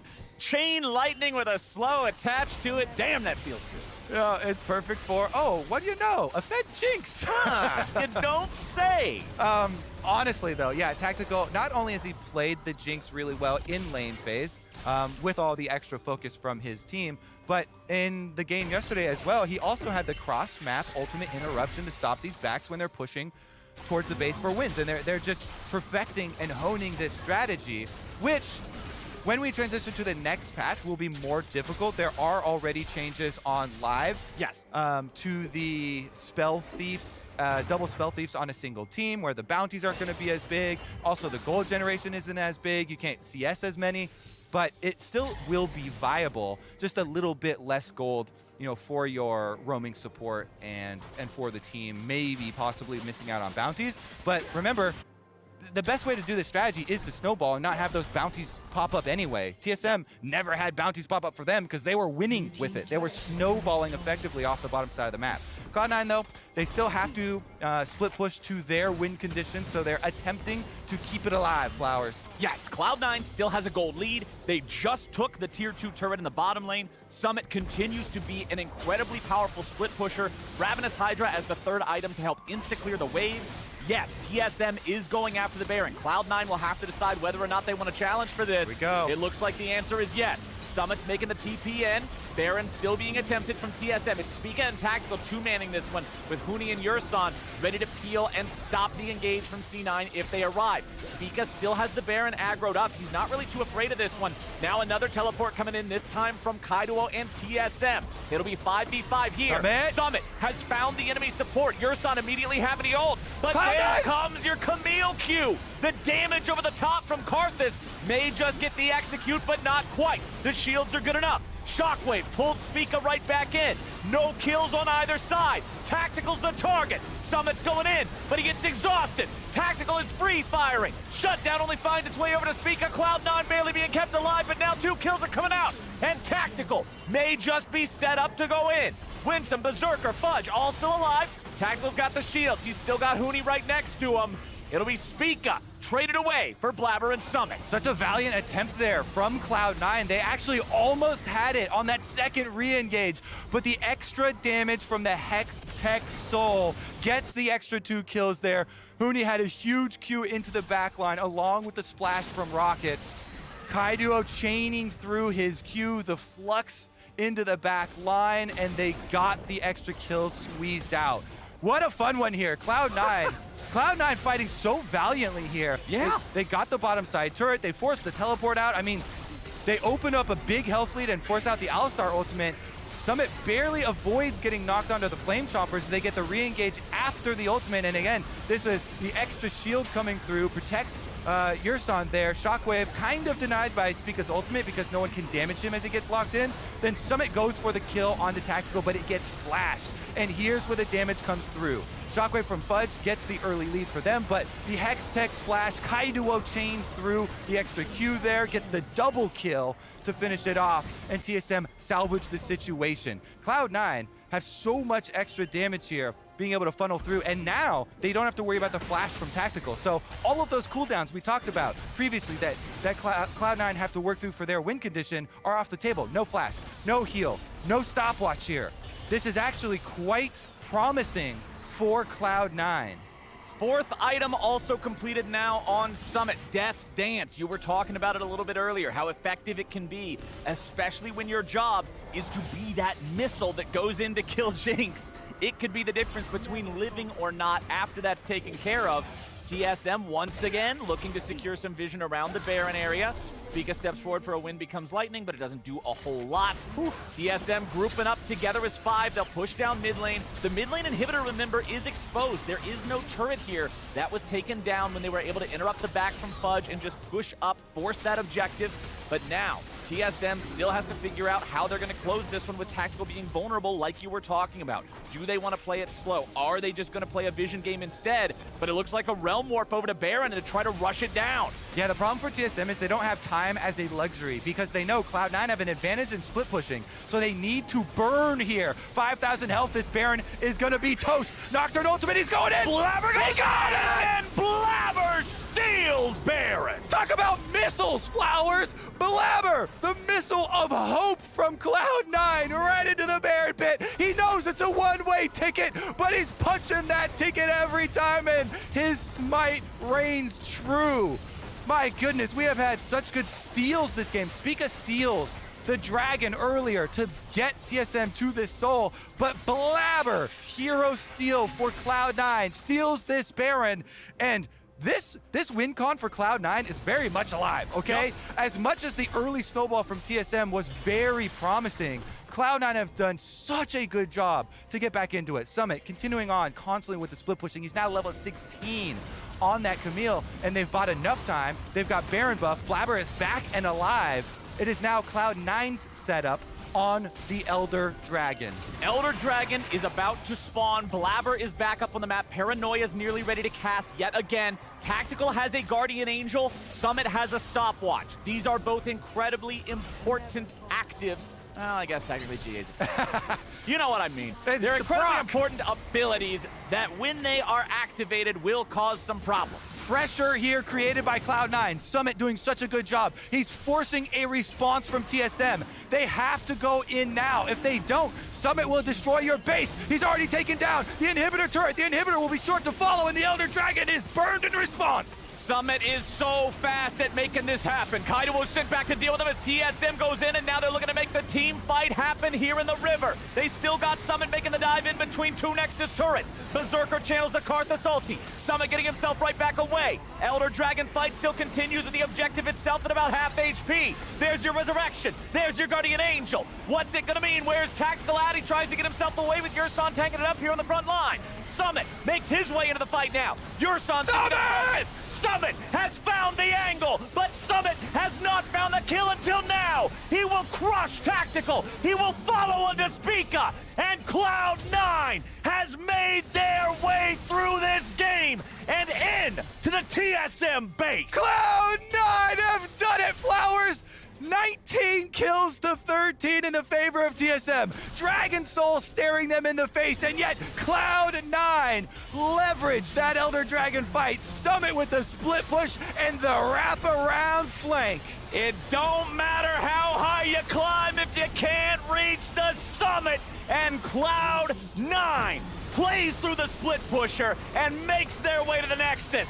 TSM will not stand a chance against the damage, and C9 takes the win. What a fun one. Cloud9 TSM never disappoints. I don't care what state the teams are in. I don't care what changes have happened with these two teams. These organizations are always here to entertain. What a fun game.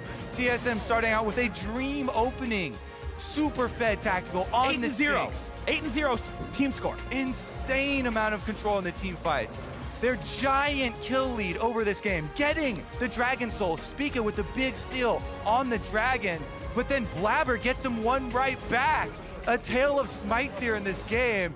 The missile into the Baron Pit buys them so much time to get them to this split pushing opportunity where we have this so incredibly exciting, fun late game macro where you're drawing against these uber objectives. Summit, no hesitation on that split push. He's right into the base, melting the inhibitor, forcing TSM into this situation, and then he gets out from the Nexus turrets, wraps right back around. Happy surprise for Tactical as they're trying to exit from that Elder Dragon fight, and Cloud9 are back.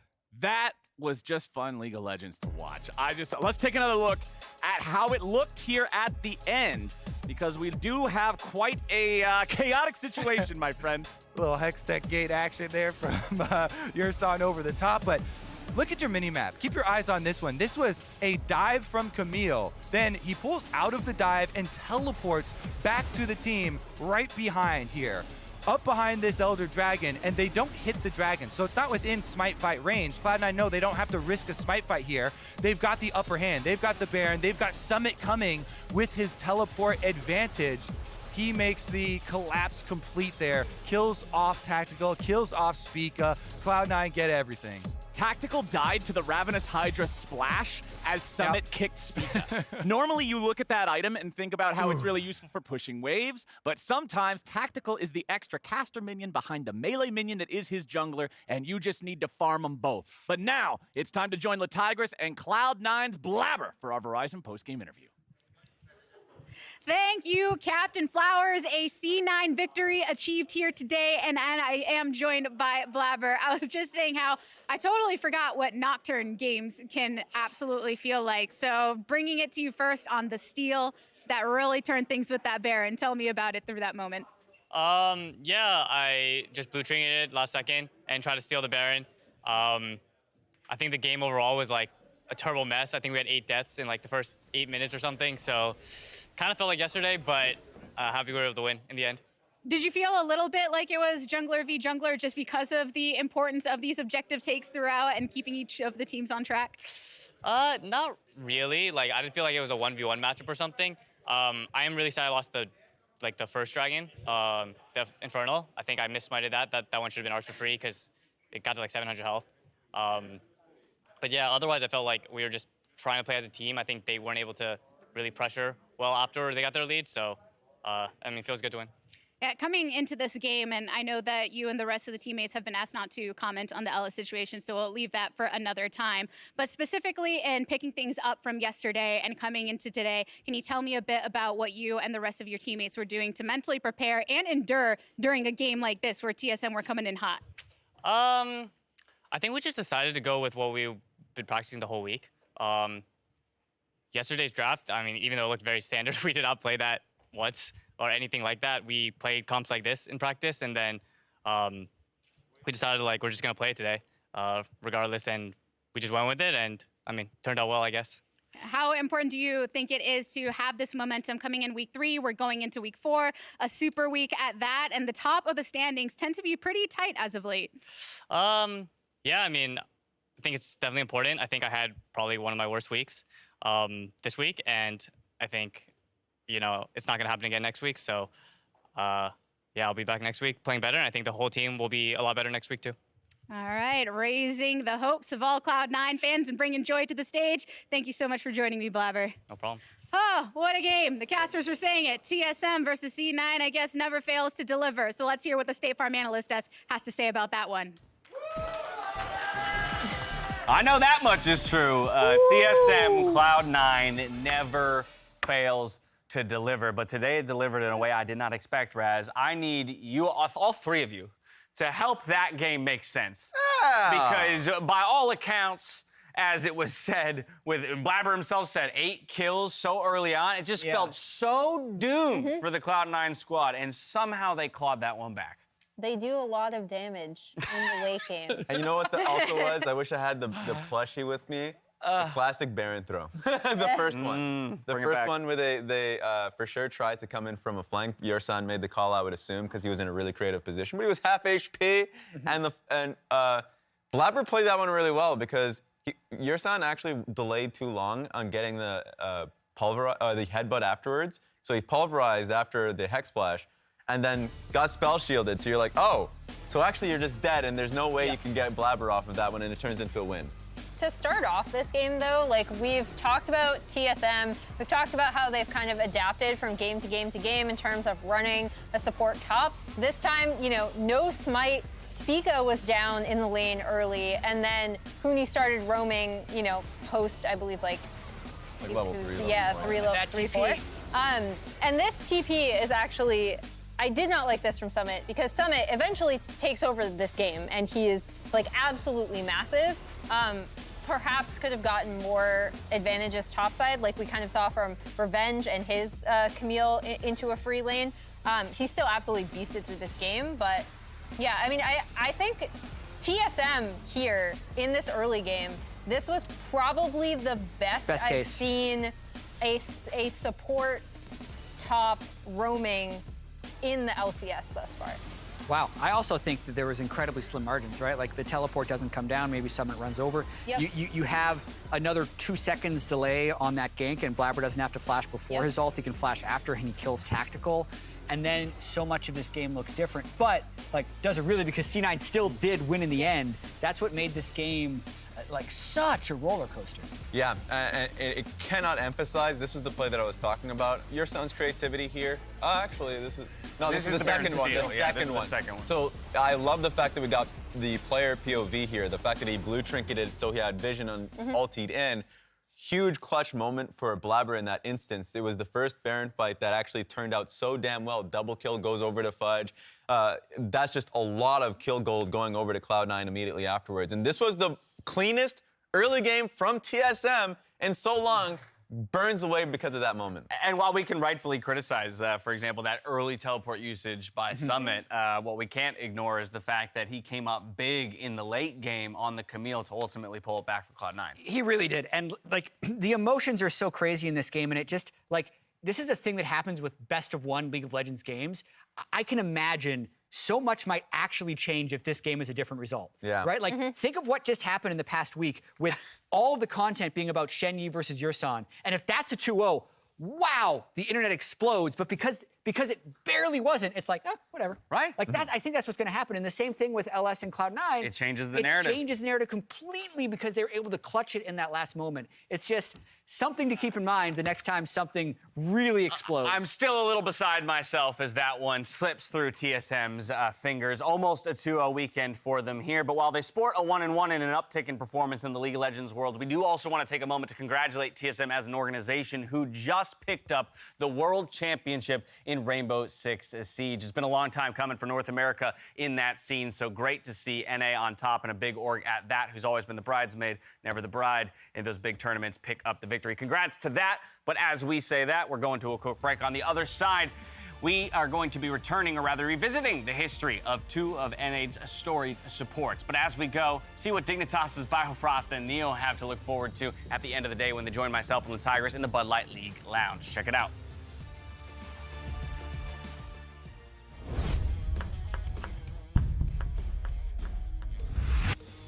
Oh, that. Ah! You can do it. Just want to. Yeah, pick that rule up right now. What? Woo! Another wing! How are you so bad at beer pong? More beer pong next week after LCS on Sundays. So we'll see you then, everyone.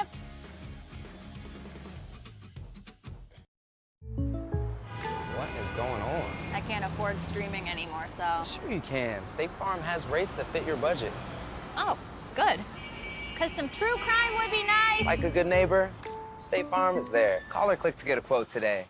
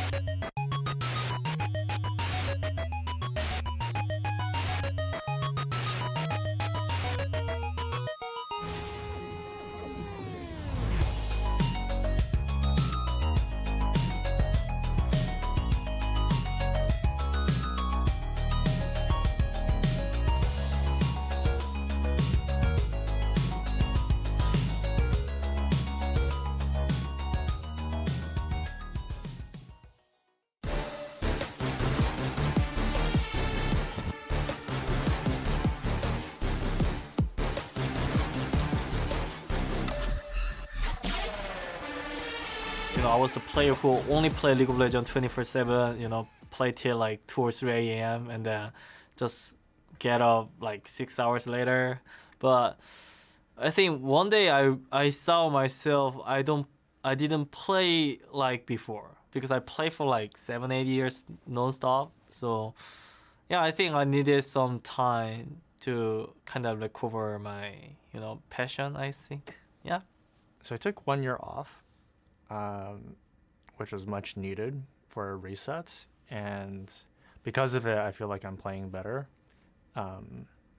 Just because that season was kind of rough for me. I think 2017 Ole was really, how to say, kind of like bull. It's like the cow. It's like I'm just like go my way. So like I was a bit selfish like compared to now. Now what I'm doing is like how to make my teammates look better. I think that's really kind of it's kind of similar, but like it's really big difference. I feel like I'm relatively the same with more experience, obviously, and probably I have, I guess, more vision in how I want to play.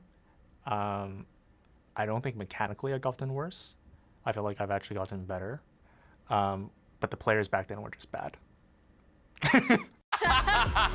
What a note to end on. And what a joy to have these two players back in the LCS. A quick word from both Bio and Ole ahead of their matchup against each other today. But for both of them to have had that individual recognition, Emily, that they needed that time to refresh themselves and come back as better players. Yeah, I found that particularly interesting, especially, with Bio being like, my last season was really, really rough for me. I needed the mental reset. And then Ole coming out and saying, he expanded on this in his Twitlonger because he actually was looking at just working like a normal job, rediscovering that passion for League of Legends. So they both seemed incredibly burnt out, and it's great to have them back after that mental reset. Yeah, exactly. Time to, reflect different perspectives. We've seen this from other players in the past. I remember that spring split in which Doublelift took time off and then came back. Bjergsen technically did it this time round from coaching back to mid lane, so it's great to be able to take time off and see how you can do things better. But as we do talk about the fact that they made the choice to step away because they felt that's what they needed, we also have to recognize what they accomplished in their time on the LCS stages before their departures for a short period of time, Jed. Yeah, and this was the biggest match they probably played in against each other, which was the finals in 2017.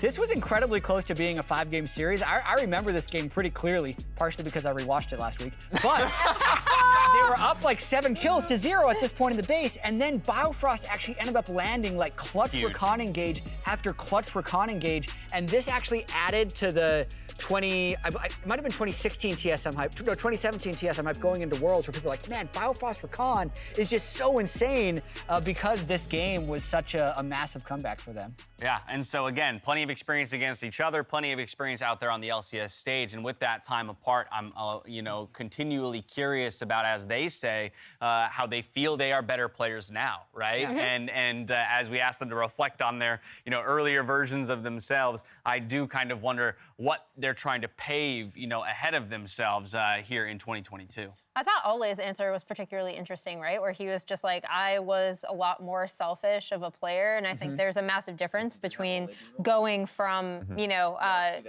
facilitating my teammates and like trying to carry, I guess. It's like trying to carry in a different way. I thought that was a really insightful answer from him. And then Biofrost, stepping up and saying my hands are not gone just because I took time off. Yeah. I actually think I'm better mechanically. Hey, sometimes rest is the most valuable thing. Was great to hear. And like you talked about the engage supports, but I also think he's looked incredible on mages as well. Like his Lux has been phenomenal. Yeah, I mean, he's been a big part to the success of Dignitas right now.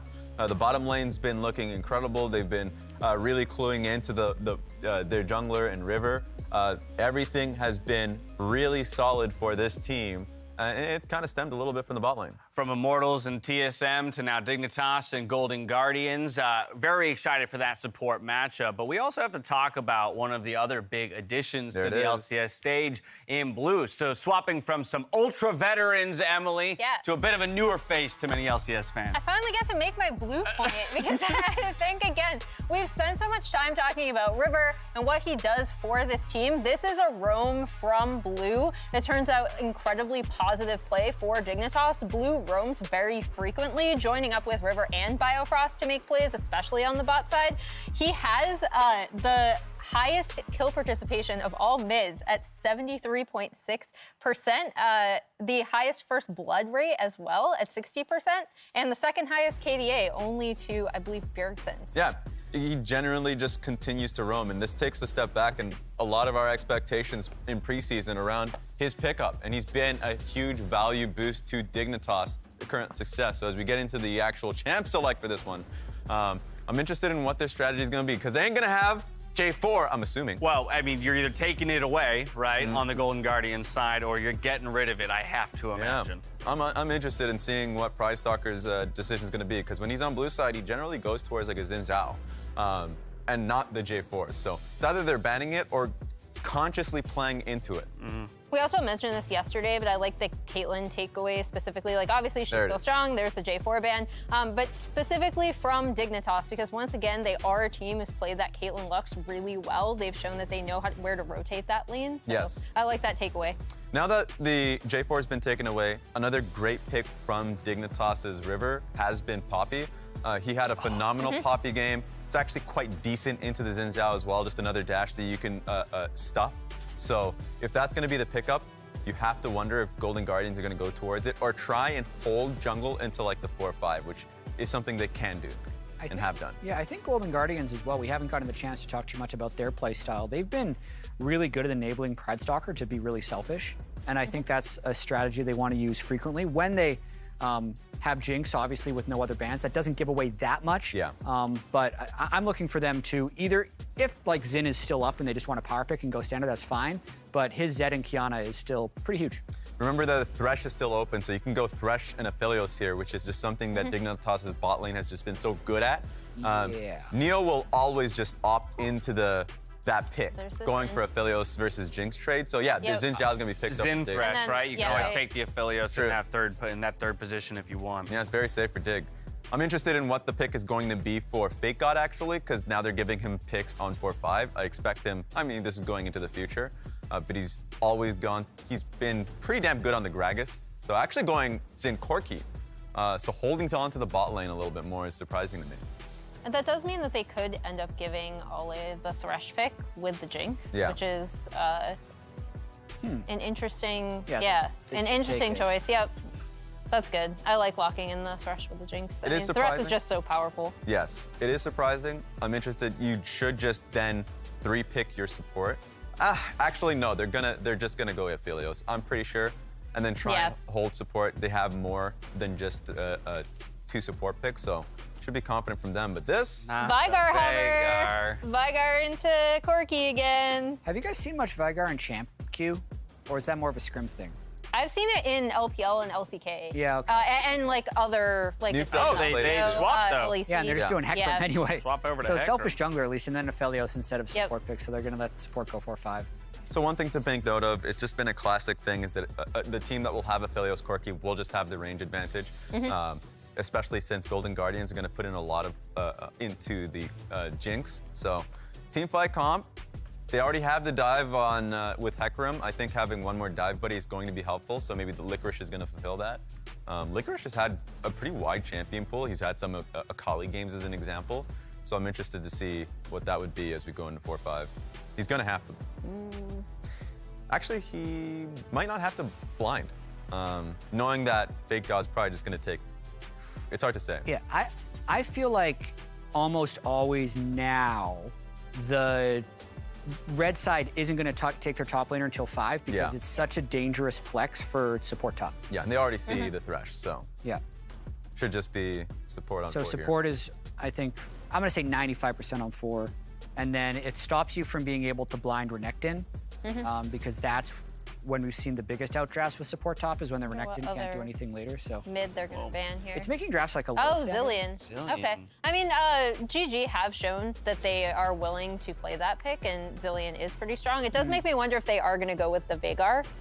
I think so. With the J-Span, not only does it help top lane, but it also adds to the fact that, yeah, Veigar is going to be is fine. Even though Corki Aphelios is threatening with the range, now you're just not completely kind of forced out with Jace as an option there for Dignitas. So I do think, yeah, I agree. Veigar is going to be the pick for Golden Guardians.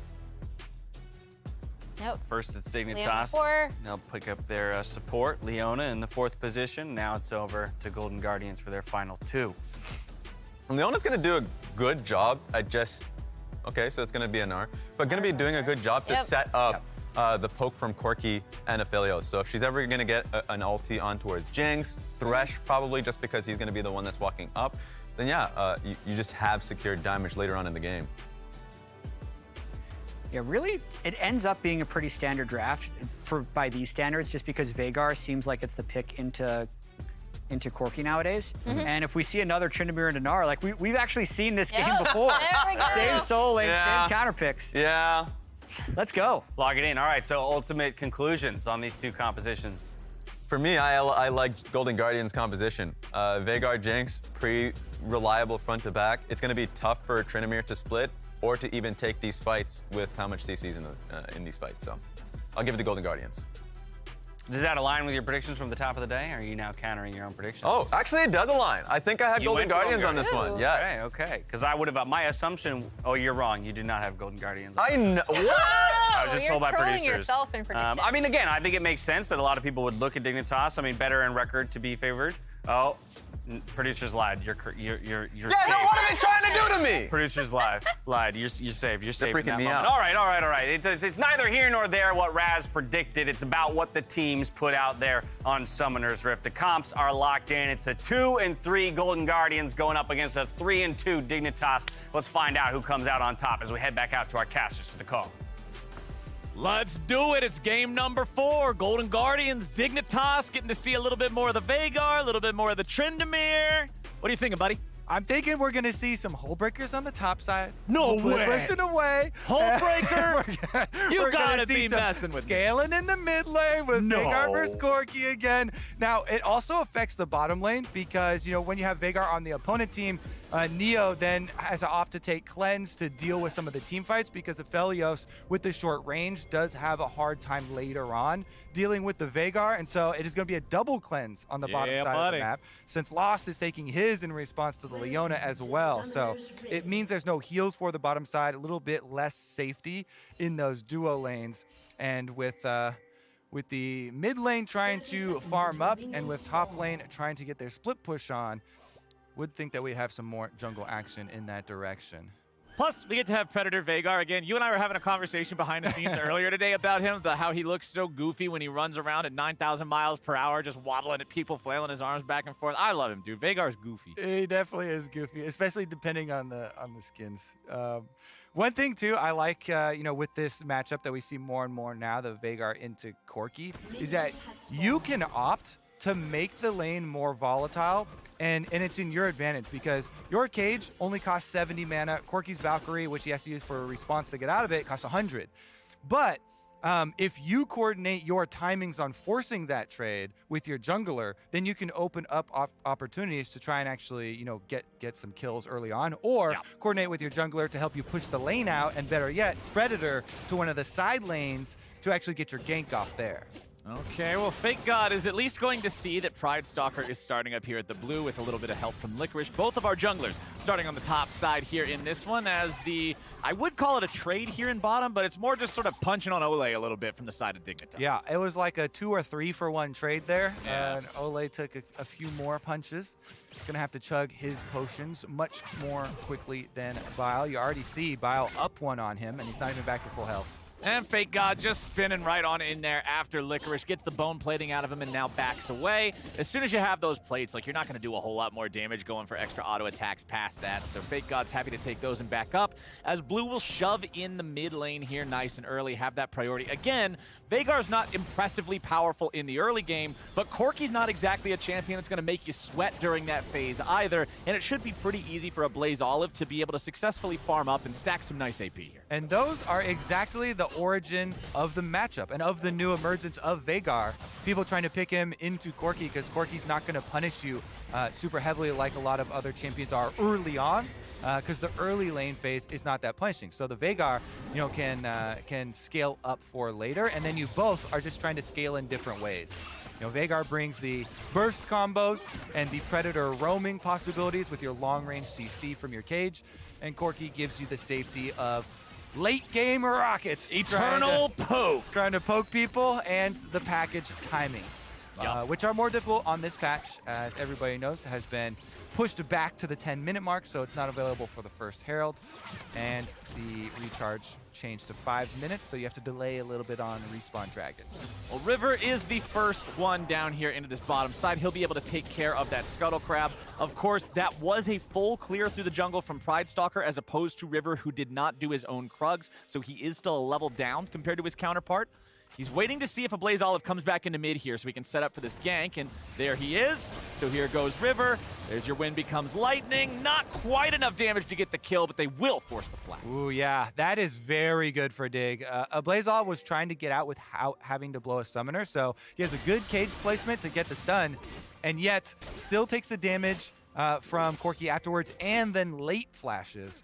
So it gives up a lot of HP plus the summer spell to do so. River trying to corral the crab upwards so that Pride Stalker can't have anything to say about it. And then you can finish off on your Krugs as well for the roundabout clear from Xin, leaving River well and truly above Pride Stalker on his clear speed, which is so rare for a Xin Zhao. Pride Stalker has to wait around for the second respawn here, and the double Scuttle Crab for River will be something he can take to the bank on his first recall here. Of course, they're not worth a ton of EXP anymore. Those first ones did get the EXP nerfed by 80% or so, so it's not like it's getting him way far ahead in terms of everything, but the money still feels really nice. Exactly, and it makes his first purchase very, very big. So he's continuing on with the secondary respawns through Raptors as well, and they're both going to cycle on through.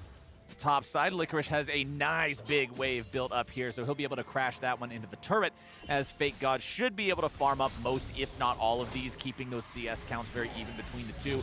Mid lane, a similar story being told, as both have very, very close farm. Teleport already being used by a Blaze Olive to get back into mid lane. Blue still has full resources. Health bar, mana bar, everything's good to go. No reason to use the TP yet. Now, I want to see if you can get a support roam timing on mid lane, because the flash was blown with the early gank from River, and so Biofrost here makes the attempt, but Golden Guardians know that this is the biggest playmaking opportunity afforded to them, and so they're also sussing it out. Pride Stalker pops the Scryer's Bloom there to see about it, and so first recall from supports for their roam timing isn't going to find any of the roaming plays. And the extra vision here with the extra control wards does leave open repeat opportunities, which is why you see a Blaze Olive hovering up to the top side of the map. And both of our mid laners do have level 6 now, so the rocket poke begins. The real burst combo from Veigar also available. Worth pointing out too, although I mentioned that Blue did not have any reason to use his TP, he did get to go back thanks to forcing a Blaze Olive out of lane, so they both got to have their first chop.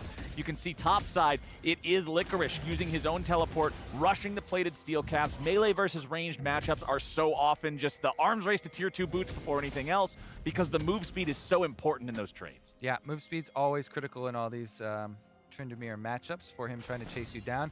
A Blaze Olive knows so much was invested on the bottom side. Again, he's hovering slightly towards top side off this reset. Everybody from Golden Guardians is trying to counter. Oh, here we go. Dignitas thought they were ready, but in fact, it's the Golden Guardians who have the manpower. 2-0 in that exchange. Yes, beautiful job there from the Golden Guardians. A Blaze waits, hovering top side, kind of dangling it in front of them, knowing he is the one with the target on his back. Whenever you blow that early flash, everybody in the game looking for this play, and off of the reset, you know that Golden Guardians fully focused on this counter because they brought Lost with them.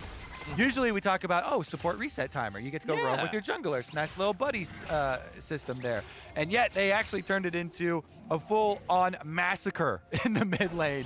2 kills picked up for the Golden Guardians for the full commitment, bringing the Jinx there as well. Lost with the sweeper goes in, or Pridestalker goes in with the sweeper. With the cage, they do eventually get the flash out of River. He was trying to hold, but it's a bit too late because, as you said, Ablaze Olive already has access to the ultimate, so that one is in the air. And that one rings true. Plus, with Baofrost getting caught up there as well, that is 2 very quick kills for mid jungle. Yeah, 2 kills and almost a 2,000 gold lead means they're winning elsewhere as well. They've already got a plate taken off the top lane there. That's the only plate that's been taken in the game. They are winning in farm in every single role, including support, which is mostly just a meme, but I still like pointing it out. Like, Golden Guardians are having an awesome early game here, but I must put the asterisk on that statement. Golden Guardians have had many awesome early games so far in the first couple of weeks of LCS play here. It's the mid game, it's the late game, it's the ability to close that is mostly in question for me with this team. Yeah, and we've seen in many games from many of the different teams too. So many comebacks in a lot of these games that we've had, especially this weekend. So keeping your options open for both of them. Attempts here to clear out so much of the pathway for Leona / Thresh to make their roams, though. You see these control wards replenished through this river heading up towards mid lane, so they can try and keep it as an option to open up those big level 6s. Olay already has his. Baofrost trying to soak on bottom side to get that level 6 Leona lane, and then we'll see if they can actually punish. All right, Golden Guardians will pick up the Herald for themselves, or at least start it. Doesn't look like we're going to see any immediate rotation away from Dignitas. Golden Guardians were able to shove up that top lane wave, get that one crashing into the turret, make sure Fake God has to answer that. One more proc on the eye, there you go, and now it's just a smite away. Golden Guardians secure that one easy, and they'll have the entire duration of the eye to be able to secure some plate money. Response from Dig, going for the Drake here in the bottom. And you can tell the coordination there from Golden Guardians. You know, they're willing to trade first Dragon for first Rift Herald. I feel like most teams would love that trade because of the gold value attached to turret plates for first Rift Herald early on, and still having the option to interrupt on Dragon stacking for later. You know, you had Lost and Olay rotate halfway up to about here. From bottom lane to ensure that they could join the Rift Herald fight if there was any sort of movement from Dig to get there. As soon as they see them not going for that, they just return right back to the lane so you don't give up any minions for it, and it's just the neutral objective trade without any extra resources invested. Licorice just keeps on shoving up here in the top side. Fake God's happy to just let the wave move towards him, catch it all there, scale up as the Tryndamere. Here in mid, Ablaze Olive throws down the cage, but it will not find Blue, who is, of course, armed with his own blue buff, which means that rocket spam is just never gonna stop. It's up to Ablaze Olive to constantly be sidestepping those as Fake God goes forward. And then that's always the thing about trading into Mini-Gnar. It's not just your immediate trade when you jump on him and try to hit him with damage. You also have to account for how many shots you're gonna take on the way out. Yeah, and with Gnar also very frequently running this fleet footwork, extra speed up, helping you chase them back down in addition to rushing for your tier 2 boots. It's really a 1,000 cuts style strategy though for the Gnar. It's not fancy or flashy. Yeah. It's just slap him with an auto attack here or there. Maybe donk him in the head with a boomerang, you know, just little things. Exactly. You try and keep him under control by getting as much health off from each trade as you can whenever he goes in, so that the Tryndamere can't threaten you so frequently with those all-ends. Because Fake God here, sitting with the double summoner spells ready, definitely would take that opportunity, especially if they could get jungle intervention. So he keeps going for the trades on the Mini-Gnar. You have very little armor, so that's why you have to try and play to your range. And he's going back in here with very low health. There's the Ghost, baby. There it is. Fake God's giving him the auto attacks, forces the flash out of Licorice. It's a positive summoner spell trade for Fake God. Ghost's cooldown significantly shorter. Yeah, definitely the objective obtained there for him. That's all that he's looking for in this situation. And he pops the Q for the health. You give up on your extra crit % chance because of popping for it there, but you get the extra auto attacking guaranteed. So unless you're gonna get real lucky there, it definitely is a damage positive choice. And the bottom side is going to pay the immediate price. Predator from Veigar used to roam down. Remember, they still have Rift Herald in hand too, so this poke damage onto Neo could have very, very real ramifications as far as the gold generation for Golden Guardians. Lost already got one turret plate, and second one is about to fall off. So huge poke damage earned, and they've got the Rift Herald, so they can just complete the entire thing here. If you pop it after 2 plates, you have the auto attack time during the spawn of the Rift Herald to get through plate number 3, and the true damage always finishes off number 4 and 5 there. So it's the most efficient way to pop it as a jungler when you're coming through. After you have finished up with 2, and with 2 people auto attacking, you can get through number 3 to get the most out of true damage, because bulwark resistances adding to the turret will make it a lot more difficult if you don't get that window. Wait till 3 plates, summon Herald, collect your money, wham bam, gold in a can. Let's do it. That's how you make sure you're optimizing. Let's see again how they set it up here and how Neo got such low HP. Yeah, I mean, it was just good play here from Ole. Forces out the cleanse super early on. That is both Flame Choppers and the turret used, but that's how the cleanse was down previously to be able to force the extra damage on the second trade. All right, let's see what mid lane's going to look like here as Blue is forced back a little bit. Again, the farm just remaining perfectly mirrored between these two. But the gold overall, the top 3 earners in the game are all Golden Guardians. A 4,000 gold lead before plates even fall, and it's about to balloon even further, Kobe. The Golden Guardians early game has been on point in these first couple of weeks. It continues to be so. River's stealing away a couple of chickens, but you're going to need a whole lot of chickens to make up 4,000 gold. Yeah. 4,000 gold worth of chickens? That's a lot of chicken. That's a truckload of chicken. How many buckets of chicken can I buy for 4,000 gold? Remember, too, Golden Guardians did not give up a lane to feed their Jinx. This is a Jinx that fed herself. Yes, there was a Rift Herald activated in the lane, but Lost and Ole doing so much work on bottom side that they take the whole bottom lane turret with all those turret plates and top side turret, very similar to last game where TSM were force feeding Tactical with all these 5-man ganks down there, meanwhile giving up top side and letting this, Camille get super fed. But Golden Guardians didn't give up anything for this. So this is just a world where you've got a fed Jinx, and they still have a Gnar that is going toe-to-toe and, in fact, up in CS over the Tryndamere. So very promising for Golden Guardians. You talk about good early games. This is a damn great early game, okay? Almost 5K here, cresting for Golden Guardians. Okay, Dignitas, however, are in position to challenge for this Drake despite the gold deficit. They've already got the first Drake of the game. They would love to go 2-0 on that count here, but Pride Stalker is ready. It will be a flip here for the Drake. It's stolen away by Golden Guardians, and they feel great about it. Pride Stalker gets himself back out. Golden Guardians is not looking for a fight. They're happy to take the Drake and walk away. They are so happy that, I mean, you don't want to say they start celebrating early. They get the package out as well. Another good amount of poke here. Yep. They've also just got so much CC to force out these opportunities for themselves. Cage plus Ole has been pinpoint accuracy thus far with the Thresh. So many times here for Golden Guardians, they open up plays with these abilities, and they're just cruising through this game. Neutral objective number 3 picked up for themselves. That's the second Rift Herald plus that Dragon they were just able to steal away with Pride Stalker Smite.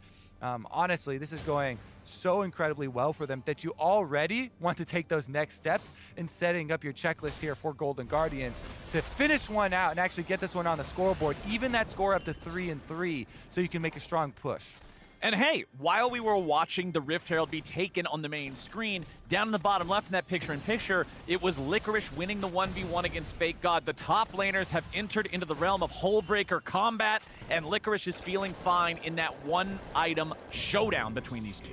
And Fake God is going to have to stick to those side lanes because Gnar team fights way better than Tryndamere, also considering that Tryndamere has to team fight through a Veigar cage, through a Thresh cage. There is so much peel for a Tryndamere, whereas sometimes you can theoretically be like, okay, well, the Tryndamere could split push and then roam to one of these fights and get a flank, and you put a lot of pressure on the back line with your ulti, but there's so much CC, it is a nightmare for him, and so he wants to be able to stick to side lanes, to be able to stick to some split push through this game, whereas there are a lot of team fighting opportunities for Golden Guardians. And some of the times when we set up talking about win conditions for teams, and mention one team being ahead versus another team despite gold values on the scoreboard is because team fighting setups are a lot easier to end games out. But just so happens in this game, the one with strong team fighting setup also has the almost 5,000 gold lead for themselves for the Golden Guardians. And I want to talk about the gold lead a little bit too, because that gold lead does not include the stacks of evil power or whatever the hell Veigar's thing is called, that he currently has almost 200 of. So let's do a little bit of math here real quick. Normally this is Freak's thing, but I think I can at least do this math. So 40 AP on a blasting wand costs 850 gold, right? Okay. He's almost got 200. 40 times 5 is 200. 850 times 5 is 4,250. Approved. That's nearly doubling the gold lead just in Veigar AP, man. Approved, approved. And, you know, it is taken into account in the power budget when they're designing the champion, you know, for the passive. He gets a pick here onto blue, and that's 50% of your HP. Oh, nearly got him there. Blue flashing out of the way of the Q, but he won't get away from the super mega death rocket for the kill. They've got a lot of death flying around on the side of Golden Guardians, and the second one reigns true. Now they're just going to take even more. Oh, baby, River's in some trouble. He wants to get out of there, but there's no way home except in a body bag. Golden Guardians, man, looking good. Yeah, as long as your home is the fountain. Yeah, get right I don't want to go home. Quick. He's going right back home. Dig are getting smashed. 6,000 gold lead and counting, Flowers. They're about to get another turret with Rift Arrow number 2. The Golden Guardians are raining gold all over the map. There it is. That one should put them right about there. Almost $8,000 ahead of their opponents. Another Rift Herald charge. Count this it. time on Keep tier on 2. counting. Pump Let's those keep numbers on up, going. baby. These are rookie numbers. We need to pump them numbers up. Over 8,000 gold lead. 18 minutes in for the Golden Guardians squad. Wowee. All right. This is a smash from the Golden Guardians. Are you kidding me with how far ahead they are? Look at the amount of flexibility and luxury they have at the fountain. They can go shopping for whatever they want, my friend. You want an item? Here, take 2 items. You've got completed. Stopwatch up into Zhonya's upgrade here for Veigar on top of the extra CC coming from your Frost. Dude, it's honestly, let's see how Dignitas can come back into it, because it's no use going over Golden Guardians anymore.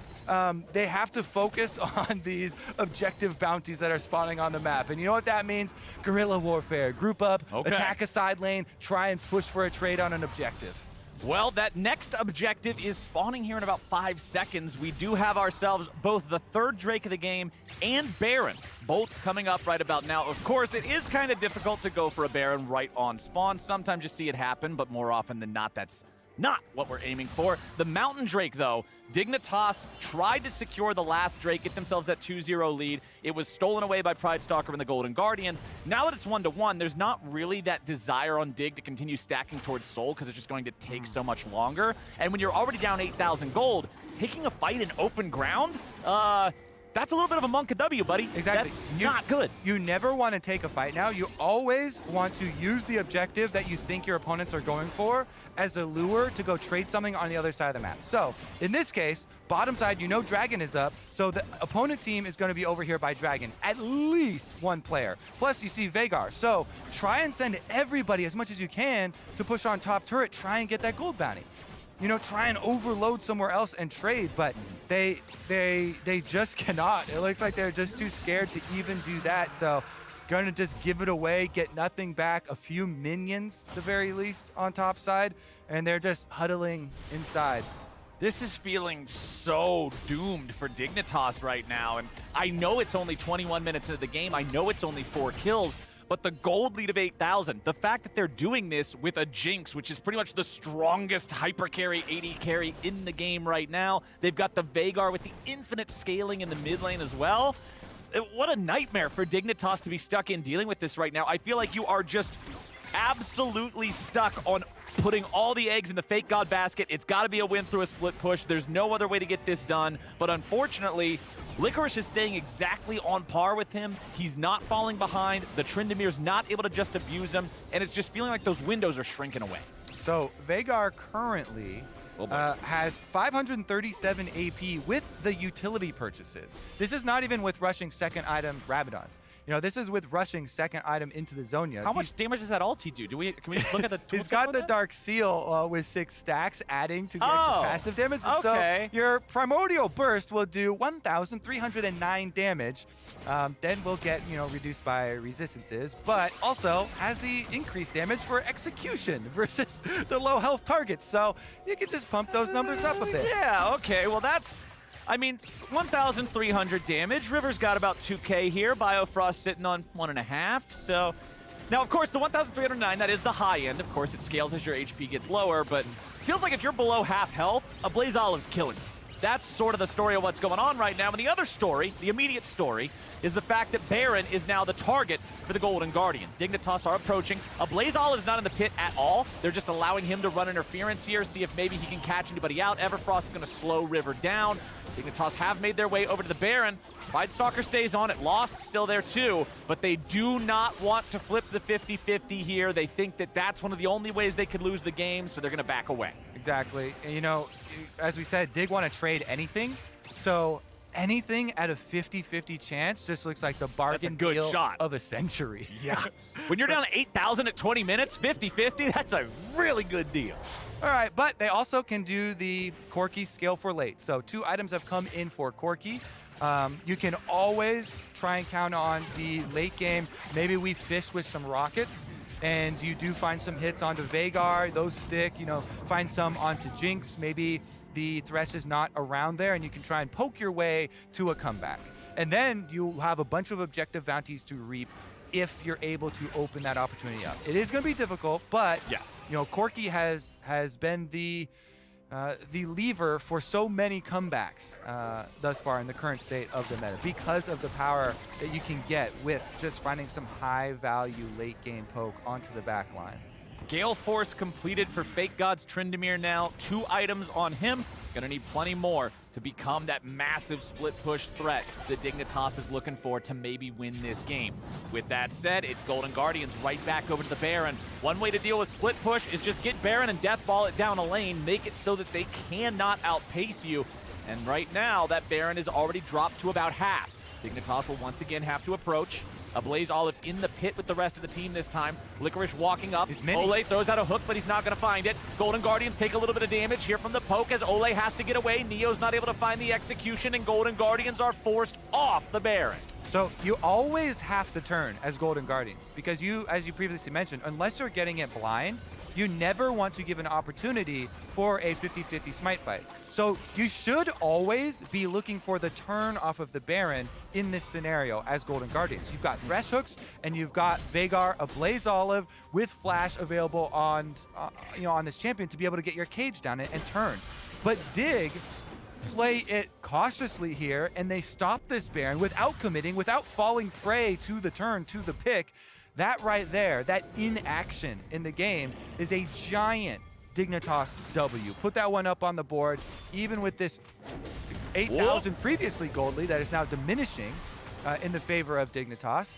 They're slowly doing it, Flowers. They're slowly climbing back up this hill the longer you can stall Golden Guardians. But I do want to make sure that everybody on the Dignitas party bus still understands the gravity of the situation here. It is already a 3-item Jinx. It is a Blaze Olive's Veigar, nearly having the Rabadons completed here. You already see the 2 needlessly large rods in the inventory. Things are still scary, and it is Golden Guardians heading over to the Drake pit. This will put them on Soul Point if Dignitas is not able to steal it away. All right, they're actually moving in like they look like they want to fight it. Package is available here. Blue positioning through the river. Looks like he's got a juicy pack. Oh, here we go. What's it going to be, Dignitas? Do they want to commit for this? Still an 8,500 gold lead for the Golden Guardians. Fake God positioned near the wall, ready to spin over and go for the back line if he can find them. Drake down to 2,000 HP. Over the wall goes Pridestalker. The objective bounty is going to be claimed, but what about the fight? Biofrost likely to die first here. River about to be number 2, but he gets back over the wall. Fake God looking for the carries of Blaze Olive, buying time here with the stasis. The Golden Guardians have lost Ole, but Dignitas are losing a lot more. They've still got Fake God, River, and Blue alive.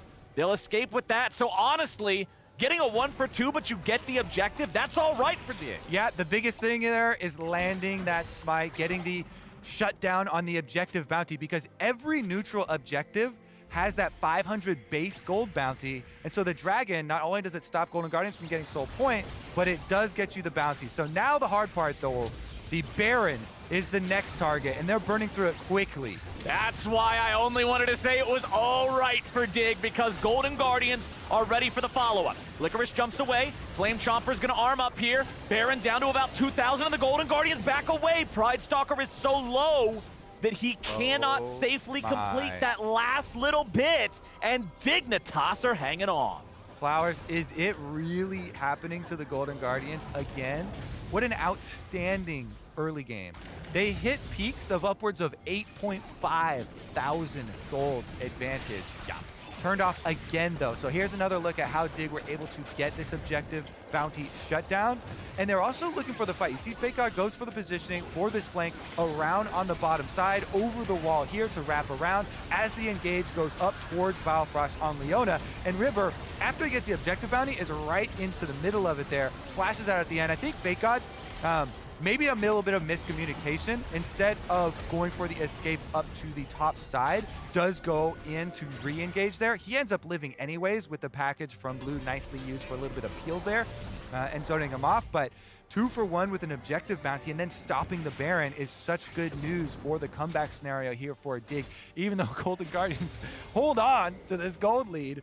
And Veigar does have the completed Rabadons now, so giant damage will be able to be pumped into a single target there for him and still have the big zone control with the cage. My biggest observation of those damage charts, Licorice topped the charts for the Golden Guardians. It was not the 3-item Jinx with an Infinity Edge. It was not the 3-item Veigar with the Rabadons. Those champions were not able to apply their damage in a meaningful way to the point where 2-item Gnar outdid them. That is why the fight was not able to be more convincing for the Golden Guardians, and that's what's going to need to change in these future skirmishes if they don't want to end up having this one slip away from them like we've seen already happen so many times. And that's why we mentioned why the necessity of the cleanse for Neo is going to be, it's still an issue here because he's a little bit shorter range unless he has Green Gun, and you have to deal with Veigar Cage and the Thresh as well, but Ablaze finds himself a pick, forces an ult for ult trade. Good stuff there. FakeGod will find the team fight pretty impossible to do without his own ulti. Blaze Olive still able to contribute some here. River and Blue were in a good spot to block the Super Mega Death Rocket. If that one would have collided with FakeGod, I believe it would have killed him. Golden Guardians still with control over the red side jungle of Dignitas, moving up as a group, looking to clear out any vision, looking to make this a question mark for Dig. Where are they? What are they doing? What's next? And it is a cooldown positive trade with Tryndamere because, as you know, Tryndamere's very infrequently level up their ultimate. They always leave it at level 1 and pump abilities into the rest of their kit. Yeah. So the cooldown remains quite long later into the game. So he knows he's trading into a level 1 Tryndamere ultimate 110 seconds with his only 60-second Veigar ultimate. So you can force those every single time. Plus you have the added benefit of getting Tryndamere low health.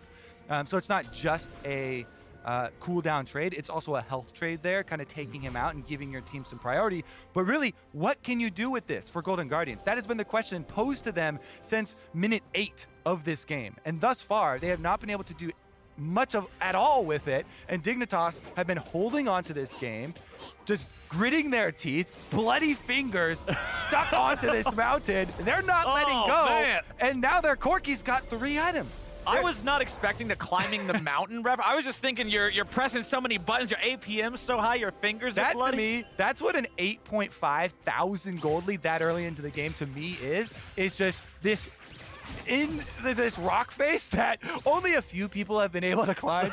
This is the one they tell legends about.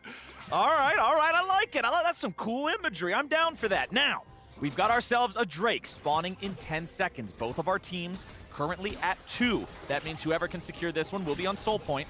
Golden Guardians, again, grouped up here in mid. All 5 players ready to go. It'll be Licorice pathing towards the Drake pit first. Everybody else following up behind him. And it doesn't look like Dignitas is in a good spot to challenge for this one. Instead, they're moving up towards the Baron. They're saying, hey, if you send everybody over to Drake, we'll try to rush this down. But that's not the case. It's just a Blaze Olive and Licorice. Everybody else is standing guard up here. As soon as River sees Pride Stalker, they know what's going on. So good Drake secure there from Golden Guardians. Exactly. And the key here for Golden Guardians when you're in this position of power it's very easy. All you have to do is keep your jungler around this area. Dig are never going to just, force that down while you have someone else taking Dragon. And so they had both of their solo laners, which each have Unleashed Teleport on that Dragon. So as long as you still have your jungler up here, your threat of the smite, your threat of the engage is still here. You've got the double teleports. If Dignitas, go crazy and try and force something, you will be able to catch them. But Dig have played this game so patiently from behind. After getting behind, which is unfortunate for them, they've been able to at least leverage themselves into this sort of situation. Again, fishing behind Baron, trying to stop it. A bunch of damage once again from Baron, delivered to the Golden Guardians front line, and they're forced to pull off again. The Golden Guardians have just not changed or accelerated or moved this game in a positive direction in what feels like so long, Kobe. What's the holdup? Yeah, so I want to see them more aggressively force on the Baron and turn. You have to always be looking for this turn with your Flash Predator Veigar and Flash from your Thresh. Look for that big play when the team that is coming to check the Baron is so far behind in gold. And that gold meant a lot more 10, 15 minutes ago when they first got this gold lead. Now, Dignitas are actually catching up. Now it's a lot harder to do that. It's actually scary for Veigar, because now Veigar's thinking, okay, I can try and position aggressively, but Corki's got 3 items now, so if I get hit with a rocket, I get like one more chance to make a play. Okay, here might be the engage that the Golden Guardians have been looking for, but Dignitas gets themselves away. Flash coming out from River to keep himself away from that attack of the Golden Guardians. Blue also doing a good job firing some of those rockets in there, and you can see a Blaze Olive's health bar. I believe that is a single Corki rocket. Exactly. So that's the worry of waiting longer in the game to pull off that turn from Baron and pull off that pick. It gets so much more scary because of the scaling of the Corki and the range that those rockets provide. Like, that is always going to be something Dignitas can try and rally around for the late game. And they're keeping this defense of this red quadrant up, Flowers. Okay. This has been a long war they've fought over this vision behind Baron, and it has definitely paid off for them thus far. But attempt number 36 for Golden Guardians on Baron.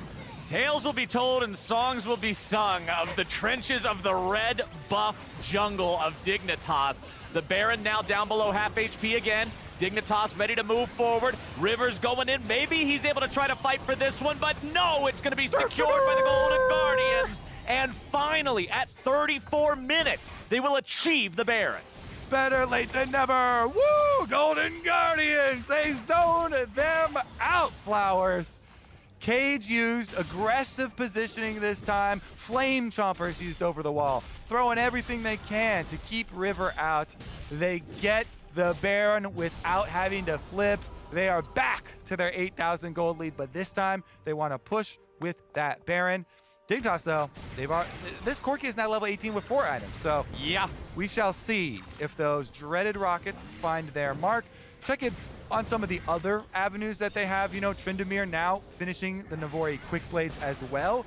The extra cooldown reduction does mean a lot, especially when you're split pushing there and trying to make use of so much mobility. We'll see if he actually makes his way through some of these hard to navigate abilities. Now, one thing I also want to point out, because you're talking about, will Dignitas be able to stall out this push? Can they fight back against the Baron? The Baron timer very easily overlaps with the spawning of what will be the soul for Golden Guardians 2. So even if Golden Guardians push this up, they can't break the inhibitor line. The rockets are just too balanced.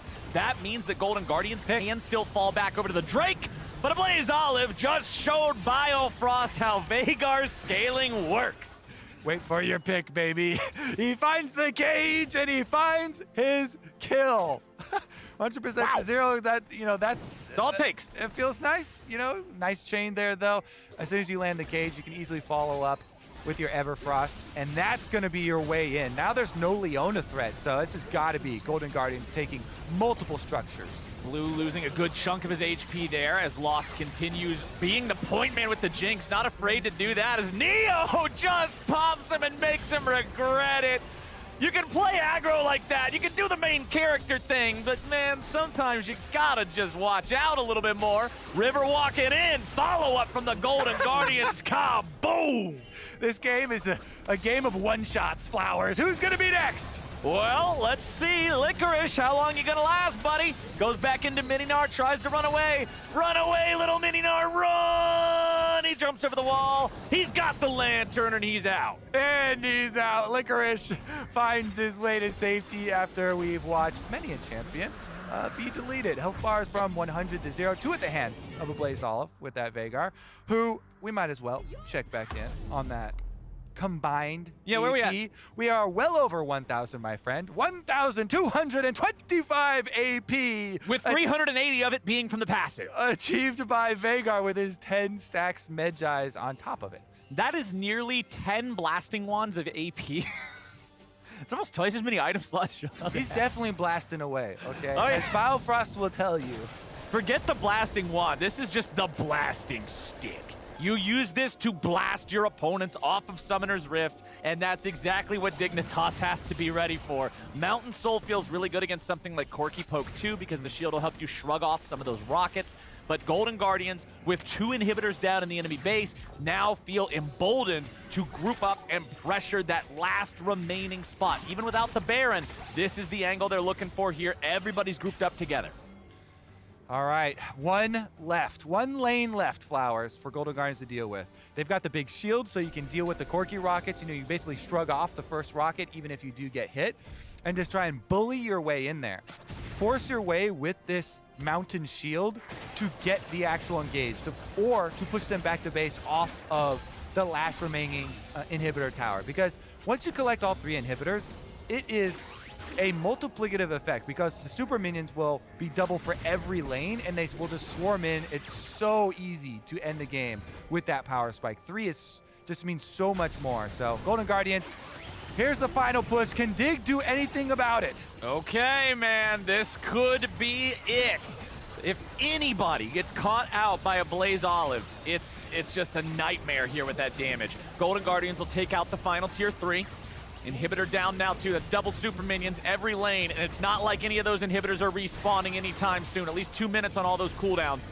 Veigar cage thrown up, so nobody can use the base gate to try to come out for the flank. You can see both River and Fake God looking for that as a possibility. Golden Guardians just waiting for the minion waves to start pouring in, and they're going to have all of that extra pressure to use. Of course, without the Baron, it is still pretty easy for Neo to be able to use the Hurricane to clear some of those away. Fake God eating a ton of damage. They're jumping in. Dignitas is deciding to go for it, and they got a Blaze Olive. Taking down the enemy mid laner buys Dignitas time. Oh, Olive. He's a blaze indeed. Yeah, he truly is. He goes down in a blaze of glory there. This is also one of the reasons why a lot of the Veigar mains are actually proponents of buying a defensive item that is not Zhonya's. Yep. Because Zhonya's, you know, that doesn't help you unless you actually get the quick activation off. You can still get burst down if there's CC, 100 to 0 right there. He's wiped off the face of the earth with some poor positioning out there by himself.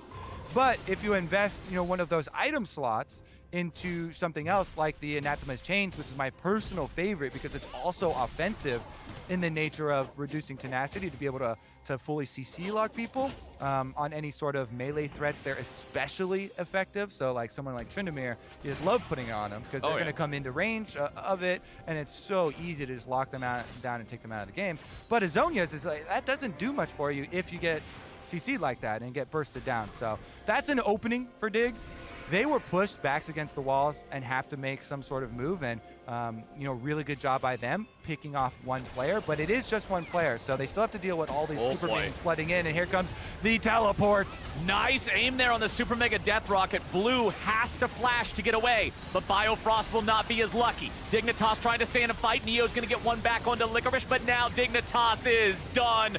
Both carries down. It's only Fake God left. Golden Guardians only lose their top laner. They'll walk it in. It took them a while in the mid game. It's going to be 41 minutes before the Nexus falls. But Golden Guardians will take that early game lead all the way to the enemy Nexus and close this one out against Dignitas. Time to ascend, Fake God. Pull this game back somehow. Do it now! I don't think so, my friend. Golden Guardians ties Dignitas in the standings, 3-3. Takes them down, 41 minutes. GG. Holy moly, that early game. Yeah. They absolutely dumpstered this early game here. Golden Guardians giant gold lead, and then even after getting turned off the Baron maybe 7-8 times. Corki does that, man. They finally get it. They pushed them back through the red buff with the Baron, ending up with 2 inhibitors down and finish out the game. Congratulations, Golden Guardians.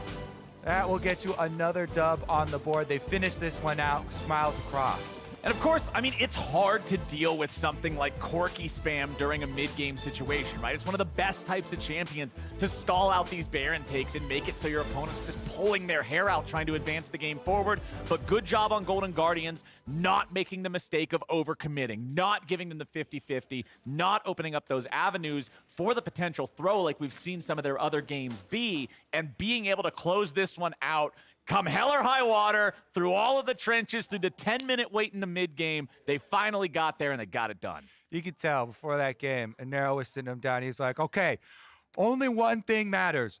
Do not throw. No throw. Repeat after me. I will not flip Baron. I will not flip Baron. That's the story of what we saw. There was no Baron flip. There was Baron secure, and that's what it's all about, man. Golden Guardians, they got to be loving that too. They're 3-3 now. And they did not flip Baron. No, they got it. Baron. And Golden Guardians clutch it out, and now it's time to catch up with the Blaze Olive and the Tigress on the stage for our Verizon post-game interview. Love to heal the energy after such a long game from our casters. And I am here with the Blaze Olive. So first, I do want to ask you about the early game in isolation. Very dominating from Golden Guardians. How do you believe that was able to pursue? I mean, it was so long ago, it's hard to remember. But, I mean, early game went really well. They burned my flash early with the Zenzel gank, but we kind of read when they were going to gank me back, so we had like our whole team there to counter gank. And right when that happened, the game was like really doomed for them. It was really bad for their bot to gank mid on that timing. So their bot lane lost, I got kills, so I got ahead, and Eric was smurfing in top lane, so he was doing well. So the game was like really decided by the counter gank. So did the game go as long as it did, though, because you needed it to, or because you wanted to see how many stacks you could get? I was definitely farming them stacks. But I think it seems like we have a rule where if the game goes past 40 minutes, that's when we can finally end. So, I mean, we fulfilled that goal today, so things went well, I guess. On the opposite side of that, though, what are some of the challenges that kind of erupt in the later portions of the game with that difficulty to secure, you know, Dignitas trying to hold in it there? I mean, definitely getting the Nash. We were really far ahead, so we got a lot of the tier 2s outers, which is like usually harder than taking the Nash, but we couldn't figure out the right setup. It's definitely something we're going to go back and look at, but we know that that's what we have to focus on. Scrims this week were not like the most productive, so hopefully next week we'll get better practice.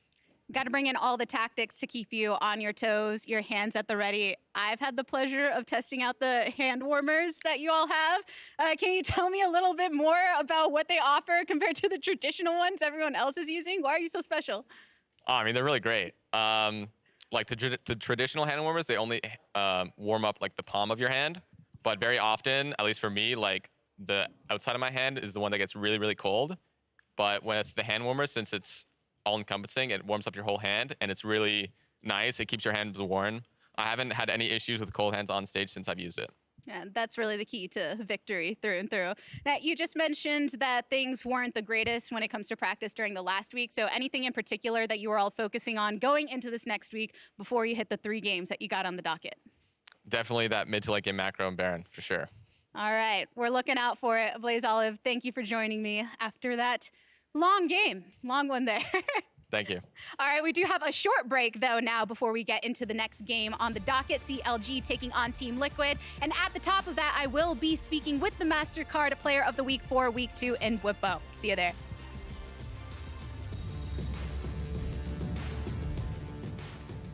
Hello. Toby Kwon. I need AD turned down. Okay, going. 1 HP. Hey, ulti. I have ulti. Oh, watch his headshot, guys. Watch his headshot. Boom! Boom, baby. Oh, baby. River's in some trouble. He wants to get out of there, but there's no way home. Watch out a little bit more. River walking in. Follow up from the Golden Guardians. Kaboom!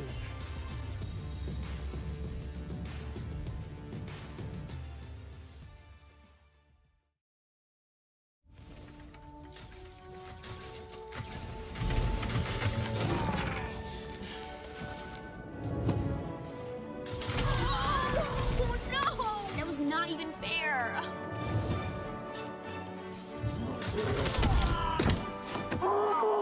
What if respawning was refreshing. Here's to the round between rounds. This game is rigged. This game is out to get me.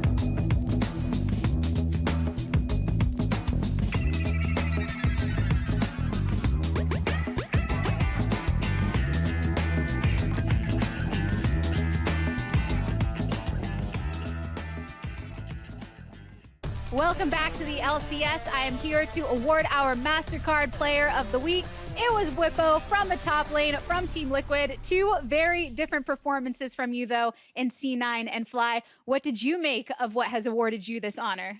I'm quite happy with it. Sometimes tank players don't really get recognized when they make, important initiations and make big plays for the team, even though, usually you're playing the tank, you're on the weak side. As you can see, like the stats, like they're probably pulled down quite a bit from the Gragas game because you don't really have high CS per minute, you don't have high damage output, but sometimes you can find game-winning plays, and still being recognized for some of those angles that I found in the C9 game feels great. And I think that was one of the most impressive things, especially talking to you after that game, how you learned from earlier moments to be able to make those plays later on. When it comes to mid-game adaptivity, how hard of a skill do you think that is to develop, and how prominent among players within the professional scene? I think it's a pretty rare skill. I think that a lot of people need a lot of feedback from the teammates, and I have to give credit to my team as well. During the match, we were talking about how to solve the team fighting problem that we had. Why did that fight go wrong? How do we solve the next fight? How can we fight better in the next fight? And that's what we did. Just try to cancel Karthus and look to peel, and then sometimes the best way to peel is to kill the first guy you see on your screen. Yeah, take the first guy out. Everyone easy peasy from there. There was also a lot of talk that we had about kind of the communication structure between the veterans at the time. That's changed a bit. CoreJJ back in. How has that altered the dynamic thus far? I'm super reassured to have him on my team. I actually think that my playstyle was very suitable for Ayla, where I think he was a little bit more reserved. You know, like obviously he's coming into a big star-studded lineup. He doesn't want to make mistakes that will cost the team the game, and he's just trying to fill in his role. So I was farming a lot, and we weren't really looking for aggressive plays in the mid-game stages. Whereas now with Core, I do feel like sometimes we put a little more gas into the game and try to get going a bit faster. So I'm in the process of reevaluating my own style and seeing like maybe I should go back to this guy's on mid wave every wave, because that's who I used to be. Well, regardless of whoever you are paired with and however that ends up altering your state of play, everyone says it's so fun to watch Bwipo. The builds, the picks, the style. Do you feel that you exert kind of this energy into Summoner's Rift when you take to it?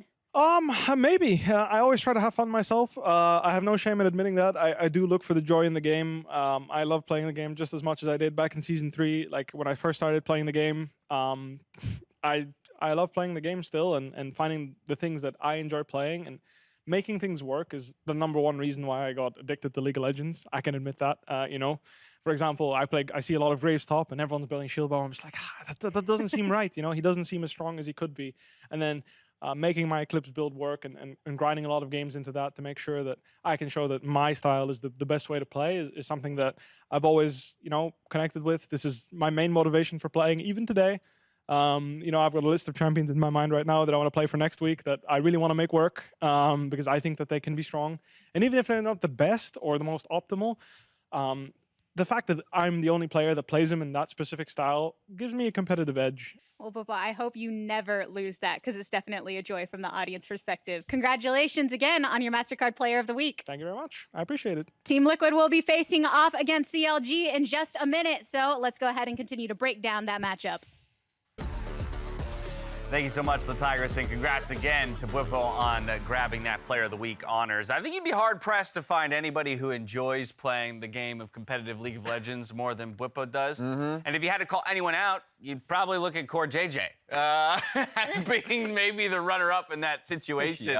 And on that topic, yesterday we were reintroduced to North America's greatest support, which means we are going to head over to Hai to get his pro view on Core JJ's play. Hai, take it away. How's it going, everybody? We have a play up here, and it's going to be very simple. I want to talk about things that he does at a fundamental level that make you a better support player. So the first and foremost thing I want to bring up is that when your AD carry is backing in the lane phase, you should always take a look at mid and see if there's anything you can do there or not. You'll take a look here and see that he roams and ganks mid. There won't always be an opportunity to do this, but at the very least, you should look. Here, he does the roam. They don't get the kill, but they burn a flash here, and that's so huge to be able to swing the momentum of your mid laner in your favor. So that's the very first tip that you can do almost every single game. The second tip will be when you're recalling, make sure to do a few different things. #1, take a look at your mid lane and take a look at your top lane. See if there's a way where you can make a play and do something there. You'll see here that he paths towards mid, which is a good thing to do. Almost always path towards mid, especially the pixel bush, is very important to get control there because it's such a pivotal point of the map. And even if there's nothing that happens, being there in case a fight happens is really good. So make sure to look top, make sure to look mid. And then another thing that he does really well is when you're trying to get vision as a support, it's so hard to do. You're not very strong. You get killed by everyone on the enemy team. So find your homies. In this specific instance, his homie is his jungler. So you find the jungler, group up with him, and get vision together. In this play, you'll see that even though he dies for it, had he didn't have his jungler here, he would die for free, and then they would have no vision. But here, they trade 1 for 1. So good fundamentals here leads him to having good vision, and it'll lead us to our next clip right here. The fourth tip that I have while watching him play will be that when the late game starts coming on, you have to figure out ways to accelerate your team. Here, you'll take a look. The only possible way that the Corki and Gnar could do something is if they get a 4-man ulti at Baron into some massive wombo combo. So what Core JJ does instead is, 1, he's not on Baron, which he does no damage to, so that's good. And 2, he'll sacrifice his life for the Gnar, so that way there's no counter engage from Gnar, and they get the Baron for free. So you want to trade your life to secure objectives. And to sum this all up, #1, make sure to look mid to see if you can roam there on your first recall. #2, make sure to look mid and top to see if you can do anything after your recall. #3, when getting vision, do that with your teammates. And #4, as the game goes on, you need to sacrifice your life for either your teammates or for objectives. And that's all I have for now. Back to you all. Thank you so much. I feel like I'm ready to dive in. The question is, which one of you is going to be my warding homie? I might have mixed it up. I'm just going to give my life right at the start. So Jat's like on spawn, go straight mid, dive Just turret. run it Right? back. Yeah, Yes. exactly. Incredible fundamentals, and again, I think it's great to highlight that as CoreJJ steps back on to the LCS stage. TL already looking like a formidable team, and to some, the best in the league. You add him back into the lineup, and they only get scarier. But I want to turn our attention with our final minute or two here to talk about CLG, who's tasked with taking them down today. They picked up their first win yesterday, Emily. That's going to feel good, and it did in so many ways come from the player and players that we had looked at needing to turn it on for CLG and Contracts and Palafox. Yeah, so we'd highlighted Contracts, and this Hecarim pick was great for him. I really want to shout out Palafox, though, because in a lot of these plays, it was Palafox teaming up with Contracts or Contracts teaming up with Palafox, and the two of them working really well together to make plays around the map. Also making the most of Ryze's global ability as well to set up a lot of these ganks. Again, we're looking at things like this because of the way that teleport works now, especially on bot side. So it wasn't super clean once it got to the mid to late game, but you know what? I really loved seeing how well they worked together, especially those two players. Exactly. I mean, they were playing as a unit, which was great to the point that you're making. Palafox is working really closely alongside Poom and Contracts, which you want to see consistently. They were not losing kills randomly in transition to the next play, which was just a constant issue that they would have previously. And so I feel like they're just getting better and better, and they can make a real pull here in the early game versus Team Liquid. Yeah, and it'll be big if they can pull ahead of TSM in that little rivalry they had. They had a bit of chiding on Twitter yesterday where when TSM won, they had themselves pulling away from CLG. After the Furious meme. Yeah, exactly. So But then good. CLG won their game anyway, so they're right neck and neck with them. They can reverse it. There if was they a need to. serious Hey. missed opportunity. There's that GIF where the car is making the hard right turn off of the freeway. That's what CLG should have done for 1-4 to get back over there with their buddies TSM. Either way, they're looking to put 2 on the board in a single weekend, and we're pulling one final caster swap for this 5th and final game. It's Pastry time and Mark Z on the call. Gents, take it away. G'day. My name's Pastry. This is still Mark Z. We got our final game of the week, actually, as week 3 is coming to a close. Yeah, going to round it out with a banger. Team Liquid versus CLG, both 1-0 so far on the weekend. And yeah, I guess you would say it's huge. CoreJJ's second game. Is he ready? Is the rust shaken off? I don't know. I don't know. And TL, of course, with a win here, and that certainly is the expectation, given how CLG have been, even though some momentum will be shifting for them after picking up a win yesterday. I mean, TL can tie for first here, and even though FlyQuest have been doing very well, I think most people would point to Team Liquid as the best team in the league currently. Definitely. I feel like with some of the other struggles that the contenders from Lock-In were having, you look at 100 Thieves, EG potentially, C9 a little bit recently, though it's exactly hard to pinpoint with them. It does feel like Team Liquid, has emerged as the favorite, though FlyQuest is holding up there. So we'll see if CLG can take the Team Liquid down. And it's kind of hard to not, look at Team Liquid and be like, oh, this team's pretty good. Given the roster they have once again put together, this is kind of Team Liquid's thing. Season upon season, they just tend to put together the best, if not among the best LCS teams. And often you're wondering more about, will they be able to synergize together more than is this a talented lineup? And so far, for Team Liquid, they seem to be passing that test with flying colors. The team gets along great. They have a very clear play style. You heard Bwipo talking about, I believe it was yesterday, about how the tempo of the game has kind of sped up since CoreJJ has come back in. You could see that a little bit in what Hai is talking about, and the how proactive CoreJJ is on the map, and Bwipo now needs to pick up the pace that he plays. But I'm sure that Team Liquid will always be on the same page. Good coaches, good bench, good food apparently from what I hear from the Team Liquid personnel. So seems to be all good, as CLG will have to see if they can upset once again. Again, CLG definitely feeling better after picking up their first win in the LCS, but no, it's always going to be a tall task here against Liquid. Yeah, and I think for CLG, beating Cloud9, the way in which they did it had to have felt good. They just absolutely slammed bot lane. Palafox got 5 kills in the first 10 minutes of the game, and then they basically stomped over it. I want to see CLG be able to find a win now in a game that is not so instantaneously in their favor off the back of a 3-0 dive in the bot lane. That is a tough request against Team Liquid, so maybe more in this matchup. You just want to see them go toe-to-toe with the most threatening team in the league, as we were kind of saying. All right, we'll see what happens here. It is Corki and Zilean banned by CLG, so Bjergsen getting the ban treatment there, as Gwen and Hecarim do grace the gray screen of TL's ban side as well. And so far, Bjergsen has not branched out the most. It's mostly been, it feels like, the scaling champion Zilean and Corki's, including Lock-In. That's 10 of his games. And then Orianna, Victor, the Vygar as well. There's not a ton of champions that's super proactive, so I can see them kind of saying, let's take out some of these biggest threats from Bjergsen's scaling pool. Caitlyn also banned away, so aware of Hans' general threat. Zeri, pretty much a must-ban. Team Liquid save it till last, but no big surprises there.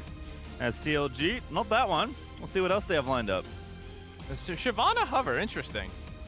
Wonder if that's a shot in there or anything, or I don't know. Usually when people hover something in Champ Select that means something, like someone fed on that champ, or like it's your one trick. You know, I wonder what the significance of the Shyvana Hover is. You know, Jojo Poon hovers Teemo every game.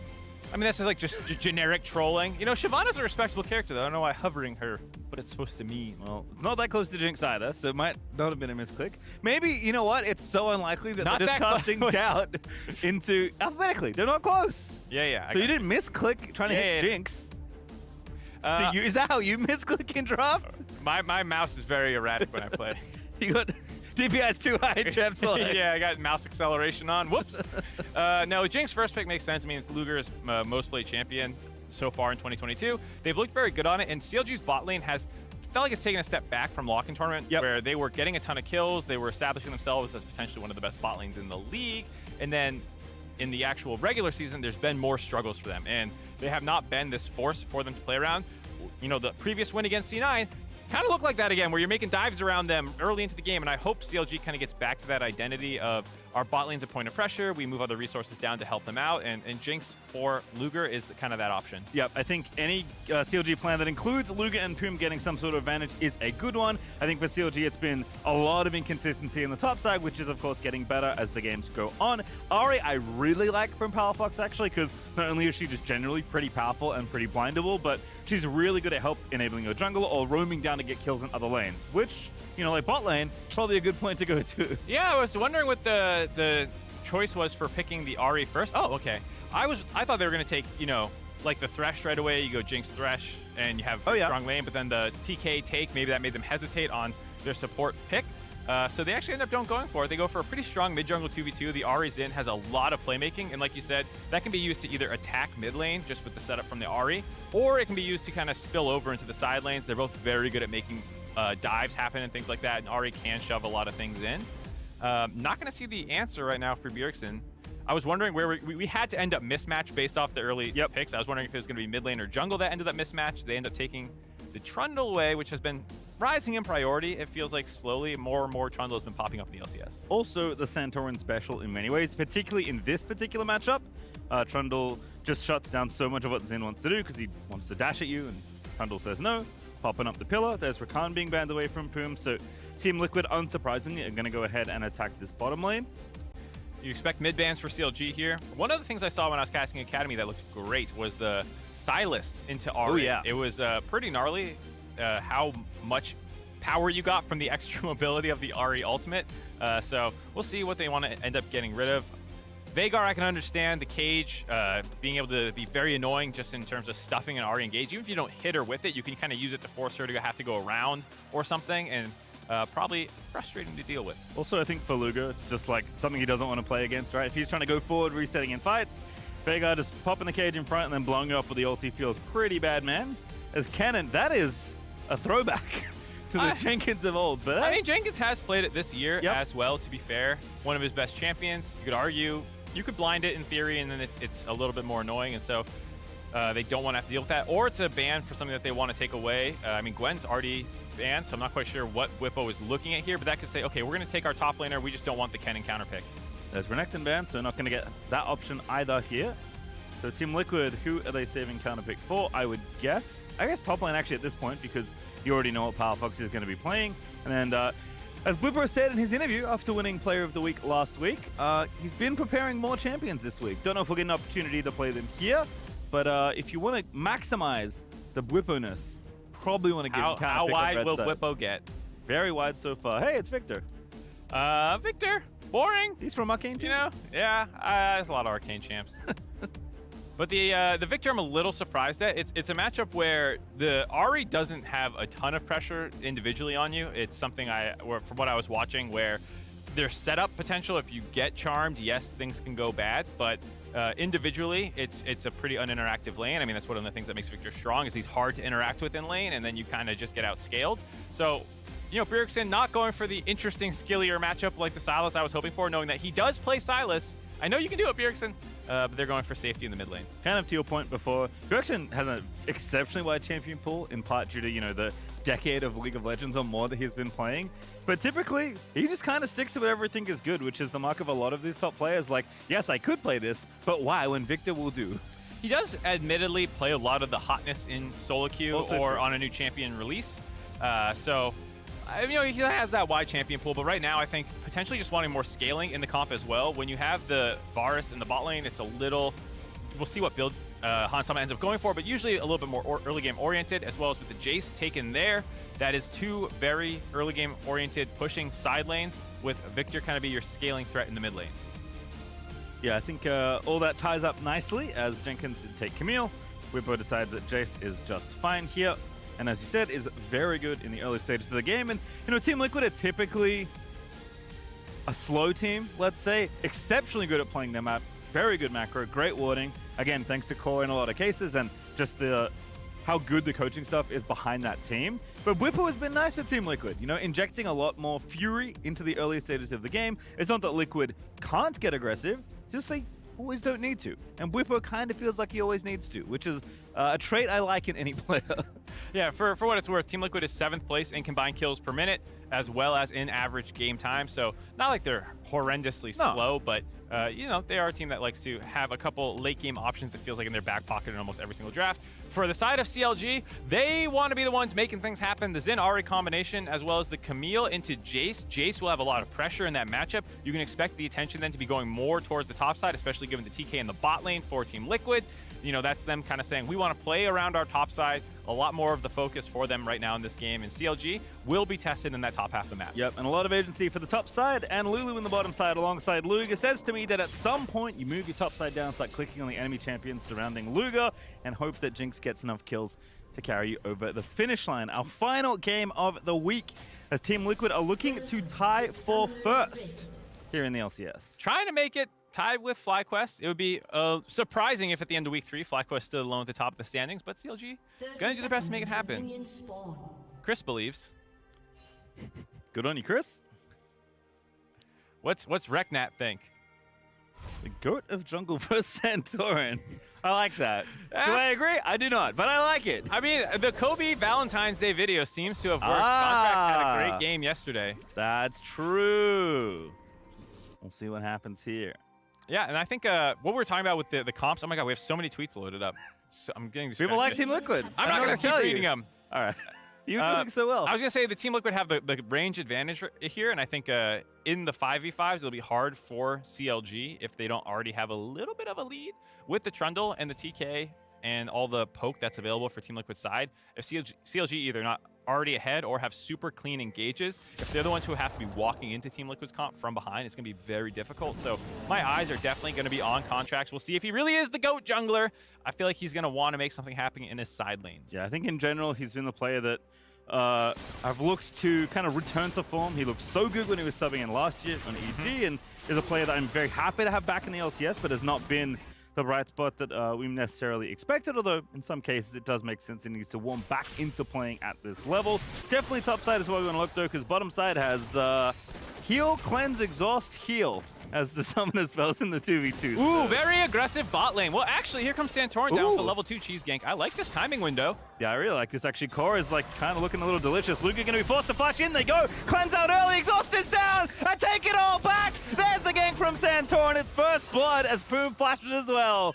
We were trolling, Pastry. All those summoners were used offensively there by Team Liquid. The exhaust coming in after the cleanse from Luger. The extra bit of slow allowing the chase down. Super critical. More important than anything Ignite, probably, honestly, for finding that kill. Well executed by them, and especially on Santorin. What an awkward timing window. Straight red to bot lane. No one's going to be expecting that path, and I honestly love Santorin's level 2 cheese paths. I feel like they're always so intelligent, because right after that, you're not really that inefficient. You just go back into your jungle, take blue, take Gromp, and then clear back up the top side. Yo, have a look at this one again. I mean, look at him go. He knows exactly what the plan is. He's just skedaddling down there, and you know that Jinx Lulu, even if they expect the jungler to be clearing top to bot, they're not expecting this path. So they think that they're going to be able to freely push on the level 2 wave and get level 2 and harass down as much as they can. And Team Liquid are saying they're just auto pushing. So just come down here. This is such a free kill. I don't know if that was planned from the very beginning or if that was an adaptation, but either way, super smart by Team Liquid. His contracts, though, pretty good in this scraps. Here's Poom going to try and enchant him up, but Luger's going to be late to this party. Contracts winning early, but Santorin fairly powerful. Who's going to go down? It's Core! Finds the dive, gets the knock-up, takes out Contracts, gets the buffs, and now Poom, who had no flashes in mortal peril, but will escape. A little bit greedy there by CLG. They wanted to do something to fix their wave. You can see he's kind of frozen in an awkward spot here. So I think that was a little bit of, hey, Contracts, come down here. This gank by Team Liquid not only killed us, it also put our wave in an awful spot because they never got the wave all the way in. Hold on, Jenkins in some trouble here. Whippo is at it again. Has flash. No mana, so don't think he can kill Jenkins. Cordo is going back in onto Poom. Good Q there from Hans, gets a bit of poke in. What I was going to say was they were at a summoner disadvantage. The Hans heal was still up, and so when you get that really big scrap between Contracts and Santorin, that last second heal and the little bit of extra mobility by Core JJ to tunnel in and close that gap a little bit faster, turn that fight in their favor. And now CLG's bot lane is in a lot of trouble, already falling down about 20 CS. Yes, the wave is pushing him, but Luger's going to die. Alcove Gaming, though, it is Contracts waiting in the shadows, and it's just not gonna matter! Core JJ still alive will finally fall to Poom, who gets the double buffs. I was about to say, Core JJ had the double buffs. He was trying to heal through it with the red buff, healing him up through the gray health. Not able to be enough. Still sucks, though, for Luger. He does not get the kill. It's a 1-for-1. He's now down, 20 plus CS. The wave's pushing in. We'll see if Hans can get it in time, but this is a disaster in that game plan that I was talking about trying to move resources down to this bot lane potentially. Yeah, Poom is level 2. If you want to know what's been going on there in the bottom half of the map for CLG. Definitely not the start they were hoping for. 1,300 gold ahead for Team Liquid. Most of that gold concentrated down to really the place you never want it to be. Hans and Core JJ, yeah. Especially Hans on Varus. Yeah, this is one of the things. It is Hail of Blade. We'll see if he wants to go. Well, he has Serrated Dirk, so I'm assuming it's a little bit more lethality focused. You can kind of do whatever you want from the build. People have been trying a little bit more on-hit stuff with Varus recently, but poke from ahead is so oppressive, and especially combined with the Jace, I'm not surprised to see that. Hey, look, Core JJ recalled back towards mid lane. Thanks, Hi. For that little bit of insight earlier. Palafox did TP back in the mid, chunked up Bjergsen, but Bjergsen's going back anyway, hasn't used his TP, so nothing much to worry about there as Whippo looks for the Shock Blast onto Jenkins, but does not find it. Farm looking good on the side of Camille, so things are just fine there, even though Whippo is getting some pressure. And I feel like this is going to be CLG's in-game adaptation. Bot lane has gone upside down, so time to start putting your resources in the top lane. Camille is another win condition for this team. If you can get the Ahri unlocked, like we said, in Contracts, despite that rough start, if you're there when the Trundle is not, it's okay to, the fact that you're down in a kill already in the matchup. That's not a huge deal if you're able to find some timing windows where it's a free gank. Yeah, for now, it is just going to be struggles here in the 2v2. So we'll check in later there and see how Luger can catch up and farm down almost 25 right now. It's a lot.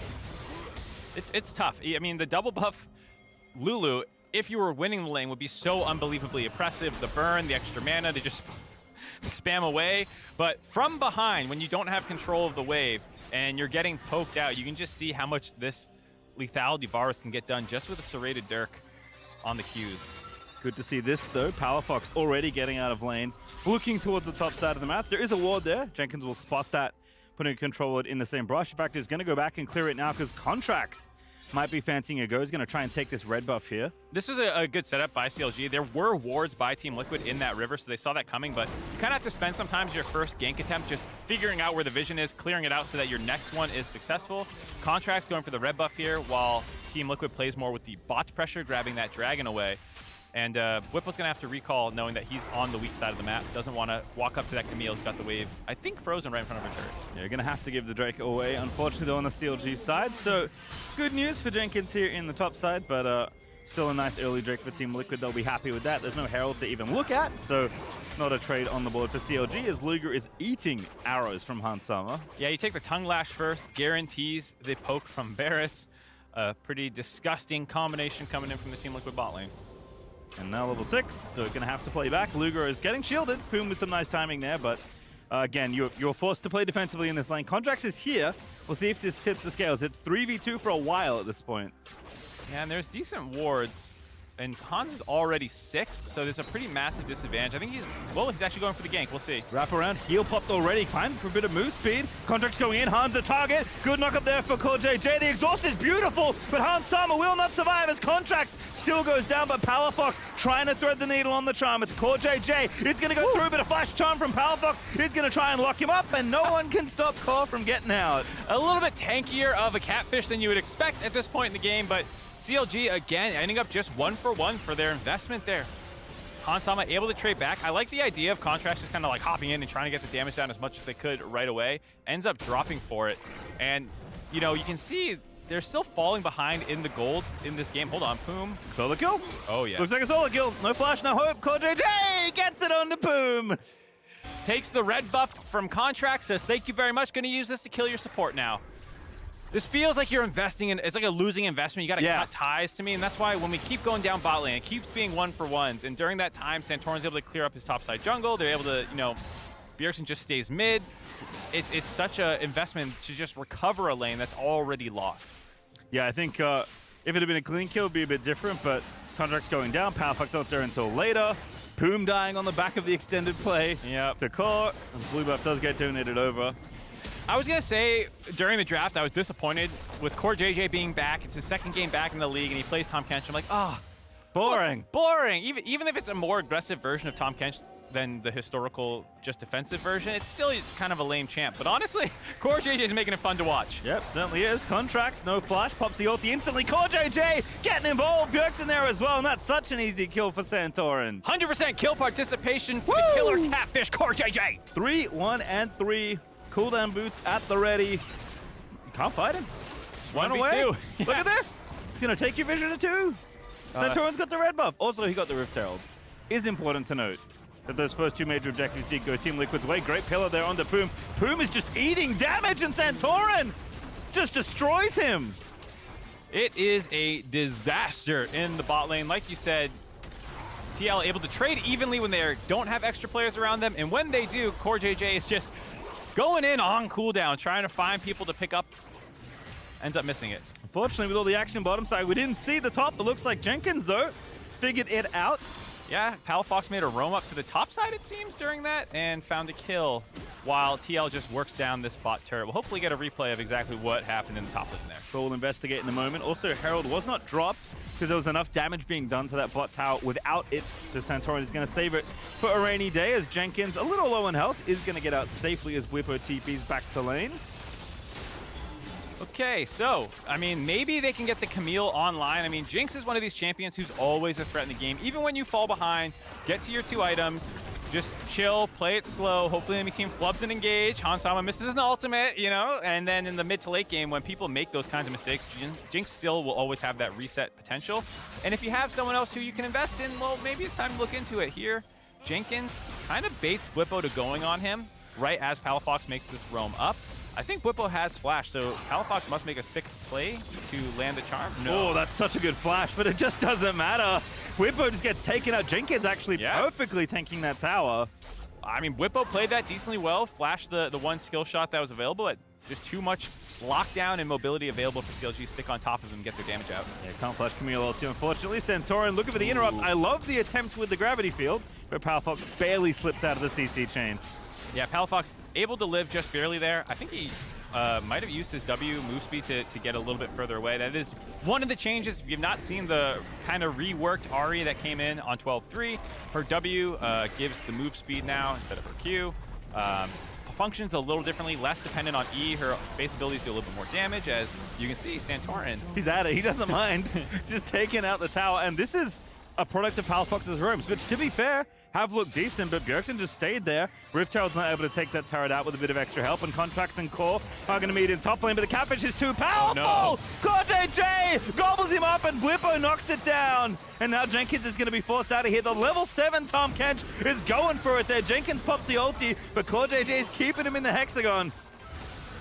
Well, they want to go there. You see some abilities used. They're trying to... They know Bwipo has no flash. He's going to be a kill. Can they also get CoreJJ? No, Core's going to be out, but Bwipo should be forfeit. Luger probably wants this kill if they can give it over, and they will not. It's Jenkins that will collect the gold. Also a good candidate.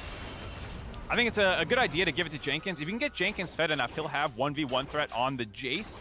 Luger, like we said, you tried to recover his lane a little bit more than you already should have. Just let him collect objectives, let him collect farm, but if there's kills available, you want those onto Jenkins. Speaking of, Santorin's at it again. Oh, he's just going to solo kill Palafox.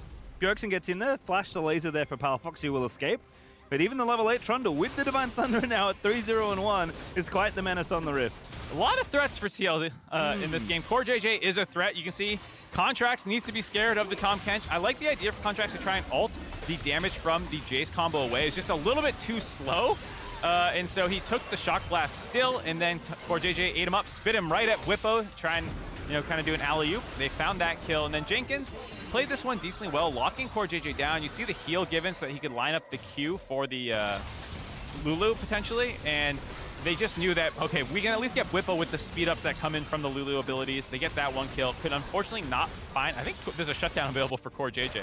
Yeah, they had 150 gold shutdown, I'm pretty sure. Just couldn't find it on him. Instead, Team Liquid now up 5,500 gold. Are going to roam themselves up to top lane and make that lead even larger. They've also got the first 2 dragons, so yes, Hextech gates are up and available, which is definitely good news for the snowballing Team Liquid. And right now, Santorin is kind of just running up to turrets and taking them. You saw him do that one mid lane, did the same top there.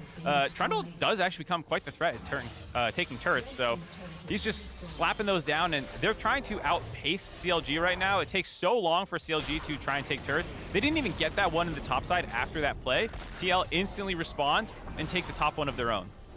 Jenkins did get the bottom one though, which is nice for him. Again, he is collecting gold. Right now, the big power point for CLG does feel like this Camille.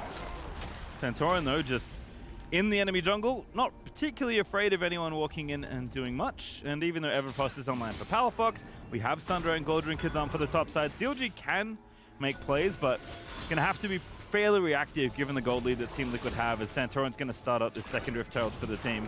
I expect to see CLG sack this one. You see them all moving away. It's a little disappointing to see them maybe even committed that many resources. All 5 members were in the area. You know, you can't really fight them. You should know they have a pretty substantial gold lead at this point. Would have liked to have seen Camille just down there collecting experience and farm the entire time, but making her way down there now. Now Luger also has to play catch up here. Is 2 levels down on Hans Summer.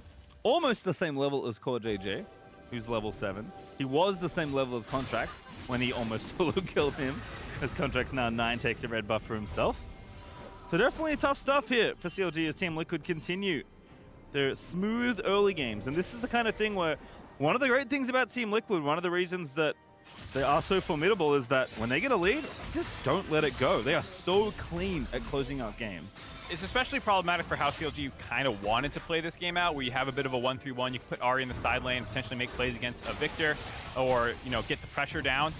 See him try. Ooh, does get the flash force. That is why it's important to get your Ahri ahead, because you can do plays like that. And Ahri has a pretty low damage build most of the time in the current meta. It's more about playmaking and setup. And so when Ahri is unable to do that in the early game and you fall 5,000 gold behind, it becomes really hard to execute the 1-3-1 because your Jinx is not nearly as safe in the mid lane. You need more babying time for the rest of the champion, so Ahri doesn't get as much help as she wants in the side lane. But still a good play by Palafox there. We'll see if he can go and finish that turret off. You see them pinging it down. Should grab that one after forcing the flash.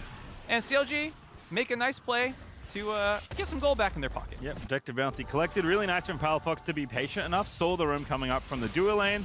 Didn't want to face check the Varus and the Tahm, so just waits, goes back, and then collects the gold that they desperately need. Because CLG, they'll take these trades. They don't like them, but you kind of have to get whatever you're given at this point. As Santorin drops the Herald bottom side, and Team Liquid are going to take turret number 4. Answer right back from Team Liquid. You see the investment for CLG in the top side. They push in mid, rotate extra members down. That is a 4-man push onto this turret. If CLG don't respect it, I expect them to grab the inhibitor turret pre-20 minutes. They are going to get it.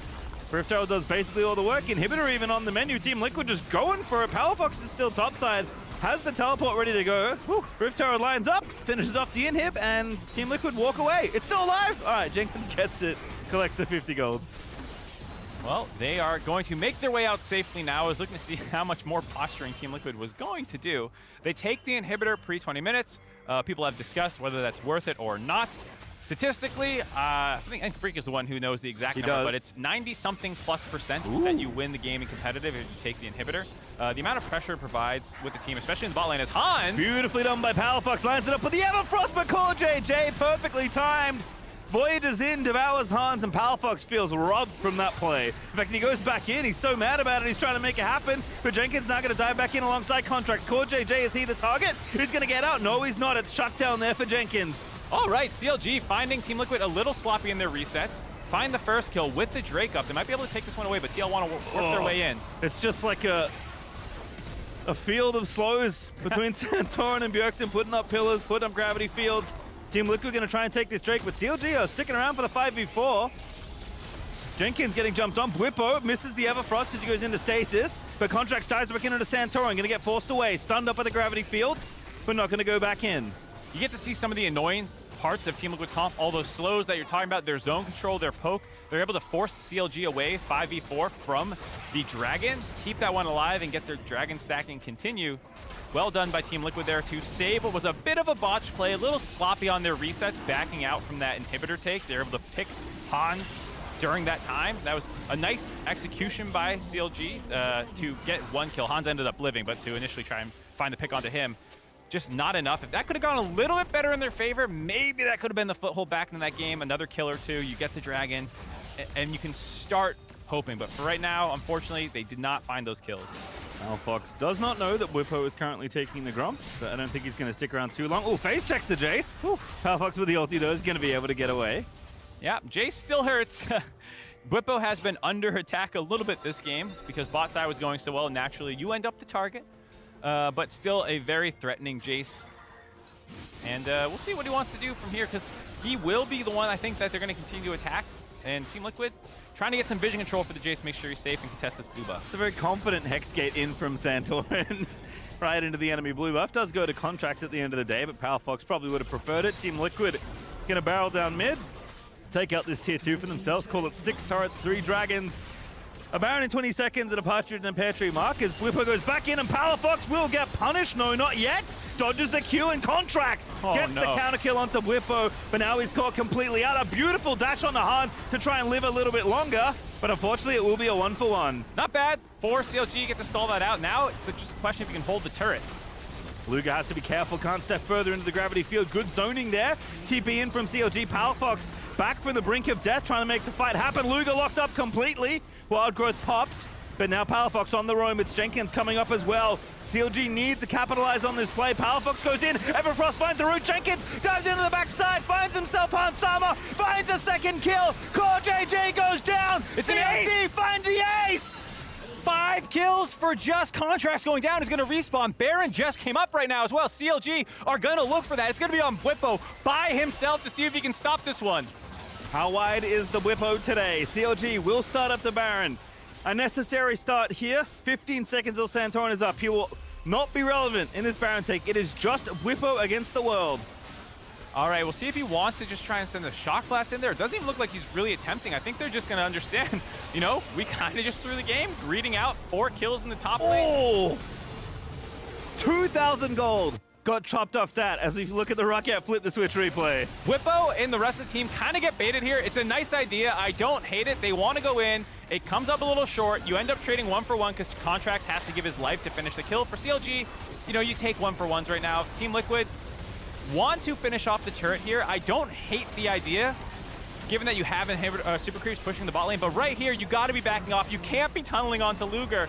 They think that they can just walk up, and, you know, Luger's not that big of a threat. We talked about this. He's been shut down. The real threats are Palafox and Jenkins who come in here, and just the dash through the gravity field to set this up. The root right away, dropping all their damage onto Hans Sama was such good coordination by the 2 solo laners. Then the follow-up immediately by Jenkins to get the true damage kill onto Bjergsen to make sure that didn't become an extended team fight. They instantly eliminated the 2 highest priorities on the Team Liquid side. That was actually very good execution. They're still down gold. They do have the Baron. I don't expect them to instantly, you know, start running away with this game. We're going to need a couple more good plays on, especially with the Soul spawning in a minute and a half. Chris is back.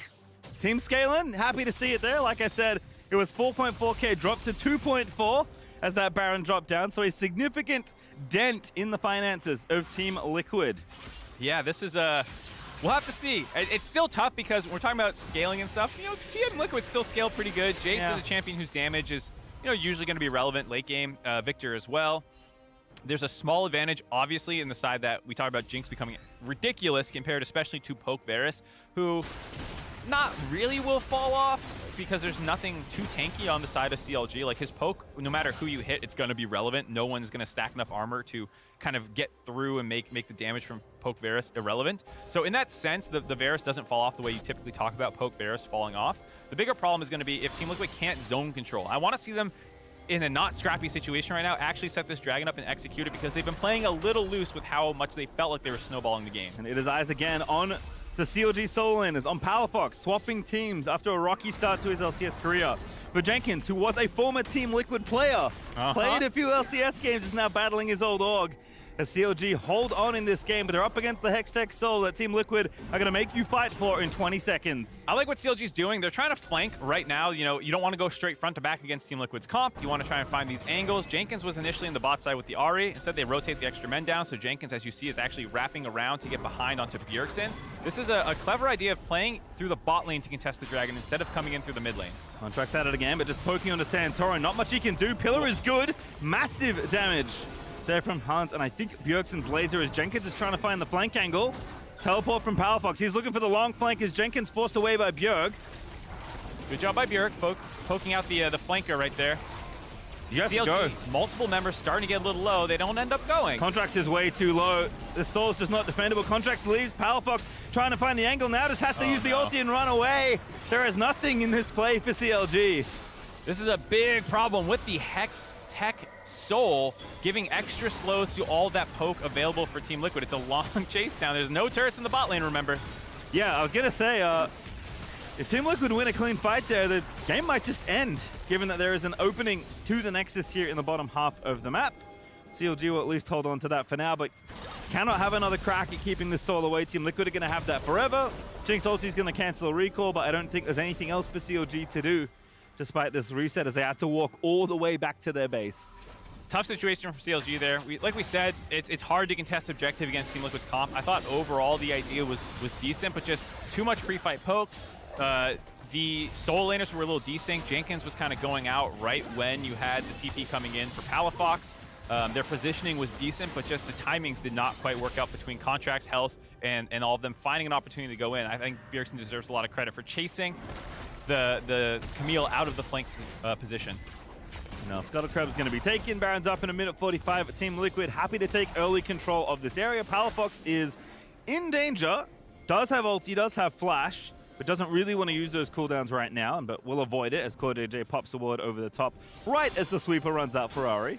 So this is one of the things TL have to be a little careful of. I don't think their Baron damage is that great. Santorin can obviously tank it for a while, but CLG can kind of slow play Baron situations with the Poke Varus build.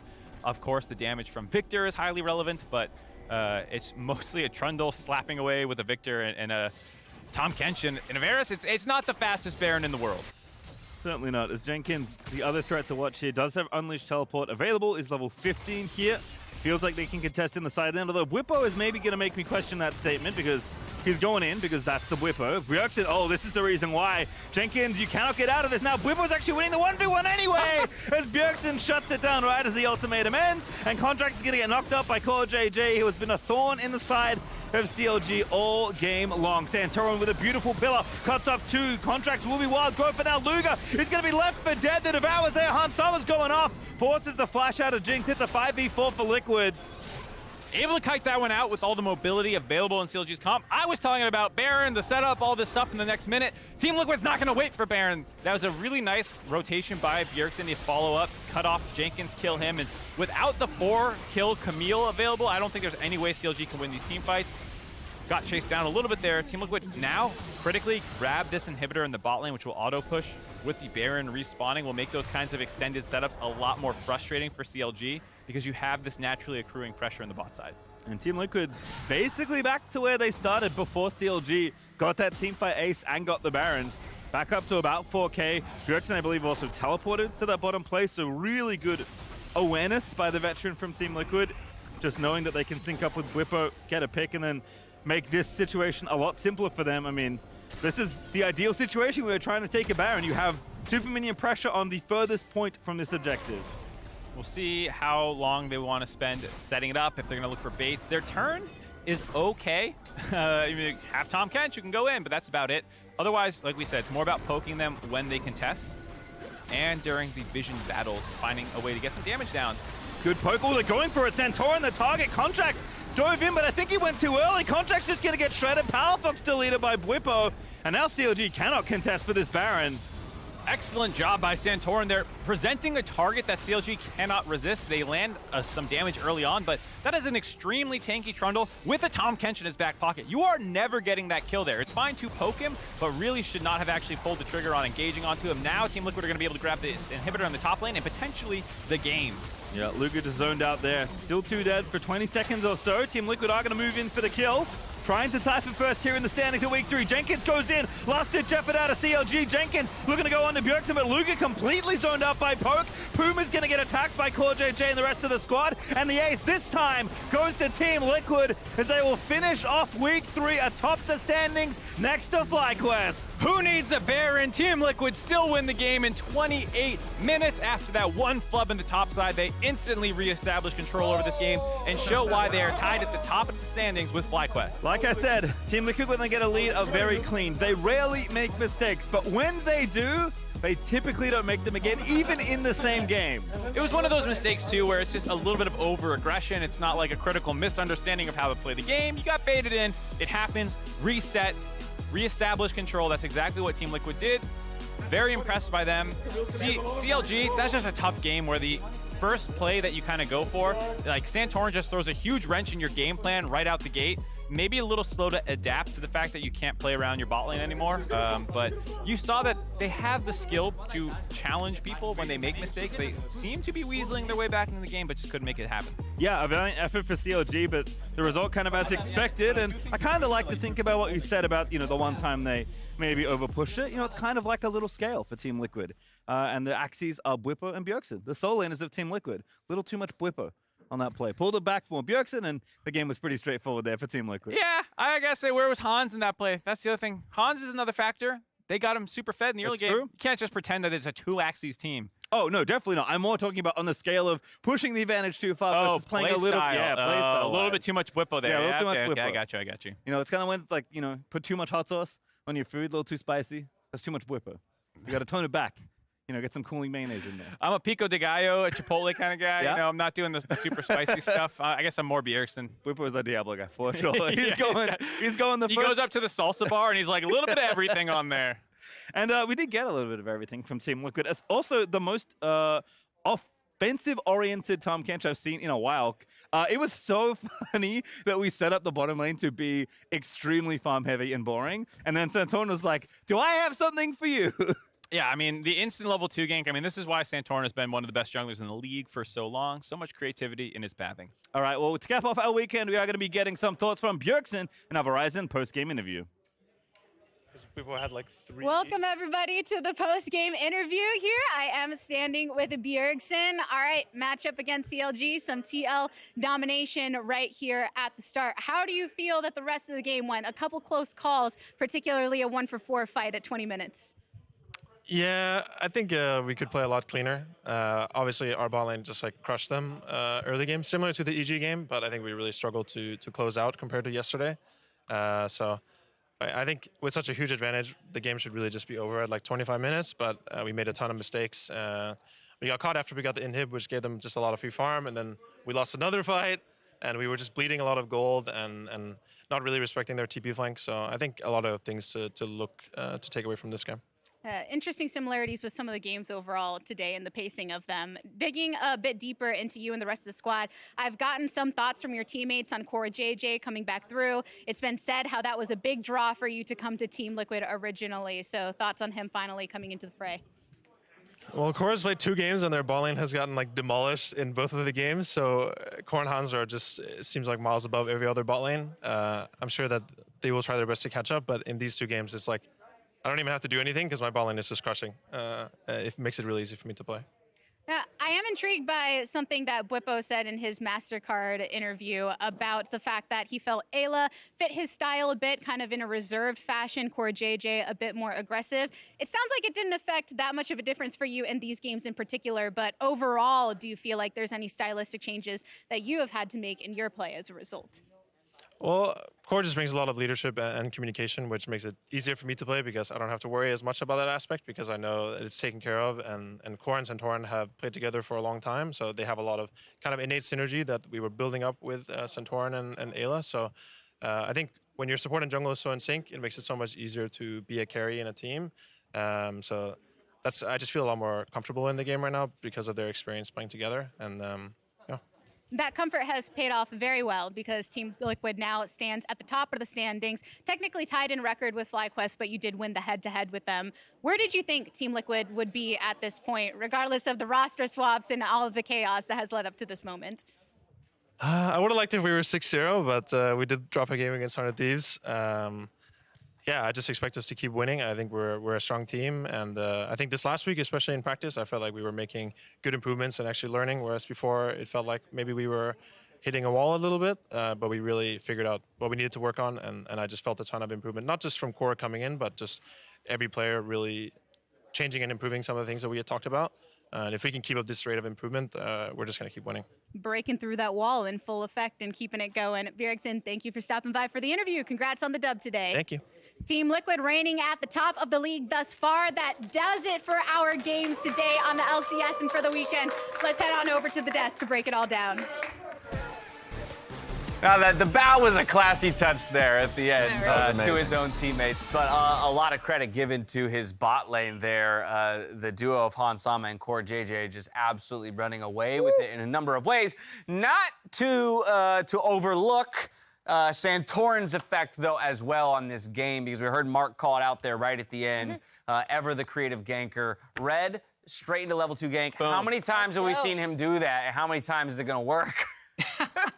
You got to watch out for it. Is that Trundle? You see This is Trundle probably the locked last in. one He's he going to does do it. it. He's going to do it. Ooh. Where is he going? Camera can't go down there. Yeah, some fancy camera angles. We're just going to enjoy kind of the dominance that was displayed by Team Liquid. Yes, as Bjergsen said, it was messy in some places. They kind of let it go for a moment, but never really was it a concern that the game would slip away from them.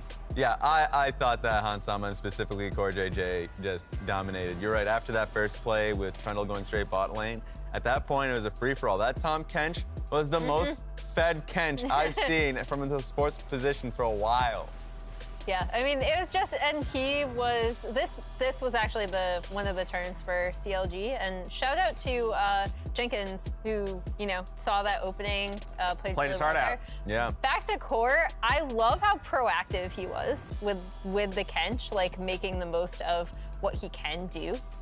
Yeah, and he was working really well coinciding with Santorin. Santorin was just going full sending it in team fights, and he had the full confidence that he was getting too low, he would be able to get gobbled up by the Kench hole. Look, all I'm going to say is Hyde did an entire ProView segment about Core and his fundamentals, and so many of those things came out. You got to find a buddy. That idea of every time he's backing, he's looking for the lane that he can affect next. He's finding a way to, okay, Hans is good on his own now, so I'm going to let him do his thing, and I'm going to go find a way to be impactful elsewhere. And so, again, just a, kind of a clinical game in a lot of ways from Team Liquid. Sitting at 5-1, you heard Bjergsen say, we'd much rather be 6-0. Who wouldn't? Dropping a game to 100 Thieves, but they look real damn good. And in my opinion right now, I would say the team to beat, even though they aren't standing alone in first. I have a feeling. Oh, here we go. About That's going to be a this good TL. night. About this What's the TL. feeling? Yeah. So the best record they've ever had in the regular season was 15-3. And? That was, I was coaching that. Oh, yeah. That was Congrats, cool. chat. Anyway, I think they're going to go 16. I think they're going to go 16-2. 16-2? That's what it's a feeling. You got a feeling. They can only lose one more game for the rest of the split in the next 5 weeks. But with the way they're playing and their trajectory and the standards of not being satisfied, if they don't experiment too much, I think they're there. I'm just going to point out here as we have the player of the games from all 5 games up on our screens that it was Core who picked it up in this 5th and final game of the day. But across it all, we have Revenge. We've got Kumo, Summit, and a Blaze Olive. Top lane appreciation day with the side of a Blaze Olive. You're always quick to point out how many junglers are on the list. Today's this time the day. around, you're right, some top laners meet the mark. But when it comes to the overall POG leaderboards, we got Santorin, River, Takui, Berserker, and Someday all sitting pretty with 2. And now I go back to my complaint about junglers. No, you shut up. You get out of here. Santorin and River. there. It's like 2 of 5. But no, You're right. But I think Santorin and River. I think Santorin and River were just by far the most influential in their games. Like River specifically, we already sang his praises consistently. It's gonna keep happening. So like that, it's only the beginning. He didn't have a good week though. 3-1 to 3-3. True. True. Toss. Very true. What's happening, guys? From there, Emily, we move Yo. to our player of the week. And this was a contentious one, I will admit, for those of us who are on the back end and get to see all the voting breakdown. But with 2 teams going 2-0 in the week, it will be Takui of FlyQuest who snags the honors. And we've highlighted him not only in their wins, but in their losses as a really like a bright spot on this team. It's almost difficult to call out individual players as in like, you definitely won the game because of this in FlyQuest, given how well they've been working together around team fights and following up on each other. But he has played phenomenally well for this team. I know a lot of people were saying, even before the split started, that he was absolutely cracked in scrims individually. And so it's been great to see how that has transferred over into team success. Exactly. Like, you're right.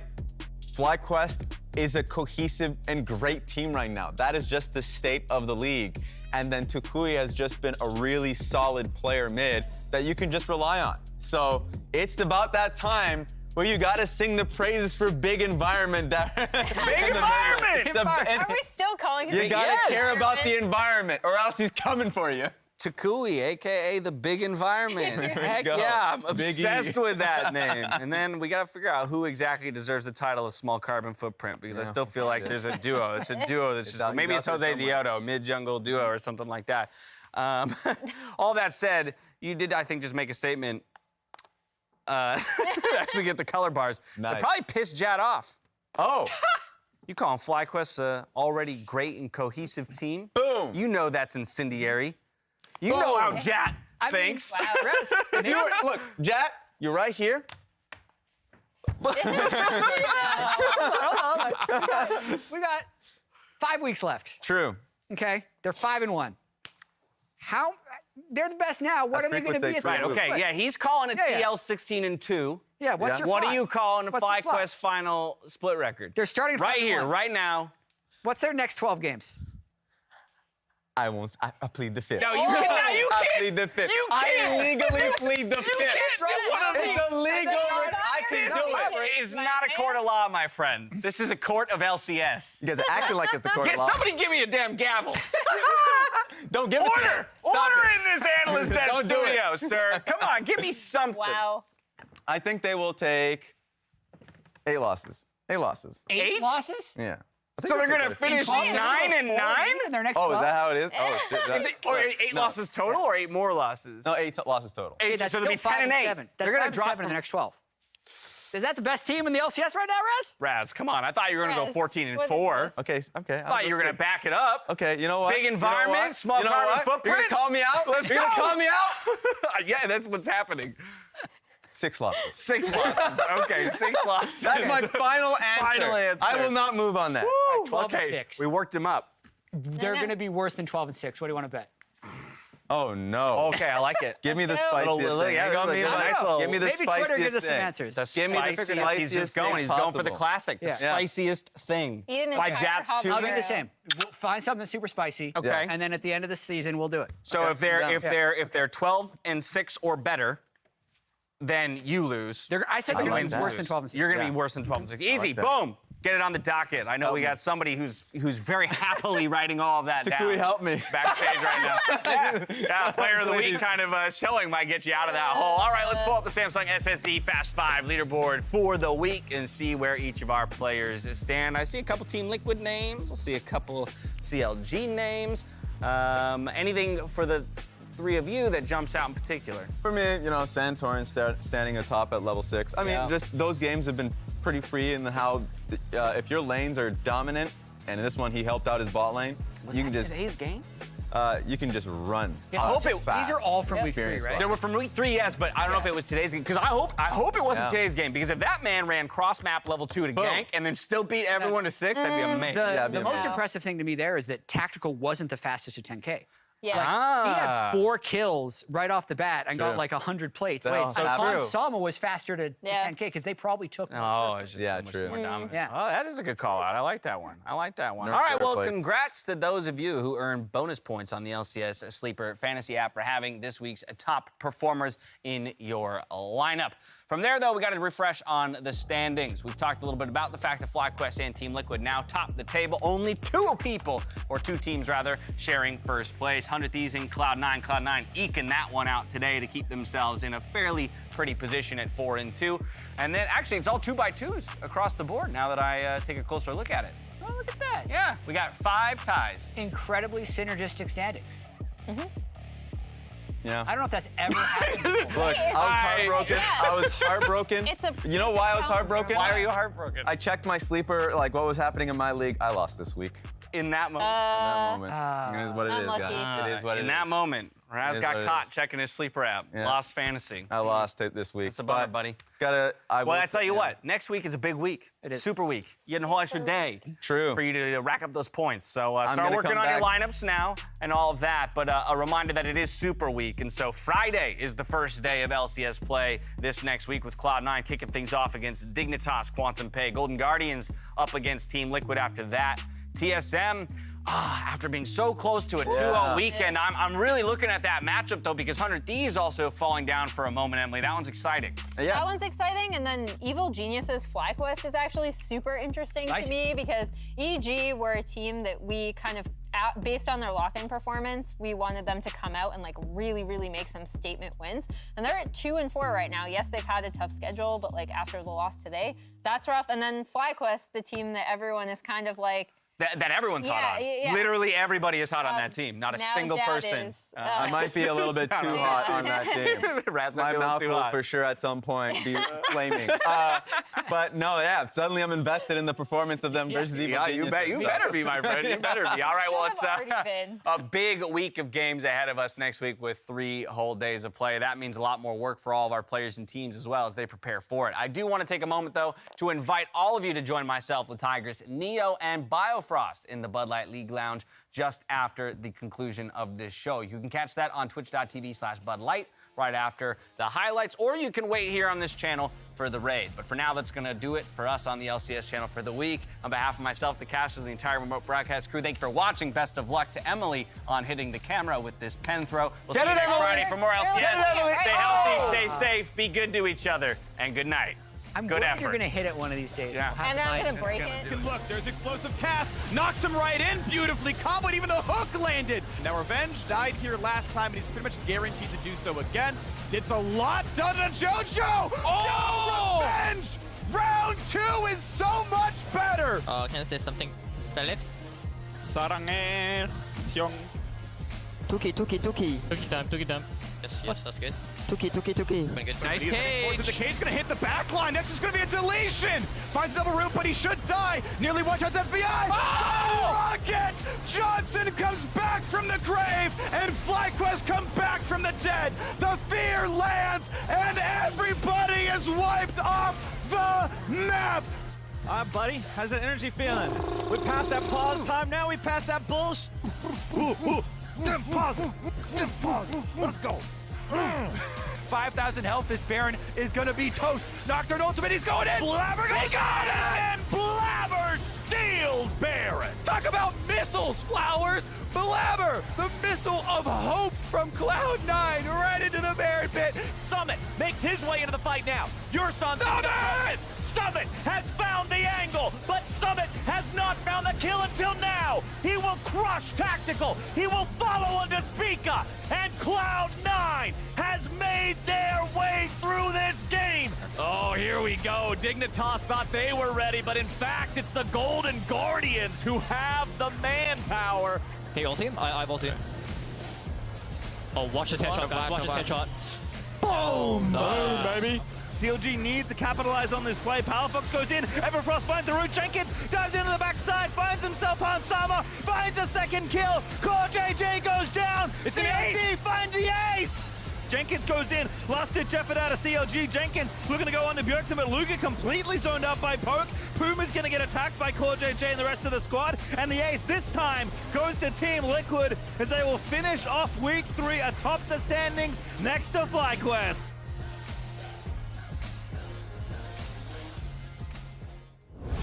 Hey, look at that timing.